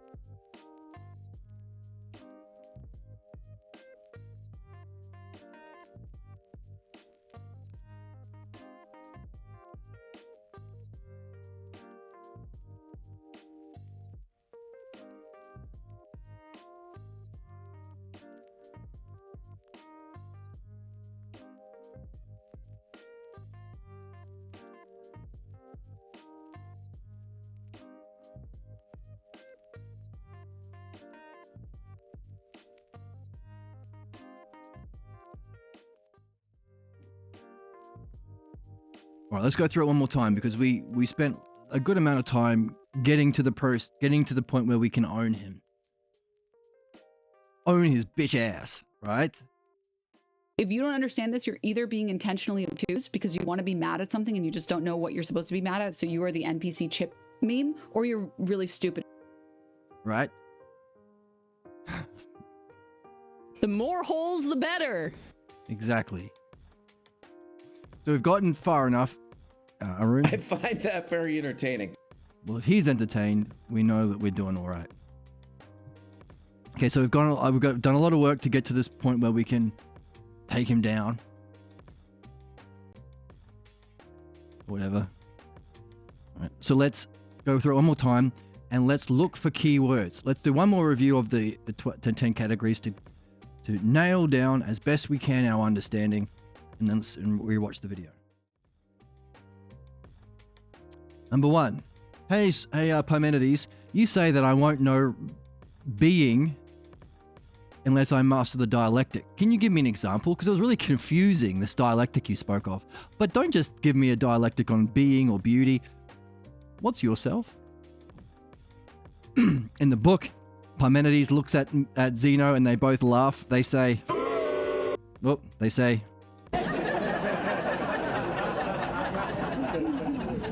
and Parmenides makes a case not to do it. He says, well, hang on, whoa, slow down, son. You have no idea what you're asking me. You have no idea how great a sea of logos you're asking me to swim through to answer that. And Zeno, Parmenides' student, says, yeah, I think I've only heard it once. It's been ages since I heard that. You're crazy, kid. And Parmenides said, look, I'm like a retired racehorse, a champion racehorse. I'm out of the game. You're asking me to return to the race? I'm retired. No way. He says something interesting. He says, return to my object of love, which is a puzzle. What does that mean? Don't you want to return to your object of love? Isn't that a good... Why is he complaining about it? Why is he trying to get out of it? Socrates, and we can thank him for this. Thank him. Said, oh, okay, don't worry about it, old man. I'll just ask your student. Hey, Zeno, if he's any good, then he's probably trained you. Why don't you give it to me? And then Zeno says... and says, well, hang on. Whoa. Not me. But I'm on your team now, Socrates. Let's get old man Parmenides into this. Let's make him run this race. So, even as a 19-year-old, Socrates was fucking clever. And we're very grateful. Because now we have this. Anyway, so... he says, look, this is the first hypothesis. This is myself. And he gives us the first. He runs through all of those categories, whole and part, same and different, how it's used specifically to define the self that's beyond even qualities. That's the biggest puzzle. That's what we're after. Ultimately, we all want to know the self. It's the first hypothesis. The one self, not empty, but transcending. Because empty is like, if I say my coffee cup is empty, first I'll be sad, but it is empty. That's different, because there is, to say there's something empty or nothing implies that there is something around which there is nothing. It kind of implies the existence of something already, but it's different. It's a special kind of empty or a special kind of nothing that precludes, that means there cannot ever be anything something. It's a real mind spinner. Has to be. That's the game. That's why this is all about questions and hypotheses and wonder and imagination and imagining the world. If these people were helping us guide us through our world, our process, our society. Imagination. That's a big one. That's the first hypothesis. And we have a picture of Parmenides too as the icon. So we've got an image, again, imagination, for each one, image and description. So, okay. And then, so he gives his first. And he, by the way, he does a dialectic. It's a question and answer. He doesn't rattle off a speech or gish gallop someone or whatever. He says, who's the youngest person here? The youngest one. Even the youngest needs to be able to follow this. Showing his level of mastery. Young Aristoteles. Aristoteles means little Aristotle, by the way. Not the Aristotle that we know, that, came later. But this youngest one there. And he runs through the first hypothesis, and he says, hey, this idea of a pure one, not empty, but void of qualities in a transcendent way to be the cause of qualities, that's the self. This explanation, we're going to run through a pure description. We're not going to address your pathologos. That's why we had to add the pathologos in over here. We're not going to midwife you. We're just going to purely reason through it. Maybe for the benefit of us today. That's a puzzle. Does a true artisan act through time? Does a doctor prescribe medicine that he knows the alcoholic will mix with alcohol in the future? If this is truly beneficial, could he be talking to us now when we most need it? So he doesn't do midwifery. He just says, hey, this is a pure description of a one. Hey, if there was parts, that's a many, right? That's not one. So you can't have parts. Oh, I guess. To say it's empty requires there to be a container in which there's an empty cup. But that's already two things. Can't be that. He's stripping away everything that implies more than one. The most pure possible one. And at the end of it, he says, that's the self. That's thyself, my higher self. That's what I think the self is. I know that's knowing is a weird word, but that's the self. What do you think, Aristotle, please? And he says, I don't think that is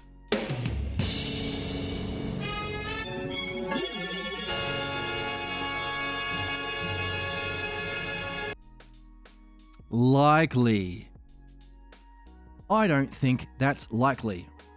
He better not. Better not. So you know what Parmenides does? Doesn't midwife him. He says, let's go through every other possible way of understanding the self other than what I just described and knock off all of them to show that all of those are less likely than what I just described as the ultimate oneself. Therefore, giving us the entire map. The greatest book never read, remember? So all of these are not the self. Even what these people think is enlightenment, even what these people think is enlightenment, even what these people think is enlightenment, and so on and so on. Every level of being is a way of understanding and a way of thinking about everything, including the self. Which means if you are lucky enough to experience, or skilled enough, or mastered philodianoia enough, to turn around and experience yourself as everything all at once, as the brilliant light of pure being, don't, and you'll say, I knew myself. I'm no longer afraid of death. I know myself as that which is eternal. Do not identify with this. This is one of the jokes in philosophy. The tragedy of getting the second hypothesis and identifying with it. You can get stuck even there. It's the self that exists. You're knowing yourself as pure existence, but is that the self? Even this can become a kind of pathologos, a false identification with the self. So these are all likely accounts. They're likely. There is a way of thinking. When you know yourself as everything, of course you think that's you. One of the descriptions when people come out of that experience is, I finally knew myself. I'm not afraid of death and all that. Equally so, there is a way of thinking that makes sense here. A likely account, or what's likely, a hypothesis or way of understanding or thinking. And because we're not computers, there's a state of mind associated, there's both, for each of them. Yeah. If there was a divine, wouldn't we be like ants? Sure. Hey, if there was a divine, surely we can't reach it. Because surely someone would have come back and told us about this, so the best we can do is join a group. Doesn't that make sense? Yeah, kind of makes sense within that likely account. Hey, what about this providence and logos that participates in the gap? And when you can get in the gap, you're kind of in the zone and everything happens effortlessly and you act most appropriately for every situation, like the ideal of the samurai. Couldn't that be? Yeah, makes sense within that level. Right, so let's refresh them. The brilliant light of pure being, the self that exists, or the definition. Well, we had the over here. The self to itself that exists. If it is, how would you define it? Not how it functions, but define it self to self. Let's not use purple. Let's pick, like this color. How would you define it self to self? By the way, how would it function in the gap? How would those groups function, others to others?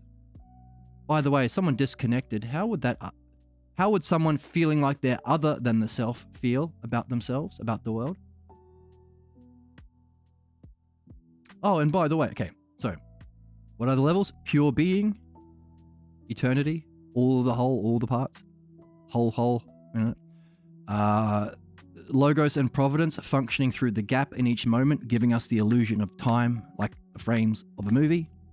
Groupthink, like the pathologos, like these major religions, which is where we're at. No logos, no providence, therefore possible extinction. Strict dualism. Now, no one's really in any of these all the time. There's kind of like a collection that we have. We move in and out of during our day, kind of thing. But this is just the model. And they each have their reflection. What's the false idea of the self? Pathologos. Unsuspected, false. Again, this is no words because it transcends words. The one self. Where's my thing?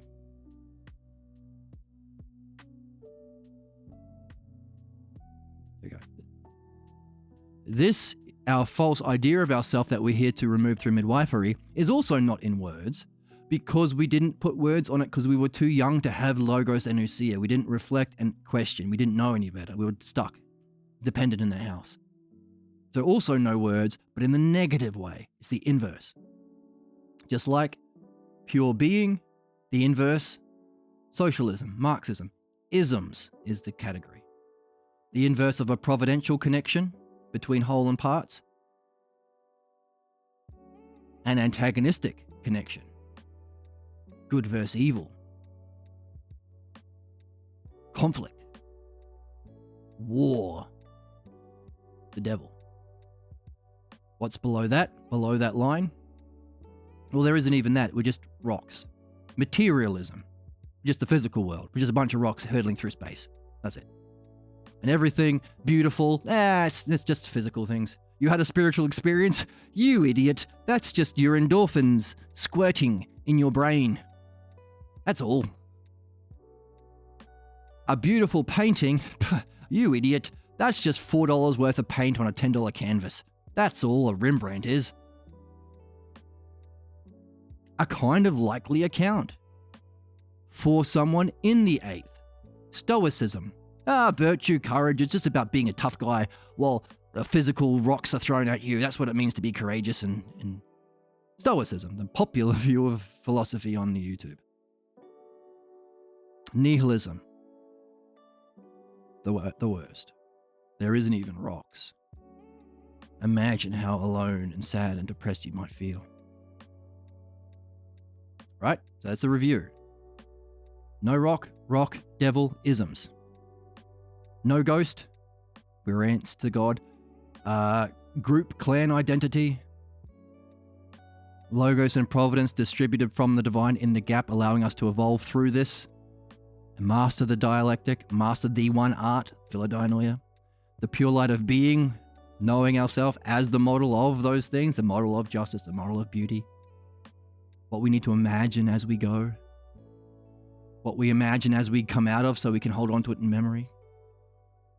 And Parmenides says, hey, look, you think this first hypothesis isn't likely. I'm going to run through all of the other possible ones you could think to show that they are less likely. That's my argument to humanity. To show why the first has to be so. And again, we carry it as a hypothesis because you can't prove it until you're there. It's why we have to do understanding and imagination, states of mind and thinking.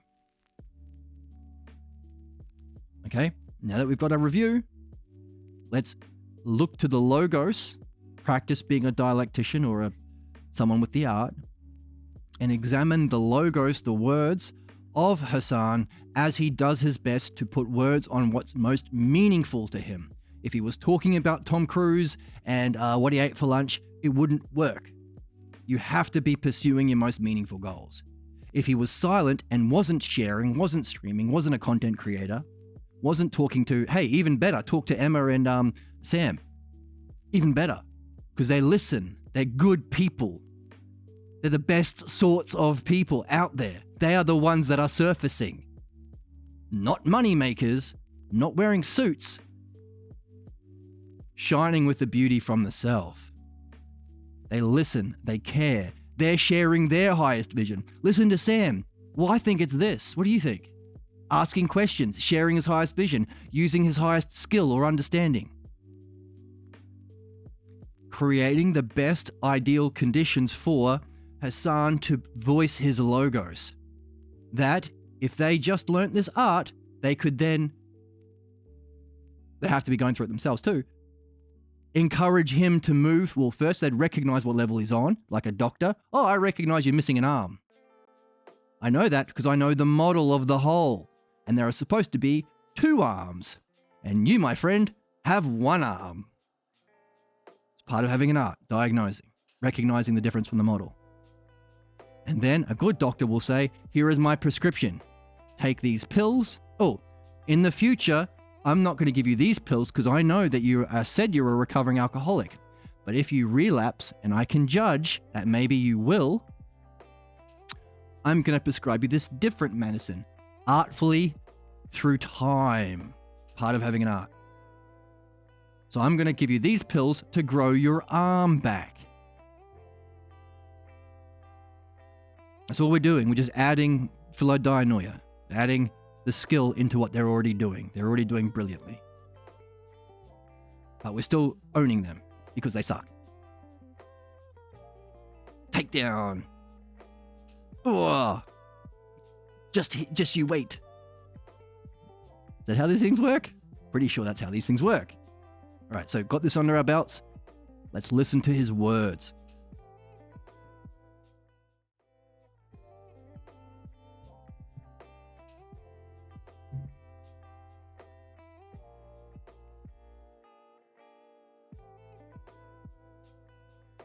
Major role in it, but the reason why it plays a formative role is because it's, at least in the beginning, for the intelligence community. He had a moment that I see as analogous to I don't know what that crackling is, but he had a moment. There was a moment where Tucker Carlson was on C-SPAN in 2000 talking about Bill O'Reilly, and he had written a book, and he was like, Bill O'Reilly's populism is fake, and it's not going to last. He's going to get, some stewardess is going to say, he's going to yell at some stewardess, and the whole thing is going to fall apart. Mm-hmm. And I think Tucker Carlson realized over the years, like, no, it didn't. And when he got into Bill O'Reilly's slot, he pretended like he was the everyman.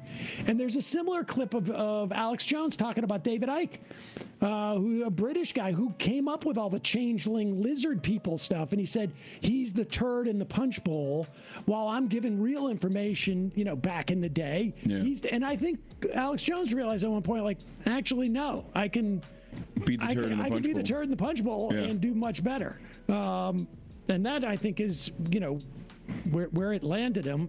He just got caught, essentially. But I do think that, like, conspiracy theories play a really important role in political discourse in perpetuity. It's not like a new phenomena. John Birch Society.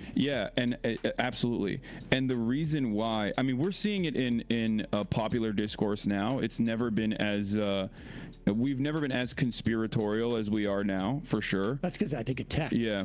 That definitely, social media plays a major role in it. But the reason why it plays a formative role is because it's a byproduct of liberalism. If the world in this, like, spiritual idealized version is built around the good bad dynamic, like the Marvel Cinematic Universe, instead of an underlying materialist analysis for how history is moving, then you ultimately have to find villains, and those villains have to be, shadowy figures that are in cigar smoke filled rooms, and, like, backdoor deals that are moving society in a direction for pure evil, rather than doing it in broad daylight through class interests that they express with regular frequency with no pushback whatsoever. And I think that's the reason why liberalism needs a perfect bow to basically wrap this ordeal around, and that's why so many people find themselves swept away with conspiracy theories, because they have no, like, real way of looking at the world and analyzing the events that unfold. in a way that I think the chattel slavery system required some kind of different reasoning for why black people could be enslaved, because if they convert to Christianity, you can't enslave them because the Bible says you can't enslave Christians. Then racial dynamics come into play, where black people are considered a second-class citizen, or not even a citizen at all, not humans at all, in an effort to justify slavery, chattel slavery, and then what came out of that? Scientific racism, the debunked science of phrenology and eugenicists, right? That was a way to logically wrap everything up in this neat little logical system.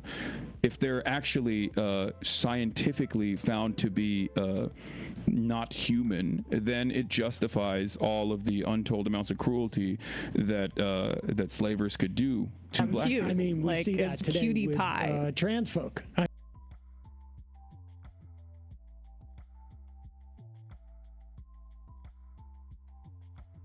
Okay, did you hear it? Did you identify any of his logos that you can put against the map to recognize what he's saying?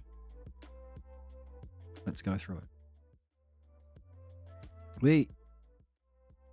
Here we go. So what's the problem? He's identifying the problem with people in the 7th. Us versus them. Good versus evil. He also said, hey, by the way, some people use this who are also in the 8th because they're materialists in the realm of collecting rocks, hoarding resources.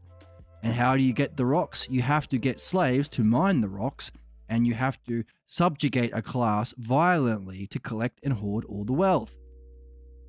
So materialism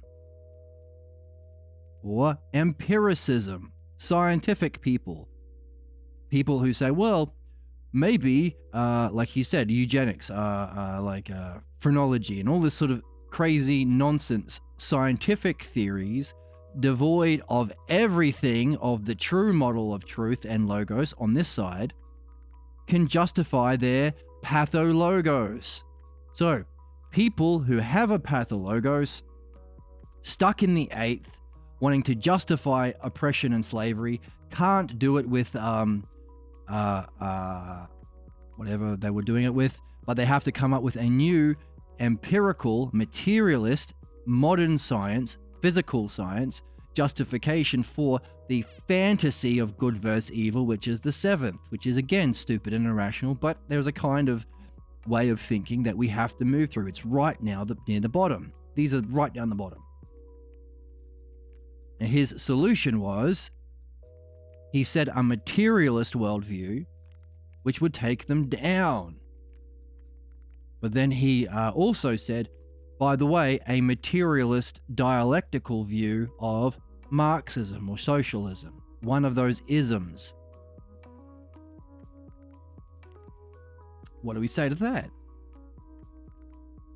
Well, looking down is probably not the right thing to do, but it seems like he is saying, hey, by the way, it's those people down that are using this fantasy and mythologizing it in popular culture to justify their materialist bullshit. He is diagnosing the problem. Pretty good. His solution is to move to the 6th. Give a better explanation than this and this based on the materialistic dialectic of the ownership class stepping on the throats of everyone else because they're fucked. And really, we just need to share everything and rationally approach problems with an ism. Where are the problems with that diagnosis?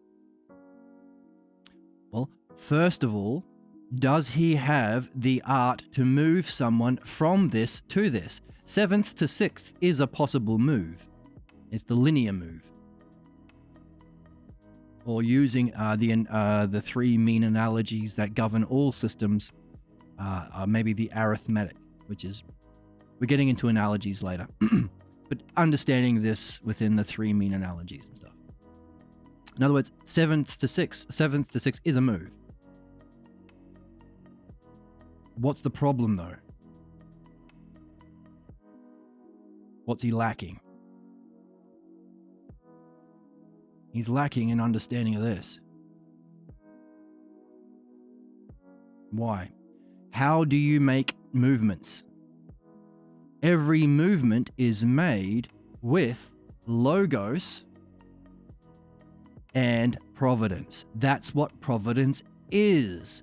It's what we need, understandably, intelligibly, to make a providential movement. So what?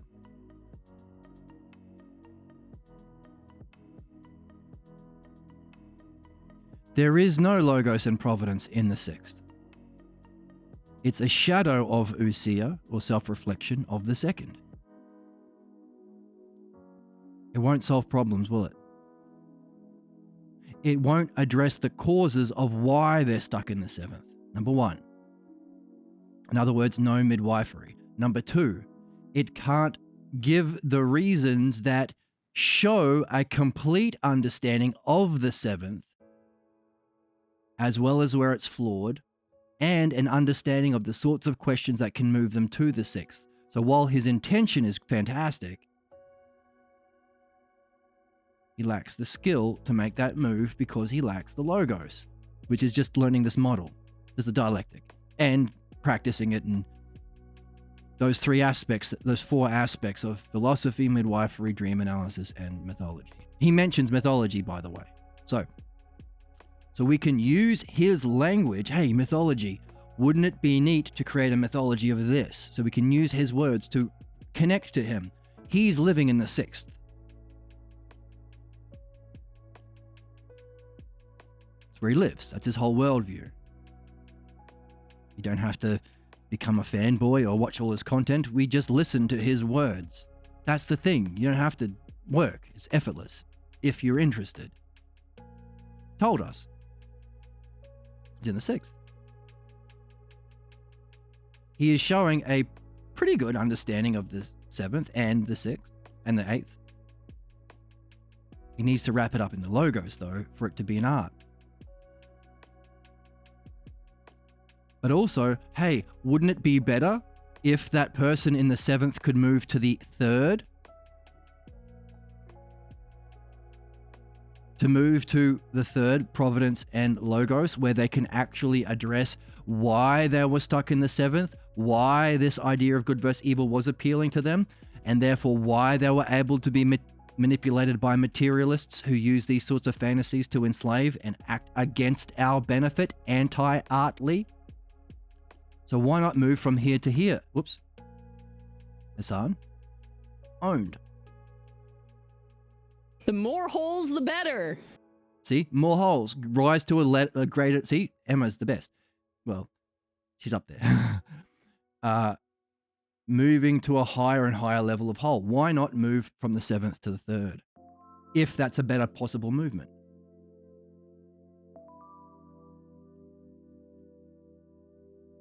By the way, the Parmenides explains the map, but he didn't do midwifery. We had to add that in, the 10th hypothesis. If the way of making the movements is through logos and providence, but logos and providence is only in the third, second, and first, the levels of self, that specifically the pathologos is against a false idea of the self, a false view of reality, and an undermining of your own ability to participate in the logos.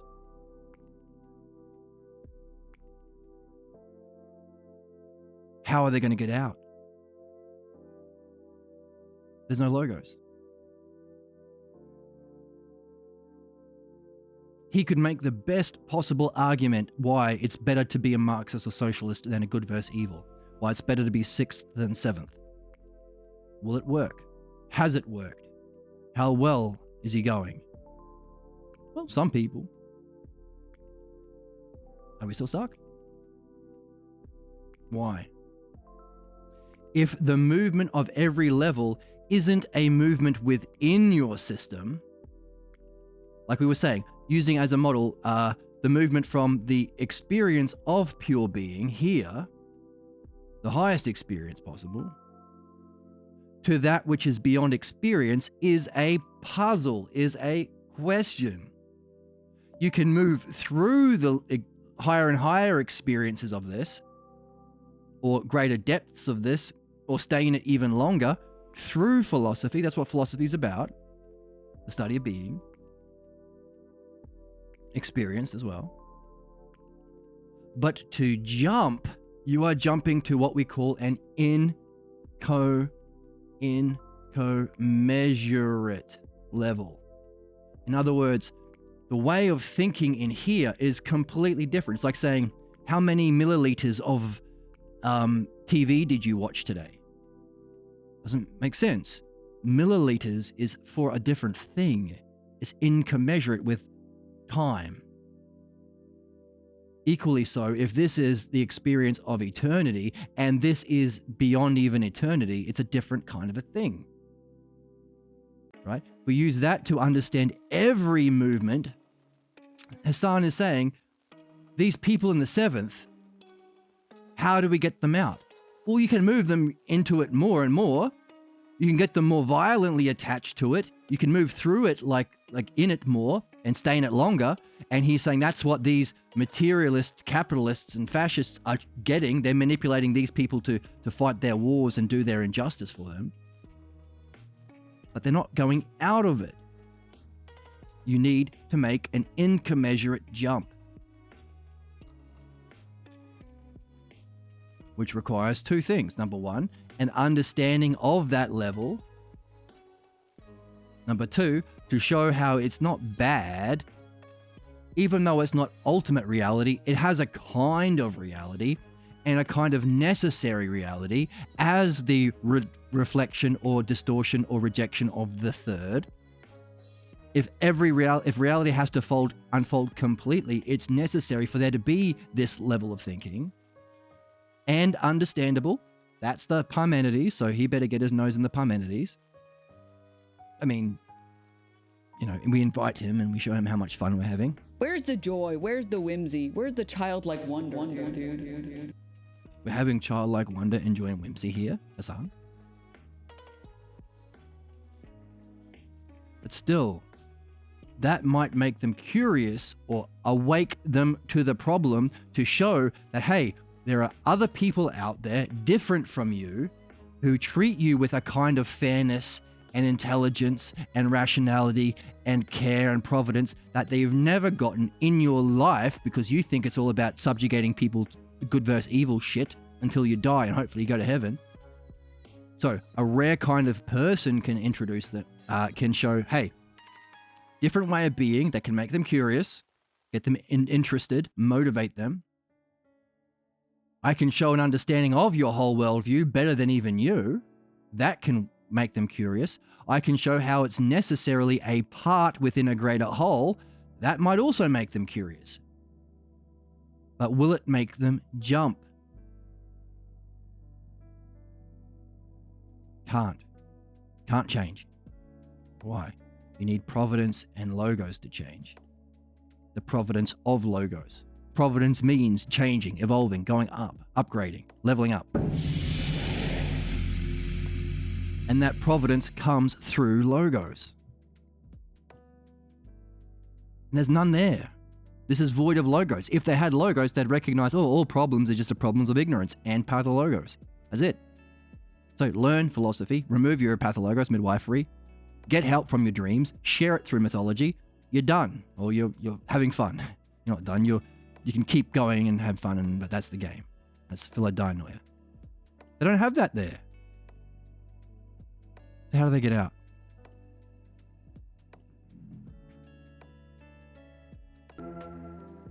All right, so we have been streaming for a long time and recording for a long time. But you know what? If Hassan can stream for 12 hours a day, we can do it too. So let's keep on rolling. So where are we? We're stuck. Hassan's stuck. Sam and Emma are stuck. What feminists want is to specifically ruin your life. I thought so. But we're all stuck. I'm stuck because apparently feminists, says Emma. Don't know about that. But yeah, she's usually right about everything else. We're stuck. So what do? Do we give up? Hang on a second. Isn't being stuck exactly what we've been saying we were looking for when we do philosophy and midwifery? Isn't being stuck the exact thing you need to be to begin philosophical midwifery? I'm stuck. I have this problem. I can't solve it. I'm stuck. Let's do midwifery. If you come into midwifery like, yeah, I know my problems. I think I can figure it out. Rack off. Go out and seek your goals. Get there. You think you can figure it out? Then do it. You can reach your goals? Then go higher, my son.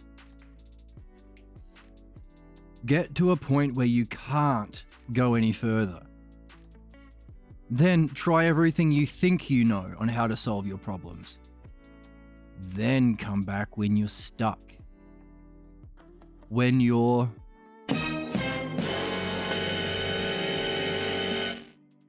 stung. What? Stung. What?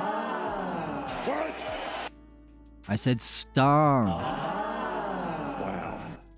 Wow. That's what we've been reading about in the Meno. Can Meno change his mind? Can Anytos change their mind? They said that, well, Meno said he was stung, he was stuck. Was he? Aporia. To do midwifery, you have to begin with, I'm stuck and I can't get out of my problems. Let's start the game. So we are stuck. And that means we're in the best place to be. How can we take down Hassan? Own him. Own his ass. Right? If we can't help him and he can't help things, how can we own him?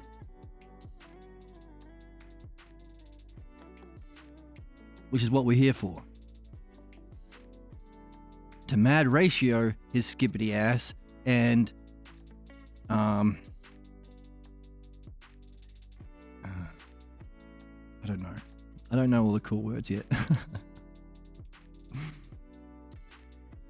Okay, so what have we been seeing about what we're doing? Well, if being stuck is part of learning to read, what we've been doing on this channel all the way along, then let's apply it to what we have been saying about reading or about cognitive development. Remember, there are these stages of reality that human beings can become awakened to. The physical world of senses, the realm of pure being, of nous, of ousia, and of course beyond that, the one self, the first hypothesis of Parmenides. Loving of learning in the physical world upgrades to love of wisdom in the second, in the realm of being, philosophy, and that upgrades to philophronesis, when you start thinking about the self. Philomathesis. Should you write that on the board? Might as well. It's fancy terms, but we can write fancy words. This is all from the text, by the way. That's the thing. From the text. If we're stuck, we have to use what we have from the text.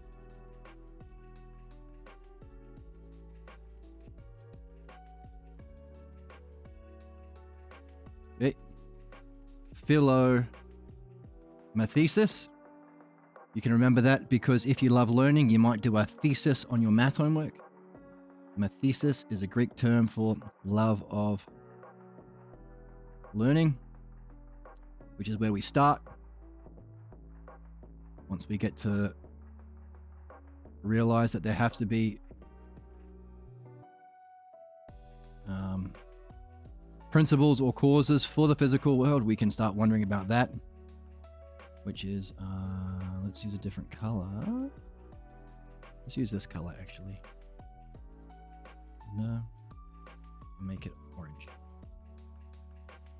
Philosophy, love of wisdom, is studying this, which is, again, shows the absurdity of YouTube bro philosophies, people who say Stoicism is it. So they use the words that refer to being, like courage and justice and wisdom and say, oh no, it's about being a tough guy in the physical world. Stiff upper lip and all that, eh, governor? Stiff upper lip. Stoicism. The popular videos on YouTube is about that. And even that's not the end. We want to go to philophronesis, the love of phronesis. Some sort of state of being ourself that's beyond even knowing. Right? So, well, that's ontology. That's the levels of reality that apparently are open to us if we play the game. But how do we move through that? Oh, well, this is talked about in the symposium, but specifically the end of Book 6 of the Republic talk about our movement through cognitive levels.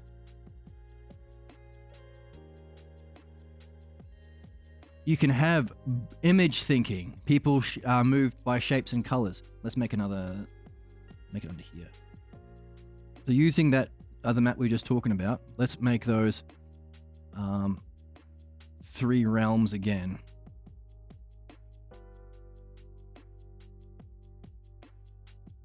Physical, the realm of being, and the realm of the one self or good self. Depending on what flavor you're in today.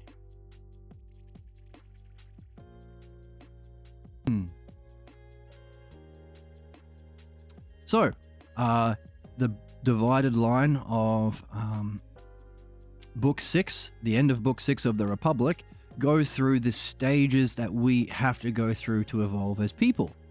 We start with the shapes and colors people. Image thinking. People who are moved by shapes and colors. Image thinking. They're just their perceptions, right? They're the lowest thinking, which is in the physical realm down here. So we'll name these physical, or the realm of becoming, because everything in our physical world is in change. It's either coming to be or decaying. The spiritual, or the realm of being. Let's just write being. And the one self, or the good self. Good self is the Republic. One self is the Parmenides. Image thinking. But you can also have beliefs in the physical world. Oh, but you can develop in the physical world something called dianoia, which also allows you to... Well, dianoia is specifically, actually... You can develop it here, but it's about this realm here. Dianoia is specifically an understanding of the logos and dialectic, philo-dianoia, that's our game, of being. Hey, and when you experience it, when you get to the party yourself, that's the experience... Quiet. That's the experience of nous.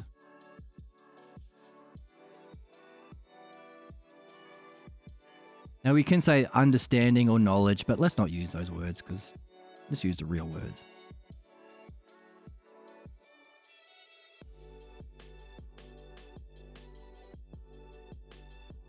So what? So we got a bunch of terms from the book. Who cares? Oh. We also have seen that our reading is getting puzzled, realizing you don't know something, and not being all butthurt about it, but philosophical ignorance.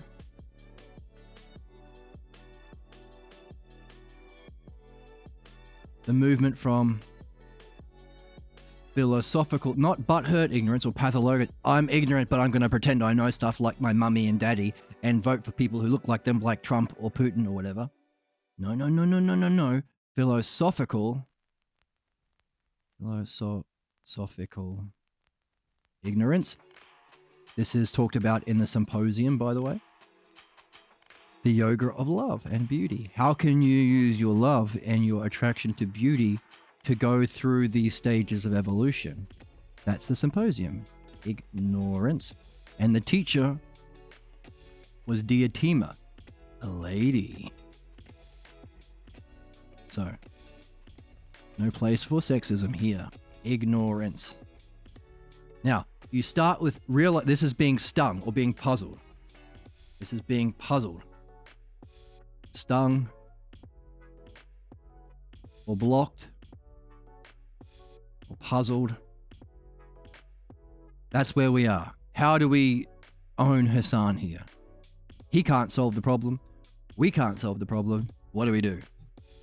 We recognize we're at right where we need to be. Philosophical ignorance. Because philosophical ignorance means we can learn. How do you learn? You develop right opinions. You don't carry with you the bullshit you're carrying that hasn't been able to solve problems. Like in midwifery. I've gotten as far as I can. But I still think I can figure it out. Get out of here. Go do it then. Go do that thing that's most meaningful. It's too easy? Then it's not your real goal. Go higher. More meaningful. Reach it with excellence. Maintain it. Build on it. Then come back when you're stung. When you realize you can't use your own opinions, then you can develop the right opinions. The right opinions is why we read. Some people come into this stream and they go, hey, this is what I think about philosophy. This is what I like. And I say the same thing. Who gives a fuck? Why would I give a shit? I don't even know you. I don't give a crap about anyone's opinions. Here's the thing. No one does. Except your kids. That's why you play the pathologos bullshit until you realize opinions are stupid. They're down here. So how do we learn? Well, how do you learn how to be a mechanic? You get the right opinions from someone who knows. That's why we read. We read Socrates to get the right opinions about the logos. We read the midwifery book to get the right opinions about midwifery opinions. We do dream analysis to get the material, the equivalent to right opinions, the terms, the clues that we can puzzle about and piece together. Right? Opinions. How do you spell opinion? Opinions. Opinions? Looks funny. Opinions. Okay. I'll look at how to spell. I had the right opinion on how to spell right opinion. But that ain't enough. We have to use those clues from the text along with our puzzle to piece together the puzzle. You don't solve the puzzle of a Christopher Nolan movie by going outside of the movie. Well, I think I'm going to solve the puzzle of Inception by the Bible when the Bible says, what? I'm going to solve the movie of Tenet by looking at The Godfather. And The Godfather, The Godfather? What are you, nuts? Use the material Christopher Nolan gave you to get stuck. Hey, you think you figured out Inception? No, look for a puzzle. You think you figured out Tenet? Well, you're insane. You should be stuck. It's crazy, that movie.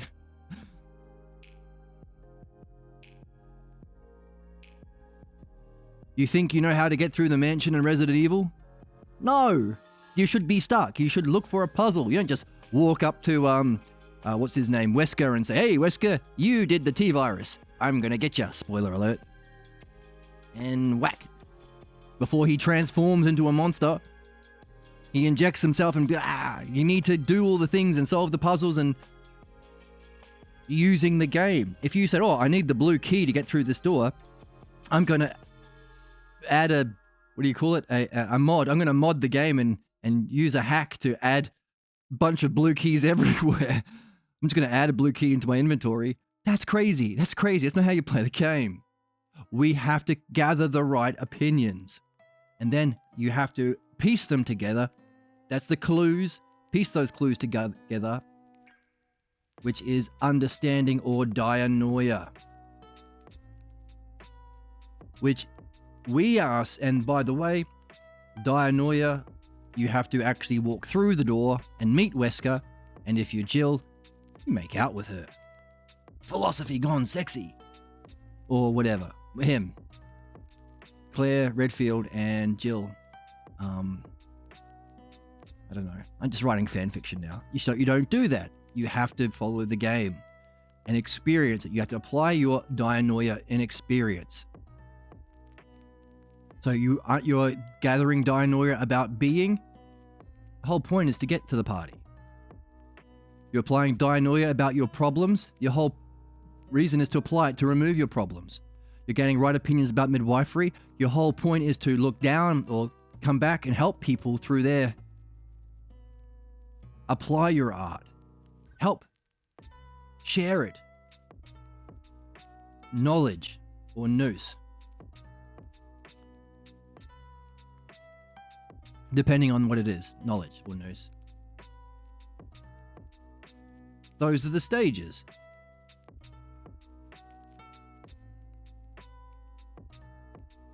Hang on a second. These are just terms. At best, these are just right opinions. How do we turn these right opinions about the cognitive functions all human beings go through in their evolution?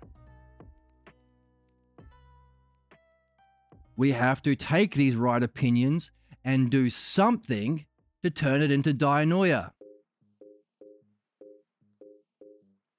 What's the structure of understanding? What's the structure of the dialectic? Oops.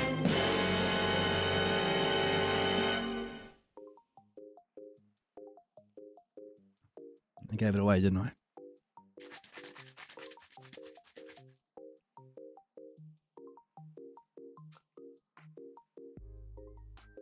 Yeah, it's a dialectic. So, whoops.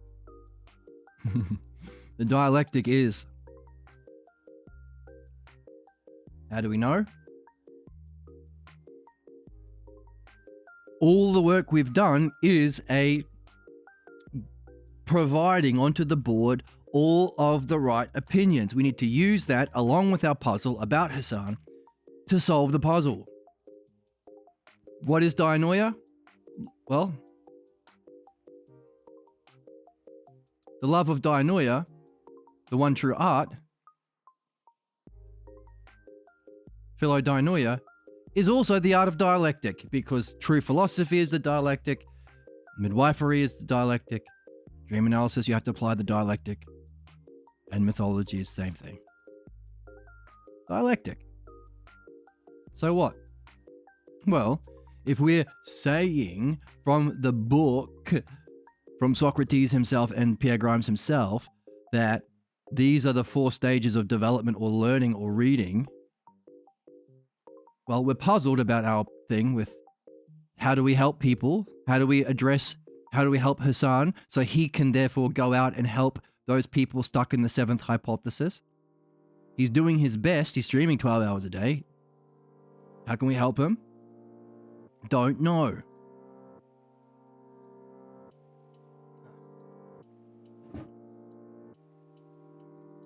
Good. Not knowing is part of it. That's why those people who are surfacing that we need to make the case help us every day. Spend a part of your life helping the rest of us create a better world. They'll say, I don't know. I'll say, yes, that's good. You're here. You're where you need to be. You know who else doesn't know? The idiots. The charlatans. The fascists. Patho. Logos. Ignorance.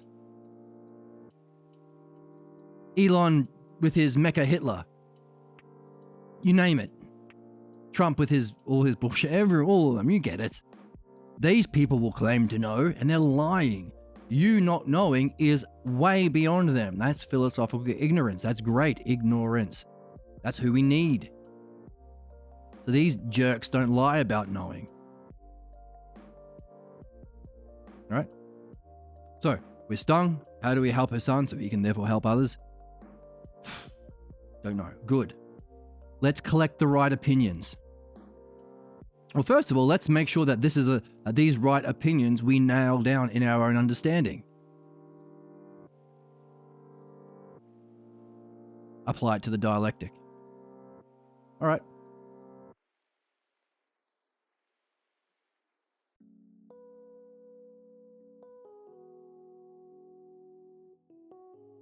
Here we go. Let's get rid of that. Move it over.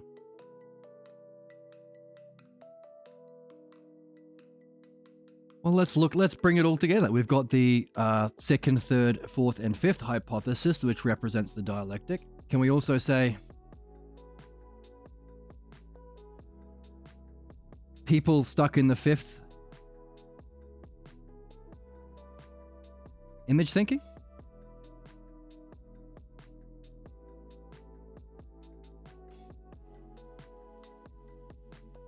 Beliefs?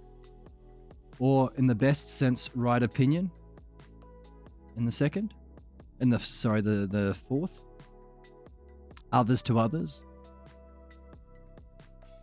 Hey, is the Logos and Providence understanding dianoia? Yup, yup, yup.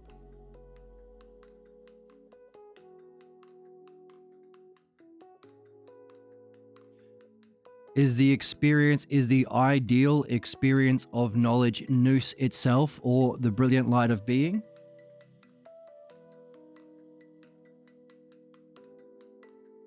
Have we matched the 4 cognitive levels of development that we're all here to go through to the dialectic categories and the 4 hypotheses of Parmenides of what is? Leaving us a puzzle about what the heck, how do you experience the first? Giving us 4 with a mysterious 5 on the top. Oh, have we nailed it down? Are you going to find it easier to remember the cognitive functions now that you have understood it in the model of understanding, the dianoia, the dialectic, the true art?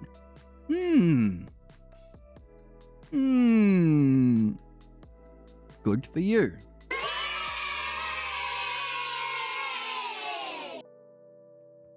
All right, so what? Okay, so we've done some good there. We've practiced a little bit of what it's like to nail down our right opinions into the dialectic. By the way, we have to do it. We have to go through those stages to make it our own, make it knowledge. So how can we use this to solve the problem? We're stung. Great, we're here. Right opinions. We have to use what we've got on the board. Not say, well, I think Hassan, like all of the people in his chat and on YouTube, well, I think Hassan needs to do this, and my mummy says this, and my political party, and my religion says, and my garbage. Garbage, garbage, garbage. Garbage. You're garbage. No, we don't want to do that. What do we want to do? Help him. What's that called? Benefit.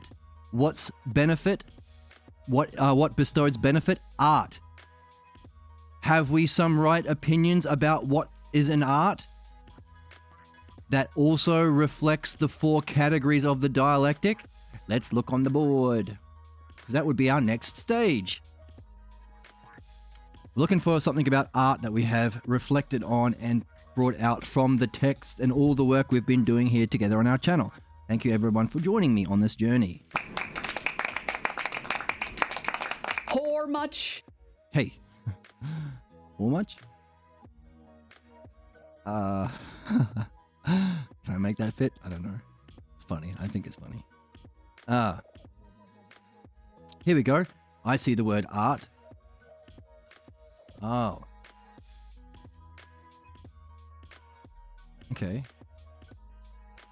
Are there 4 categories?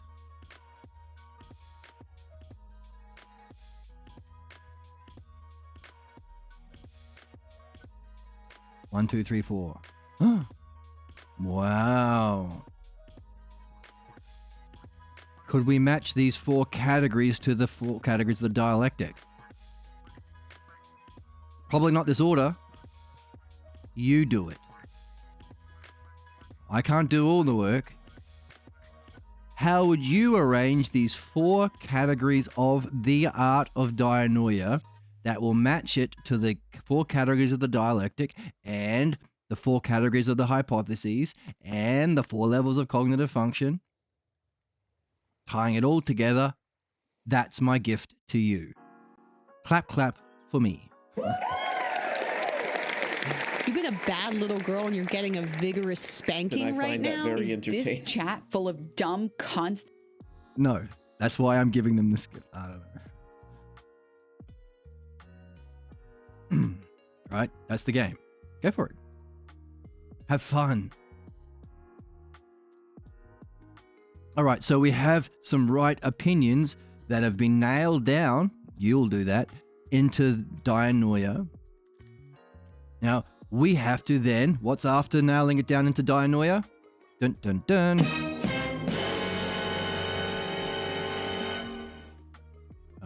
Where is it? Knowledge. Apply it. In experience. All right, let's do it. Let's take these 4 right opinions that are now understanding, which is interesting because it's the love of dianoia, and we just nailed them down into dianoia. That's neat. Philodianoia, the art. Where is it?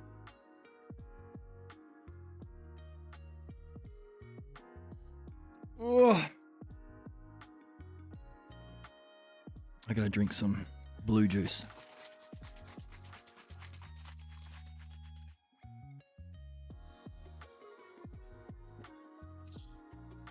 Oh, that's tasty. Cheers. All right. We're looking for the art. Where do we write the art on the board? Uh-oh, don't get lost. There's too much on the board to get lost. Yeah. I'm just there. Should I pause the recording? No, we're here. We're close. No. I have to pause and look for it. Here we go. We're away. Wow. So, we've nailed down our right opinions about the art of dianoia, or the art of dialectic, the one true art we're all here to master, the good side of the double-edged sword. Yes, we get the crap, but it does surface people like Sam, like Emma, like Hassan. The sorts of people who might be most able to go through this process. And once they do, we have to make the case that, hey, come back from the first hypothesis and the second and the third, having a mastery of the dialectic of the third, the experience of pure being, verifying it knowledge, and beyond that to the self, to know the ultimate goal that we're here for. Come back, guys, and help the rest of us. We have to make that case that we're doing our best to match them by saying we are doing the true art. We are also doing philodianoia. We have the right opinions. We've nailed it down into dianoia, which means we have to do the next stage and apply it. How do we apply it? Well, first you need a puzzle. We got one. How do we help Hassan? Or, how do we own his bitch ass? Which is what we really want to do. The right opinions, done. Dianoia, done. Application. Can we use this to address our puzzle? What's our puzzle? Hassan, we listened to his words, thanking Emma and Sam for surfacing them, for being the sorts of wonderful people that they are, that provides the conditions. They needed a certain level of openness. They had a motivation to bring him on. They created the space. They have a goal. They have a skill. They have some understanding. Right? So we thank Emma and Sam. But also we thank Hassan for bringing, he needs to surface his words. He needs to be doing the work. He needs to be talking about something meaningful and sharing his words. He's in the game too. We saw, hey, he recognizes, number one, people are here. And he streams for 12 hours a day and ain't able to get them out. He even recognizes the people here and how they use mythology to manipulate and brainwash people stuck here. He recognizes that there is a higher level that these people could be brought into, maybe. But he can't. So that's our puzzle. What would he need, therefore?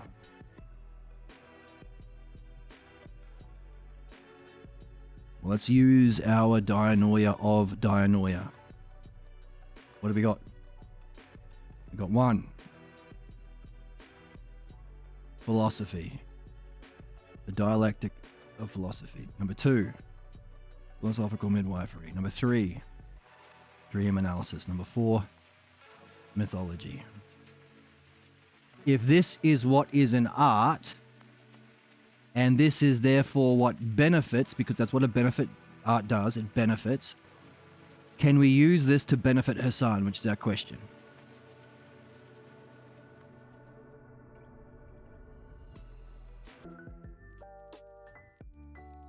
Can we use this?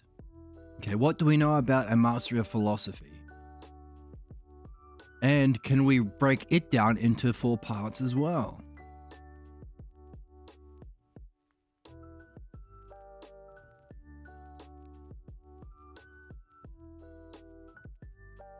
What if someone were to come along to someone in the 7th and say, I have knowledge of the whole. Let's just say whole. I can show you an understanding of all of the parts, especially I can provide an understanding of the hypothesis that you are at in the 7th. I can walk you through it.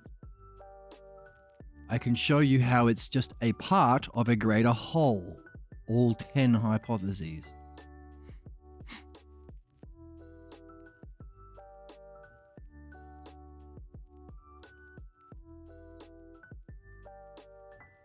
Or the second. Understanding reflects the 3rd hypothesis. Others to others, the 4th. Here is a way of being where I am friendly, other to others.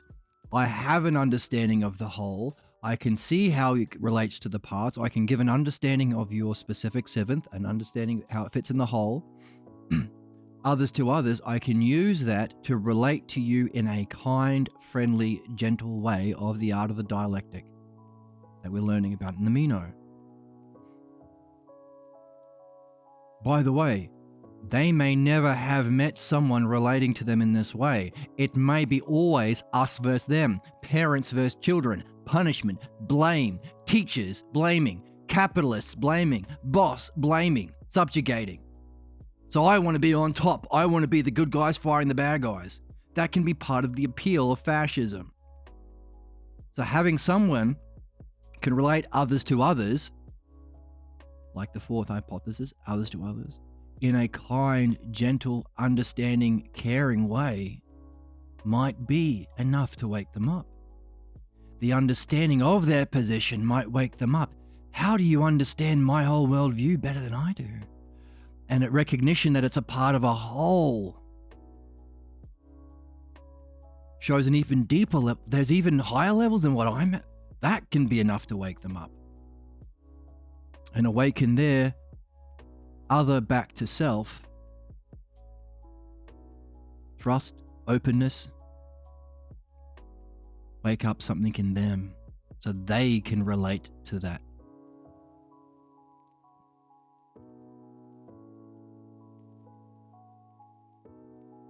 Not enough, but needed to get them curious, to awaken something in them that they need, their will or motivation. awaken their own will.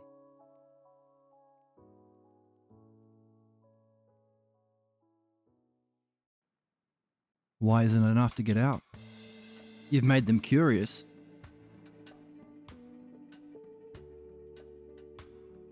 They can better understand their position. They might even better understand the flaws of their position.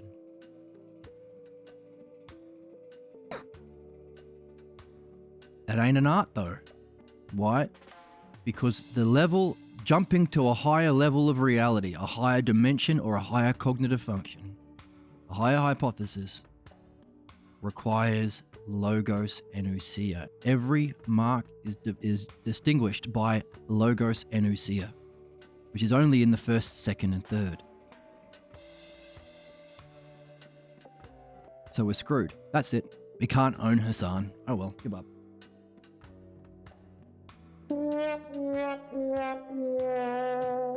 Well, hang on a second. There's more parts to the art.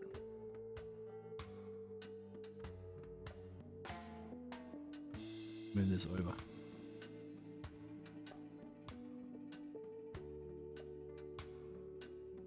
Let's move this, actually, all the way down, underneath. I'll give it a title. Say Phil. Number 1. Phil. All right, what's the second part? Here's the thing. While there is no logos and ousia in anything below the third hypothesis, therefore the need for us to make this jump in humanity from group thinking to this is therefore what we need to do as a species, as a whole, as a collective, to save ourselves from our problems, because blah blah blah blah blah. You know the deal. You know where there is some logos and ousia? A shallow pool, but enough we can use.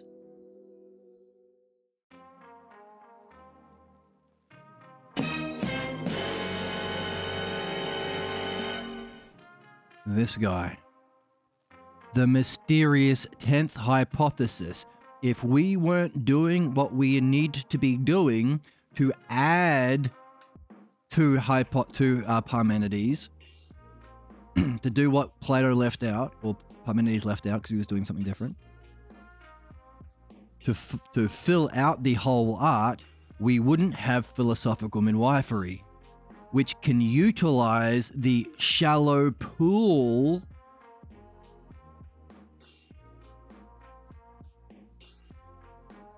of logos, of ousia, that is required to maintain the false image of self. The pathologos reasoning, that bullshit that people project on the world. Hey, every conservative accusation is a confession. No shit. That's what projection means. That's what being in a problem is. You project your past onto the present and you get pissed at it. Yes, all of the things that the right wingers are mad at the left wingers for doing, they are literally doing themselves. Of course. And any kind of kindness is completely foreign to them, because that's the cave. We are stuck in our problems because our past origin scene, our God priest, our priest king parental thing that they did to us, when everyone gets it, it's not personal. We were too young to apply reason and reflection, ousia and logos, in a certain origin scene when our parents saw us leaving the clan, leaving the way of being. This is the barbaric thing. Yes, there was a survival purpose to blindly obeying clan leader when we were cavemen. And everything outside the cave is bad and scary to stop us getting eaten by saber-toothed tigers. But we have evolved past it. We haven't. We need to evolve past it. Out of barbarianism into human, Homo sapien, man, the thinker. Again, realizing the necessity for a pathologos, but also understanding it sufficiently to remove it. That's the double-edged sword. So what? So the thing that maintains our pathologos problem is a shallow kind of It's a self-fulfilling prophecy. You anticipate reality. Oh, if I do this, I know what's going to happen. The same thing that happened to me when I was 3 or 4. I can't show myself. I can't follow my first hypothesis self. I can't use my second hypothesis mind. I can't develop in my quest to master the third hypothesis dialectic, logos, dianoia. Because when I did that in past, my mum or my dad or whatever my parental surrogate was, crushed me. Every human being gets it. Meaning, every human being has what causes our greatest tyranny and blocks us from reasoning, keeps us repeating our cycles of violence and injustice and ignorance until our species dies. However, it also means that every human being gets a shallow pool of logos for our pathologos, our sick belief, and a shallow pool of ousia for our self-protecting, our self-fulfilling prophecy, our self-defensive mechanism, blinding us from anything that challenges us, making us butthurt when we hear, "Not my daddy, I'm going to beat you up. Not my Judaism, I'm going to genocide you. Not my Catholicism, I'm going to do crusades. I'm going to kill the heathens. Not my anti-MAGA, I'm going to beat up the libs." That is a kind of injustice, but it is a kind of ousia. Very, very shallow pool of ousia. And it's self-fulfilling, predictive. We anticipate reality. Protective. It protects itself, self-protecting. It molds and shapes us in a negative way. It's our mask. It's what we start with a false belief. It becomes our identity. It shapes our persona. You might say it's the ego. Let's not use the word ego. Let's use pathologos. It molds and shapes us. Just like ousia, but in the stagnant way, in the slop way. A is to B, mummy is to me, as I will do to others if I ever become a petty tyrant capitalist. I own a business. I'm going to treat my employees the way my mummy treated me, because that's what I think is knowing. Or you become president, or you become you have your own kids. It's the opposite. It's the stagnation view, of the true model of teaching. A is to B, as B is to C. Diotima taught Socrates as he is teaching us. We will help Hassan as he will help everyone in his 12-hour streams. So it's the stagnant view of the logos, but it gives us a pool of logos and ousia we can use to make the jump to a different hypothesis. Meaning, midwifery is the ticket.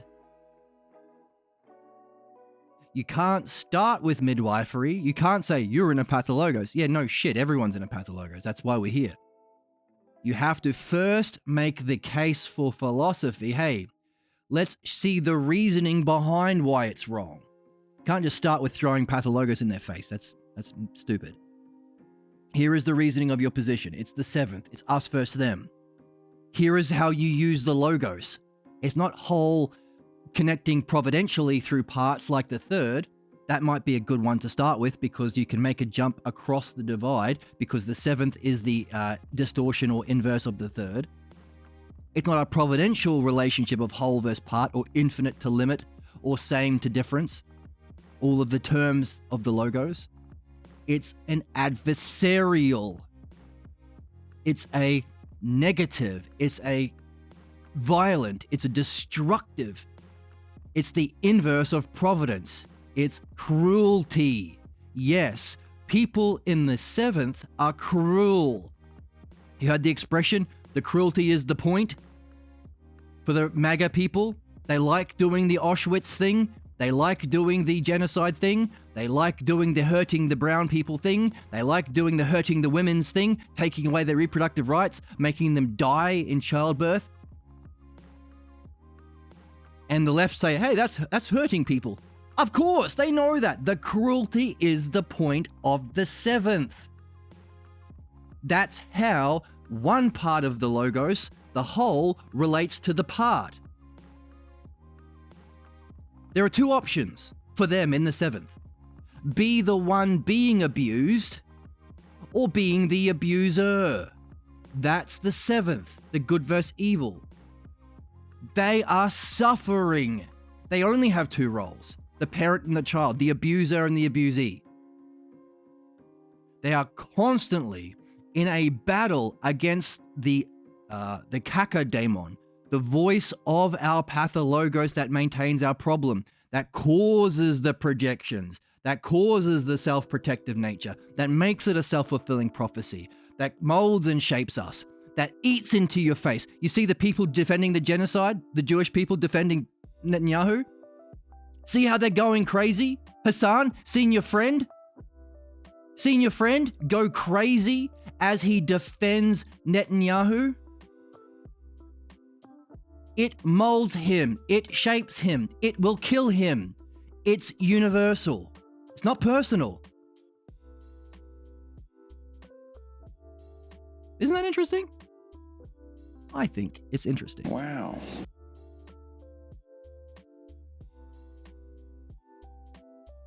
It's also what your friend needs to wake up in philosophical midwifery. See the force he's using in projecting onto others? See the force it's a psychic parasite that eats away his psychic energy that could be used to develop through these cognitive functions we're talking about, through these hypotheses, but it isn't. It's being used to be cruel to people. He's suing everyone. He's lying about everyone. He's defending fucking genocide. He's being cruel. Why? Because the voice of his pathologos is being cruel to him. He thinks everyone is being cruel to him. He thinks you're being cruel to him. He thinks all his friends are being cruel to him. Because there's only two roles in the seventh. The bully or the bully-ee, or how would you say that? The tyrant, the fascist, and the slave. But if there are only two roles within that whole worldview, the only respite you get, the only rest you get, is when you're doing it to someone else. You're sitting in mummy's chair. You're sitting in daddy's chair. Or you're sitting on daddy Netanyahu's lap. That's the game that they're in. They're suffering. And they're projecting their suffering onto others. If they can get away with it. That's the nature of the seventh. The nature of the pathologos. Do unto others the same cruelty that was done unto us.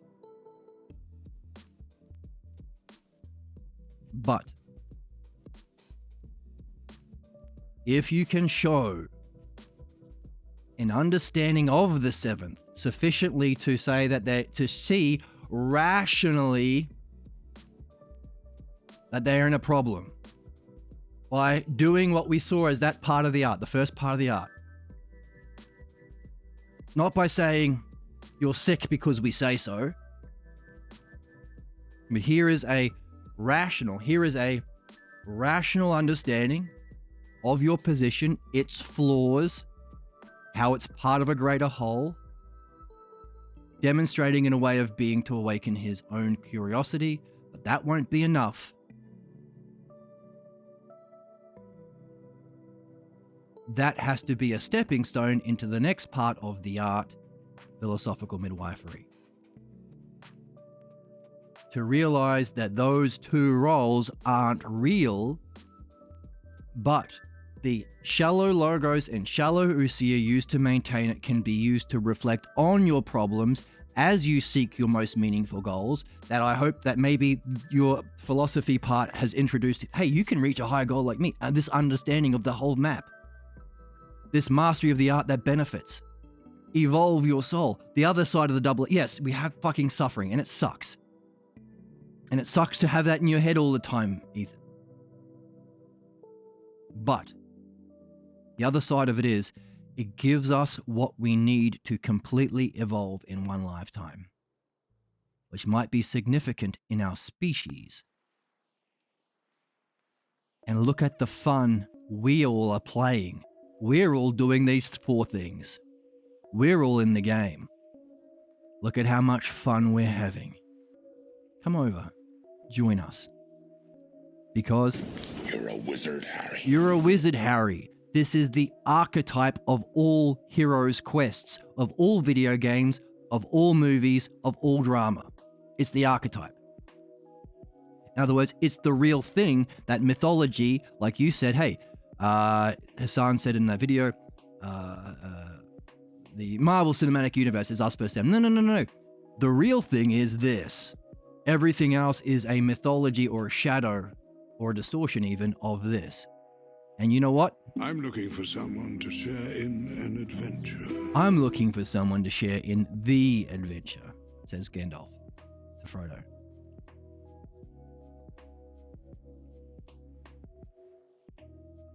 It ain't personal. I'm doing midwifery too. I have a problem too. I'm stuck in the 6th.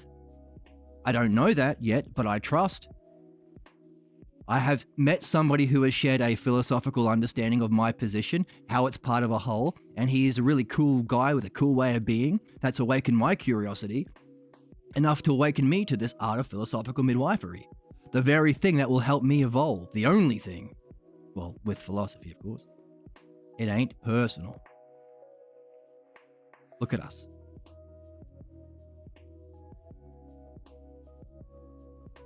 What? Wow. Are we getting closer? Are we applying our own dianoia inexperience to solve a puzzle? Are we learning the model of reading that we're here to learn? Let's add this here.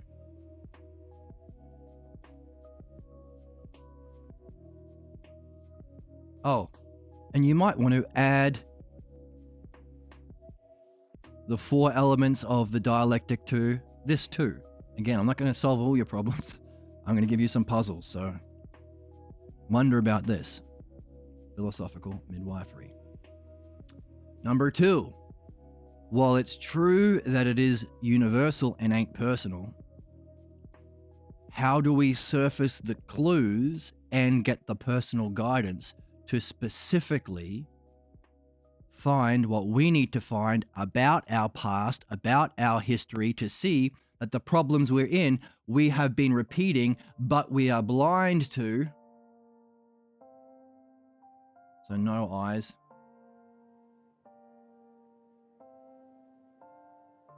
And we forget, there's a brain here. No remembering.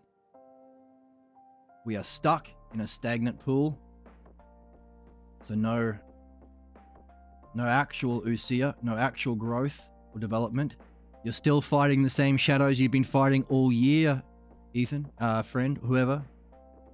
Anybody in the 7th?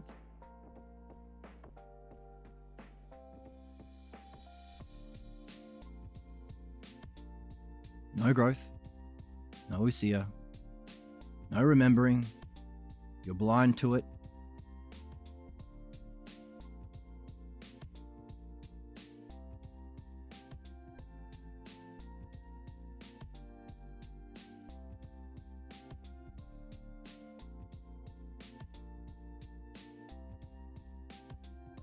And no reaching your true self.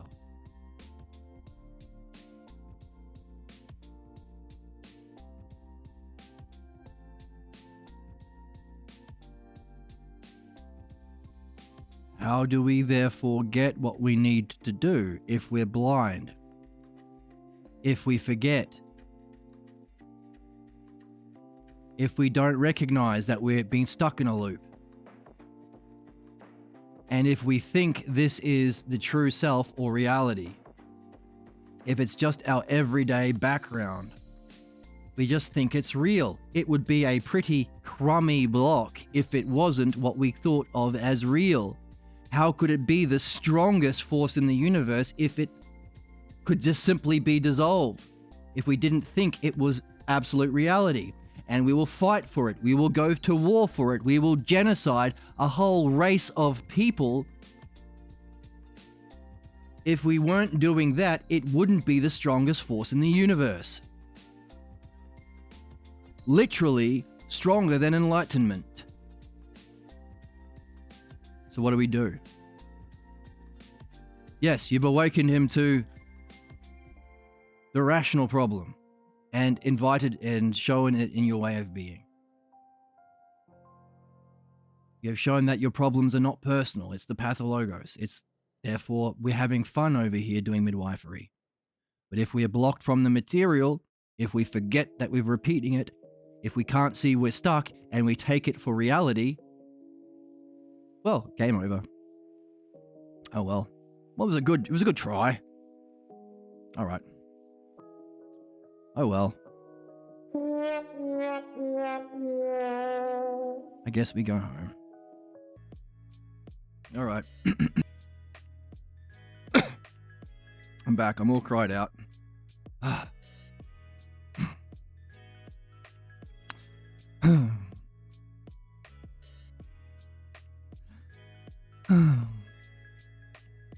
So sad.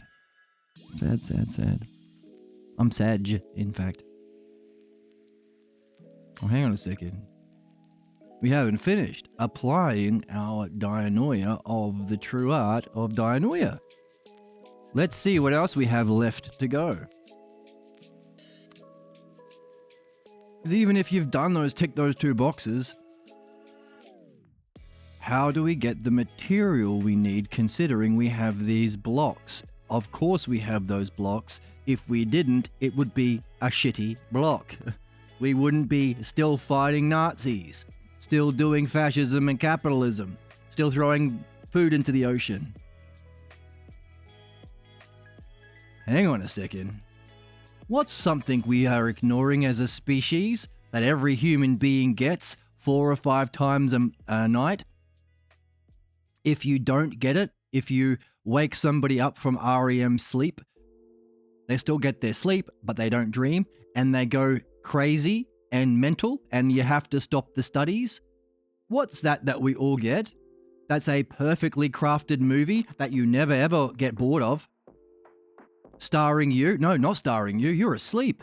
Starring an image of you that you so relate to, you get wrapped up in the drama like a master filmmaker, like Christopher Nolan, times M. Night Shyamalan, times the guy who made Fight Club, times infinity. Giving dreams that are all having a scope over every being. Hey, even dogs, I think, dream. Animals dream. All pervasive intelligence, a master artist, precisely crafting dreams. No 2 dreams are the same. Imagine the amount of dreams having been made. Are we overlooking that as a species?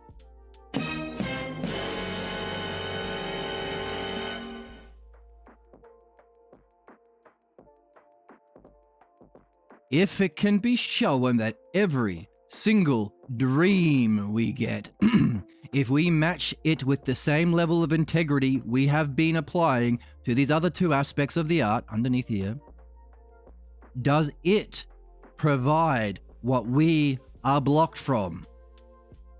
The specific material, the clues, the right opinions that we, again,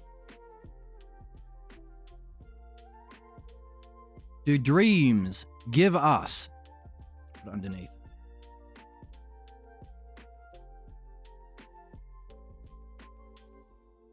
What's the model? What's the model? Dreams. We start with a certain level of openness or curiosity or trust and motivation and will, all that stuff. Number 4. if we match it with our own level of curiosity, openness,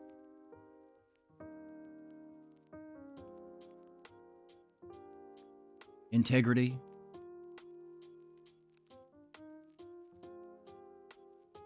to try and match the functioning of our Dream Master,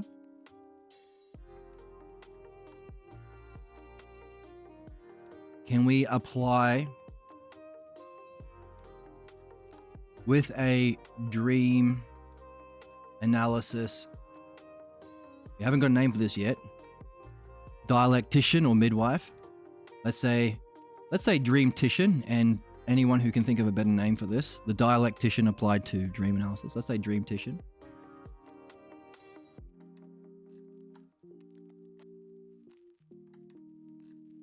Applying, what's the second or third hypothesis? Second level of dialectic. Applying the dialectic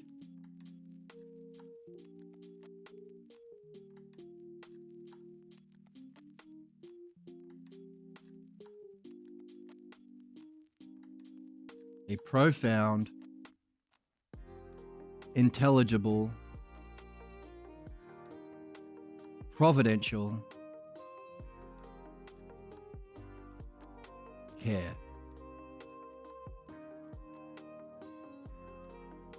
If our Dream Master is a demonstration of this art as a master of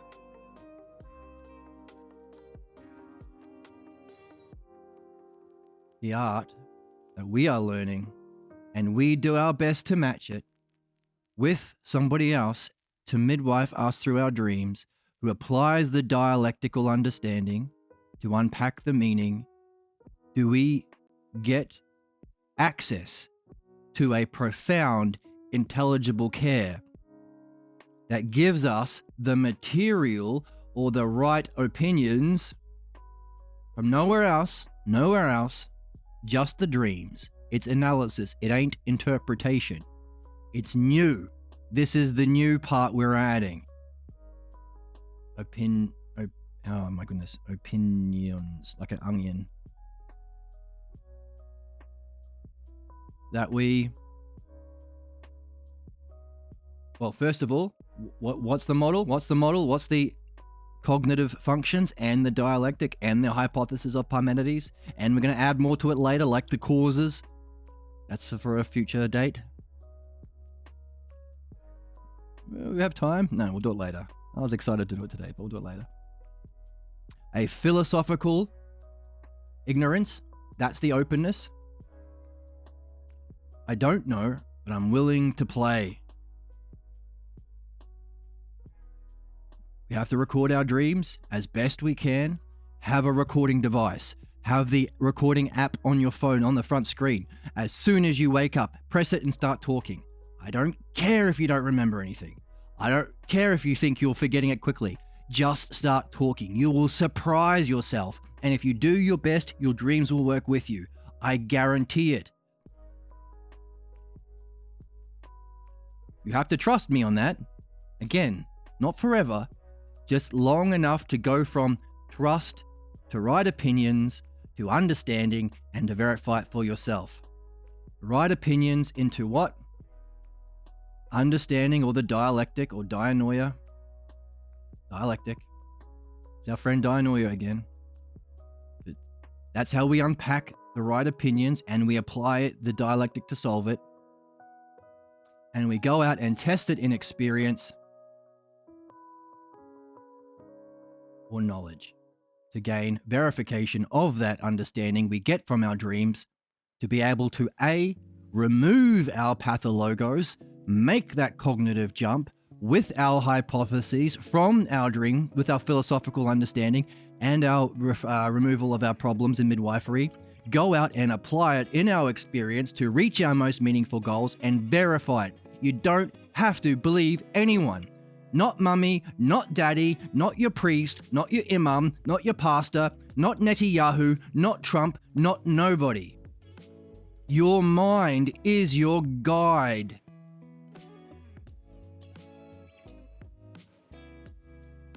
Don't believe me? Good. Do it and come back to me and say, hey, I tried this for a while and you lied to me. I want my money back.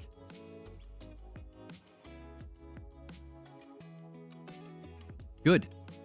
Hey, sue me. If you do it with this level of integrity and fun, same game, same structure, same dianoia, same art of dialectic. We get to practice it whatever we do, and we need all three.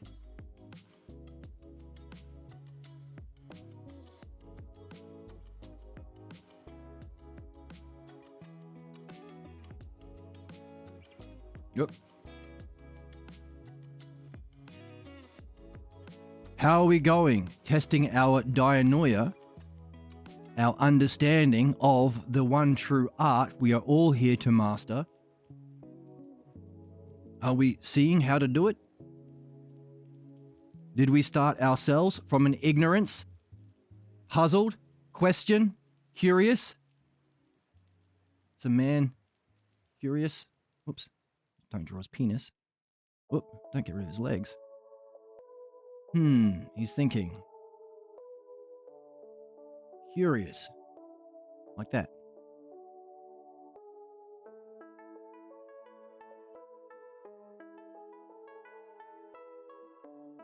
About our puzzle of how to own Hassan?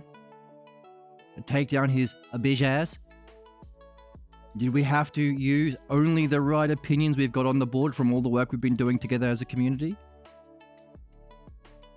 Did we have to arrange every single piece? It's fun though. Awesome to see, right? Everything is an insight as you go through. Kicks ass. It's a win-win. It's a win-win. Or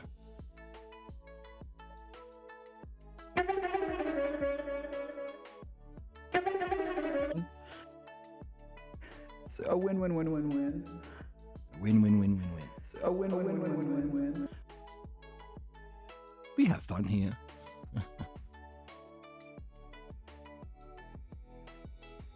Hey, so what? We were left with a pretty good hypothesis of the meaning of life, of what we're here to do. Then we had some good arguments of what follows if we don't, but also some wonderful ideas of what follows if it does. Did we have to then apply it? Are we doing this now? Applying it into direct experience to turn our understanding, to verify it for ourselves in order to solve this question? How are we going? Not quite there yet, are we? Let's go back to our model.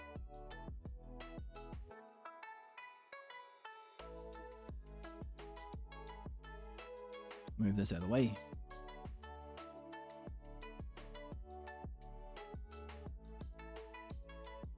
This is the problem with this. All right. So you have used your your fun play of the dialectic of philosophy, the dianoid, love of dianoia in philosophy. You've demonstrated that we can all play this game to awaken what we need to make a cognitive jump, or a jump to an incommensurate level, out of the seventh, us versus them, good versus bad bullshit. You've seen that the only real way out of that is to overcome our amnesia, our forgetfulness, our the fact that we take this for granted, the self-protecting, self-fulfilling dreams. What's left?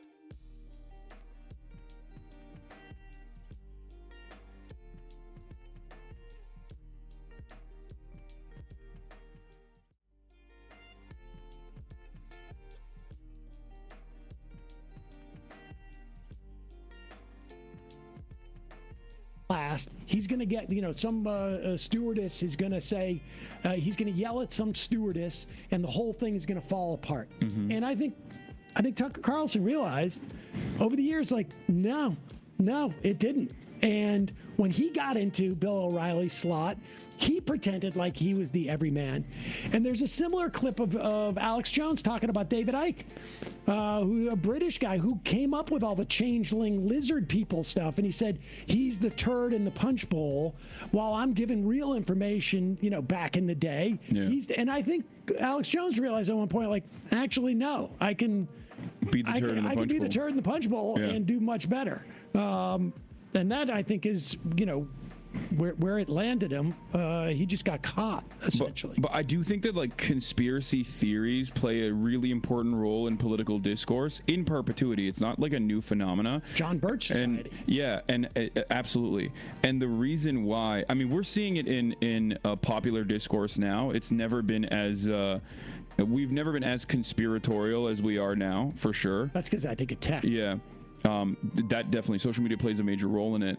But the reason why it plays a formative role is because it's a byproduct of liberalism. If the world in this, like, spiritual idealized version is built around the good bad dynamic, like the Marvel Cinematic Universe, instead of an underlying materialist analysis for how history is moving, then you ultimately have to find villains, and those villains have to be, shadowy figures that are in cigar smoke filled rooms, and, like, backdoor deals that are moving society in a direction for pure evil, rather than doing it in broad daylight through class interests that they express with regular frequency with no pushback whatsoever.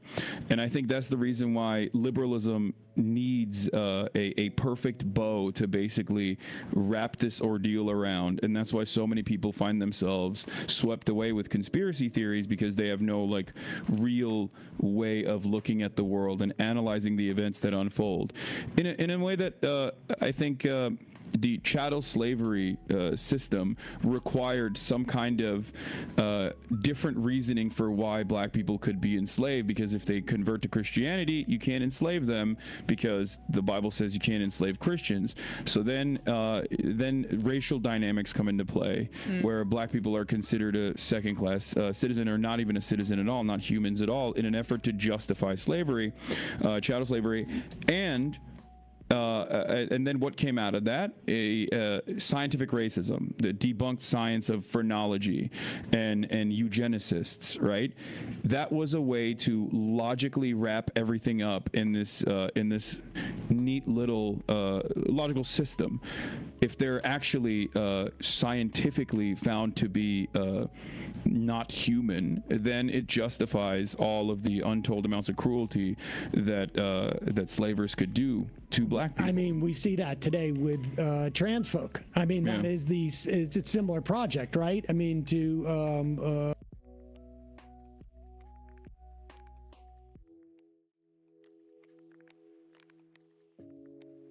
Right. We get it?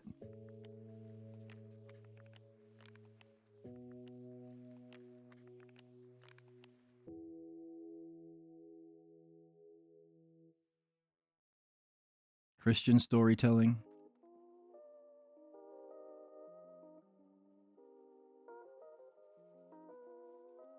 Empiricist, materialist, eighth hypothesis. Storytelling. Phrenology.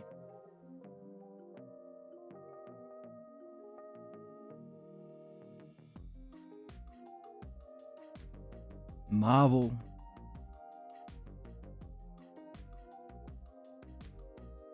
Cinematic.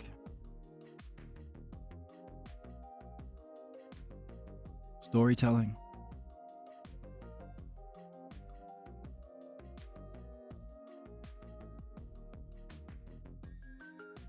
What do you say? Something like leftist or wrapping in a bow. Wrapping into a bow.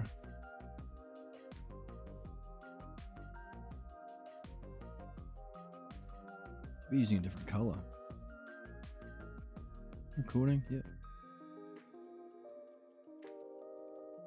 Make it, what color? Make it green. How's that? Wait. No. How about make it...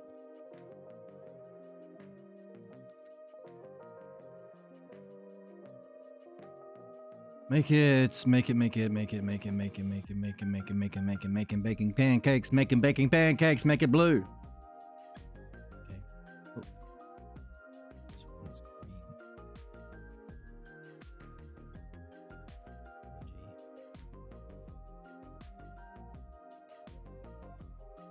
Mythology. This is the significance of asking questions, of being wonderful people like Sam and Emma, of being a thoughtful, reflective person like Hassan.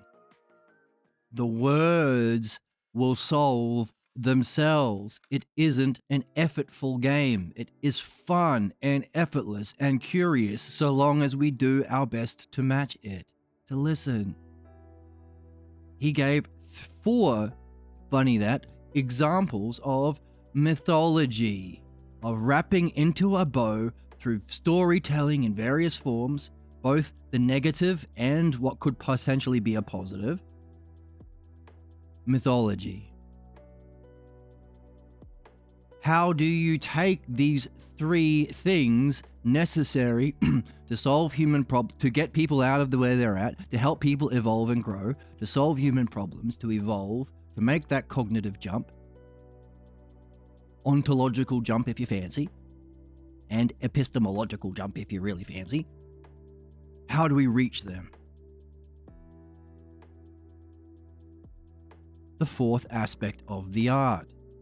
What have we been seeing in every level? All the way up to Parmenides and all the way down to the problems that we are facing today. Having rejected, having counter-attacked Socrates and Parmenides. It's all dialectic. All the way up, all the way down, right to the most fundamental principles of everything, both in thought and in experience, self and other. Which we did here. Where do we do it? Here. Yes. No. Where is it? Here? Yes, here. Self and other. So what? That means whatever mythology turns out to be, it will require the same dialectic. Do a poggers whore much? He better not. It's dialectic. It's turtles all the way down. So what? So hopefully, this video has been enough of a mythological message, a content creation, sharing and understanding of this dialectic, highlighting philosophy, midwifery, and dream analysis to round out the 4 aspects of the art, philodianoia,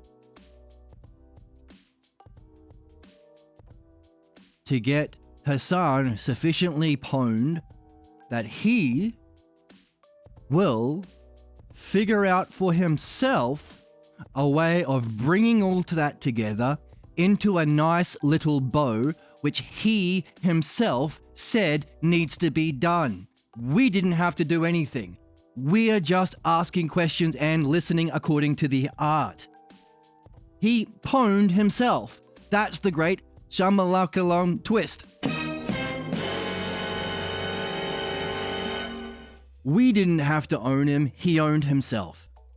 He said, we need a way of wrapping this up into a bow, like the empiricists and the religious liars are using to manipulate people, like the Marvel Cinematic Universe could be doing. We need to do it. He birthed his question. That's the game. Effortless, Curious is all we need. Puzzles and the model, the map. We needed to have a motivation. We wouldn't have got there unless there were wonderful people along the way, helping us, encouraging us, showing us what it's like to be a wonderful person, showing us what it's like to be streaming on Twitch, showing us what it's like to share with the world. Honestly, to reflect on principles and causes. We are only here because of all of the wonderful people that are sharing their work through mythology, content creation. For us to share this back, to turn around and say, here it is. Effortless, fun, and wonderful. His task that he awakened himself with his Logos and Usia, thanks to the wonderful people around him of Sam and Emma, has awoken him to his task to share all of this through mythology or content creation. Only this time it's going to be different. This time it's going to wrap it all up in a bow. This time it's going to be marked by the Logos, the dialectic, Dianoia.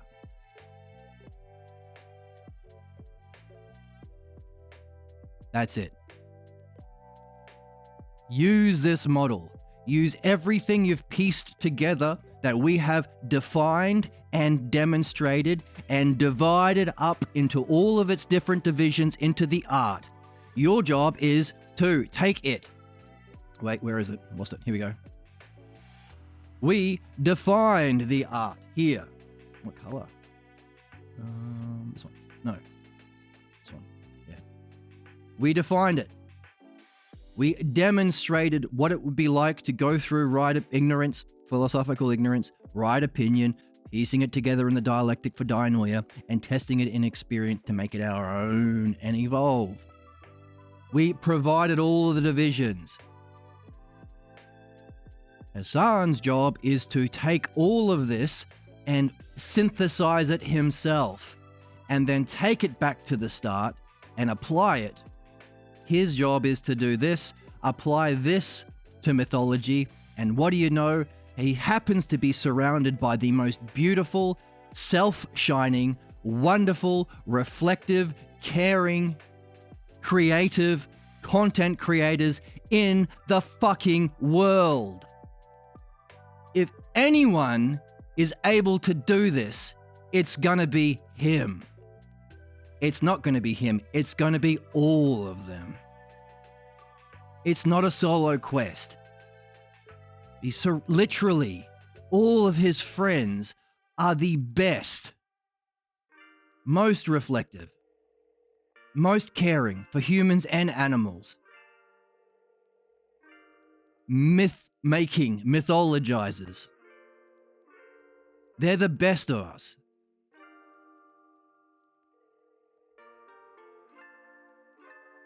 All we need to do is awaken a will, a motivation to break out of our comfort zone, ditch the loser mentality for losers, trust,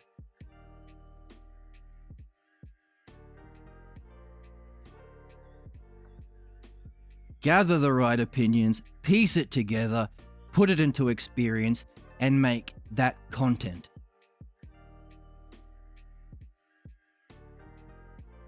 The best people surround him. Very lucky guy.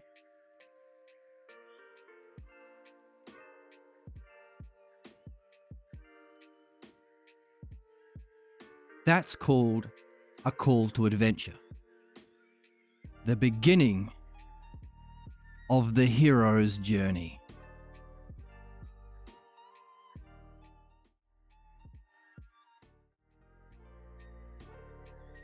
Best of luck to Hassan. I hope he feels curious about owning himself and all that. I don't know. Fuck that. Thank you for joining me, everybody in the chat, everybody who's helped this channel along the way.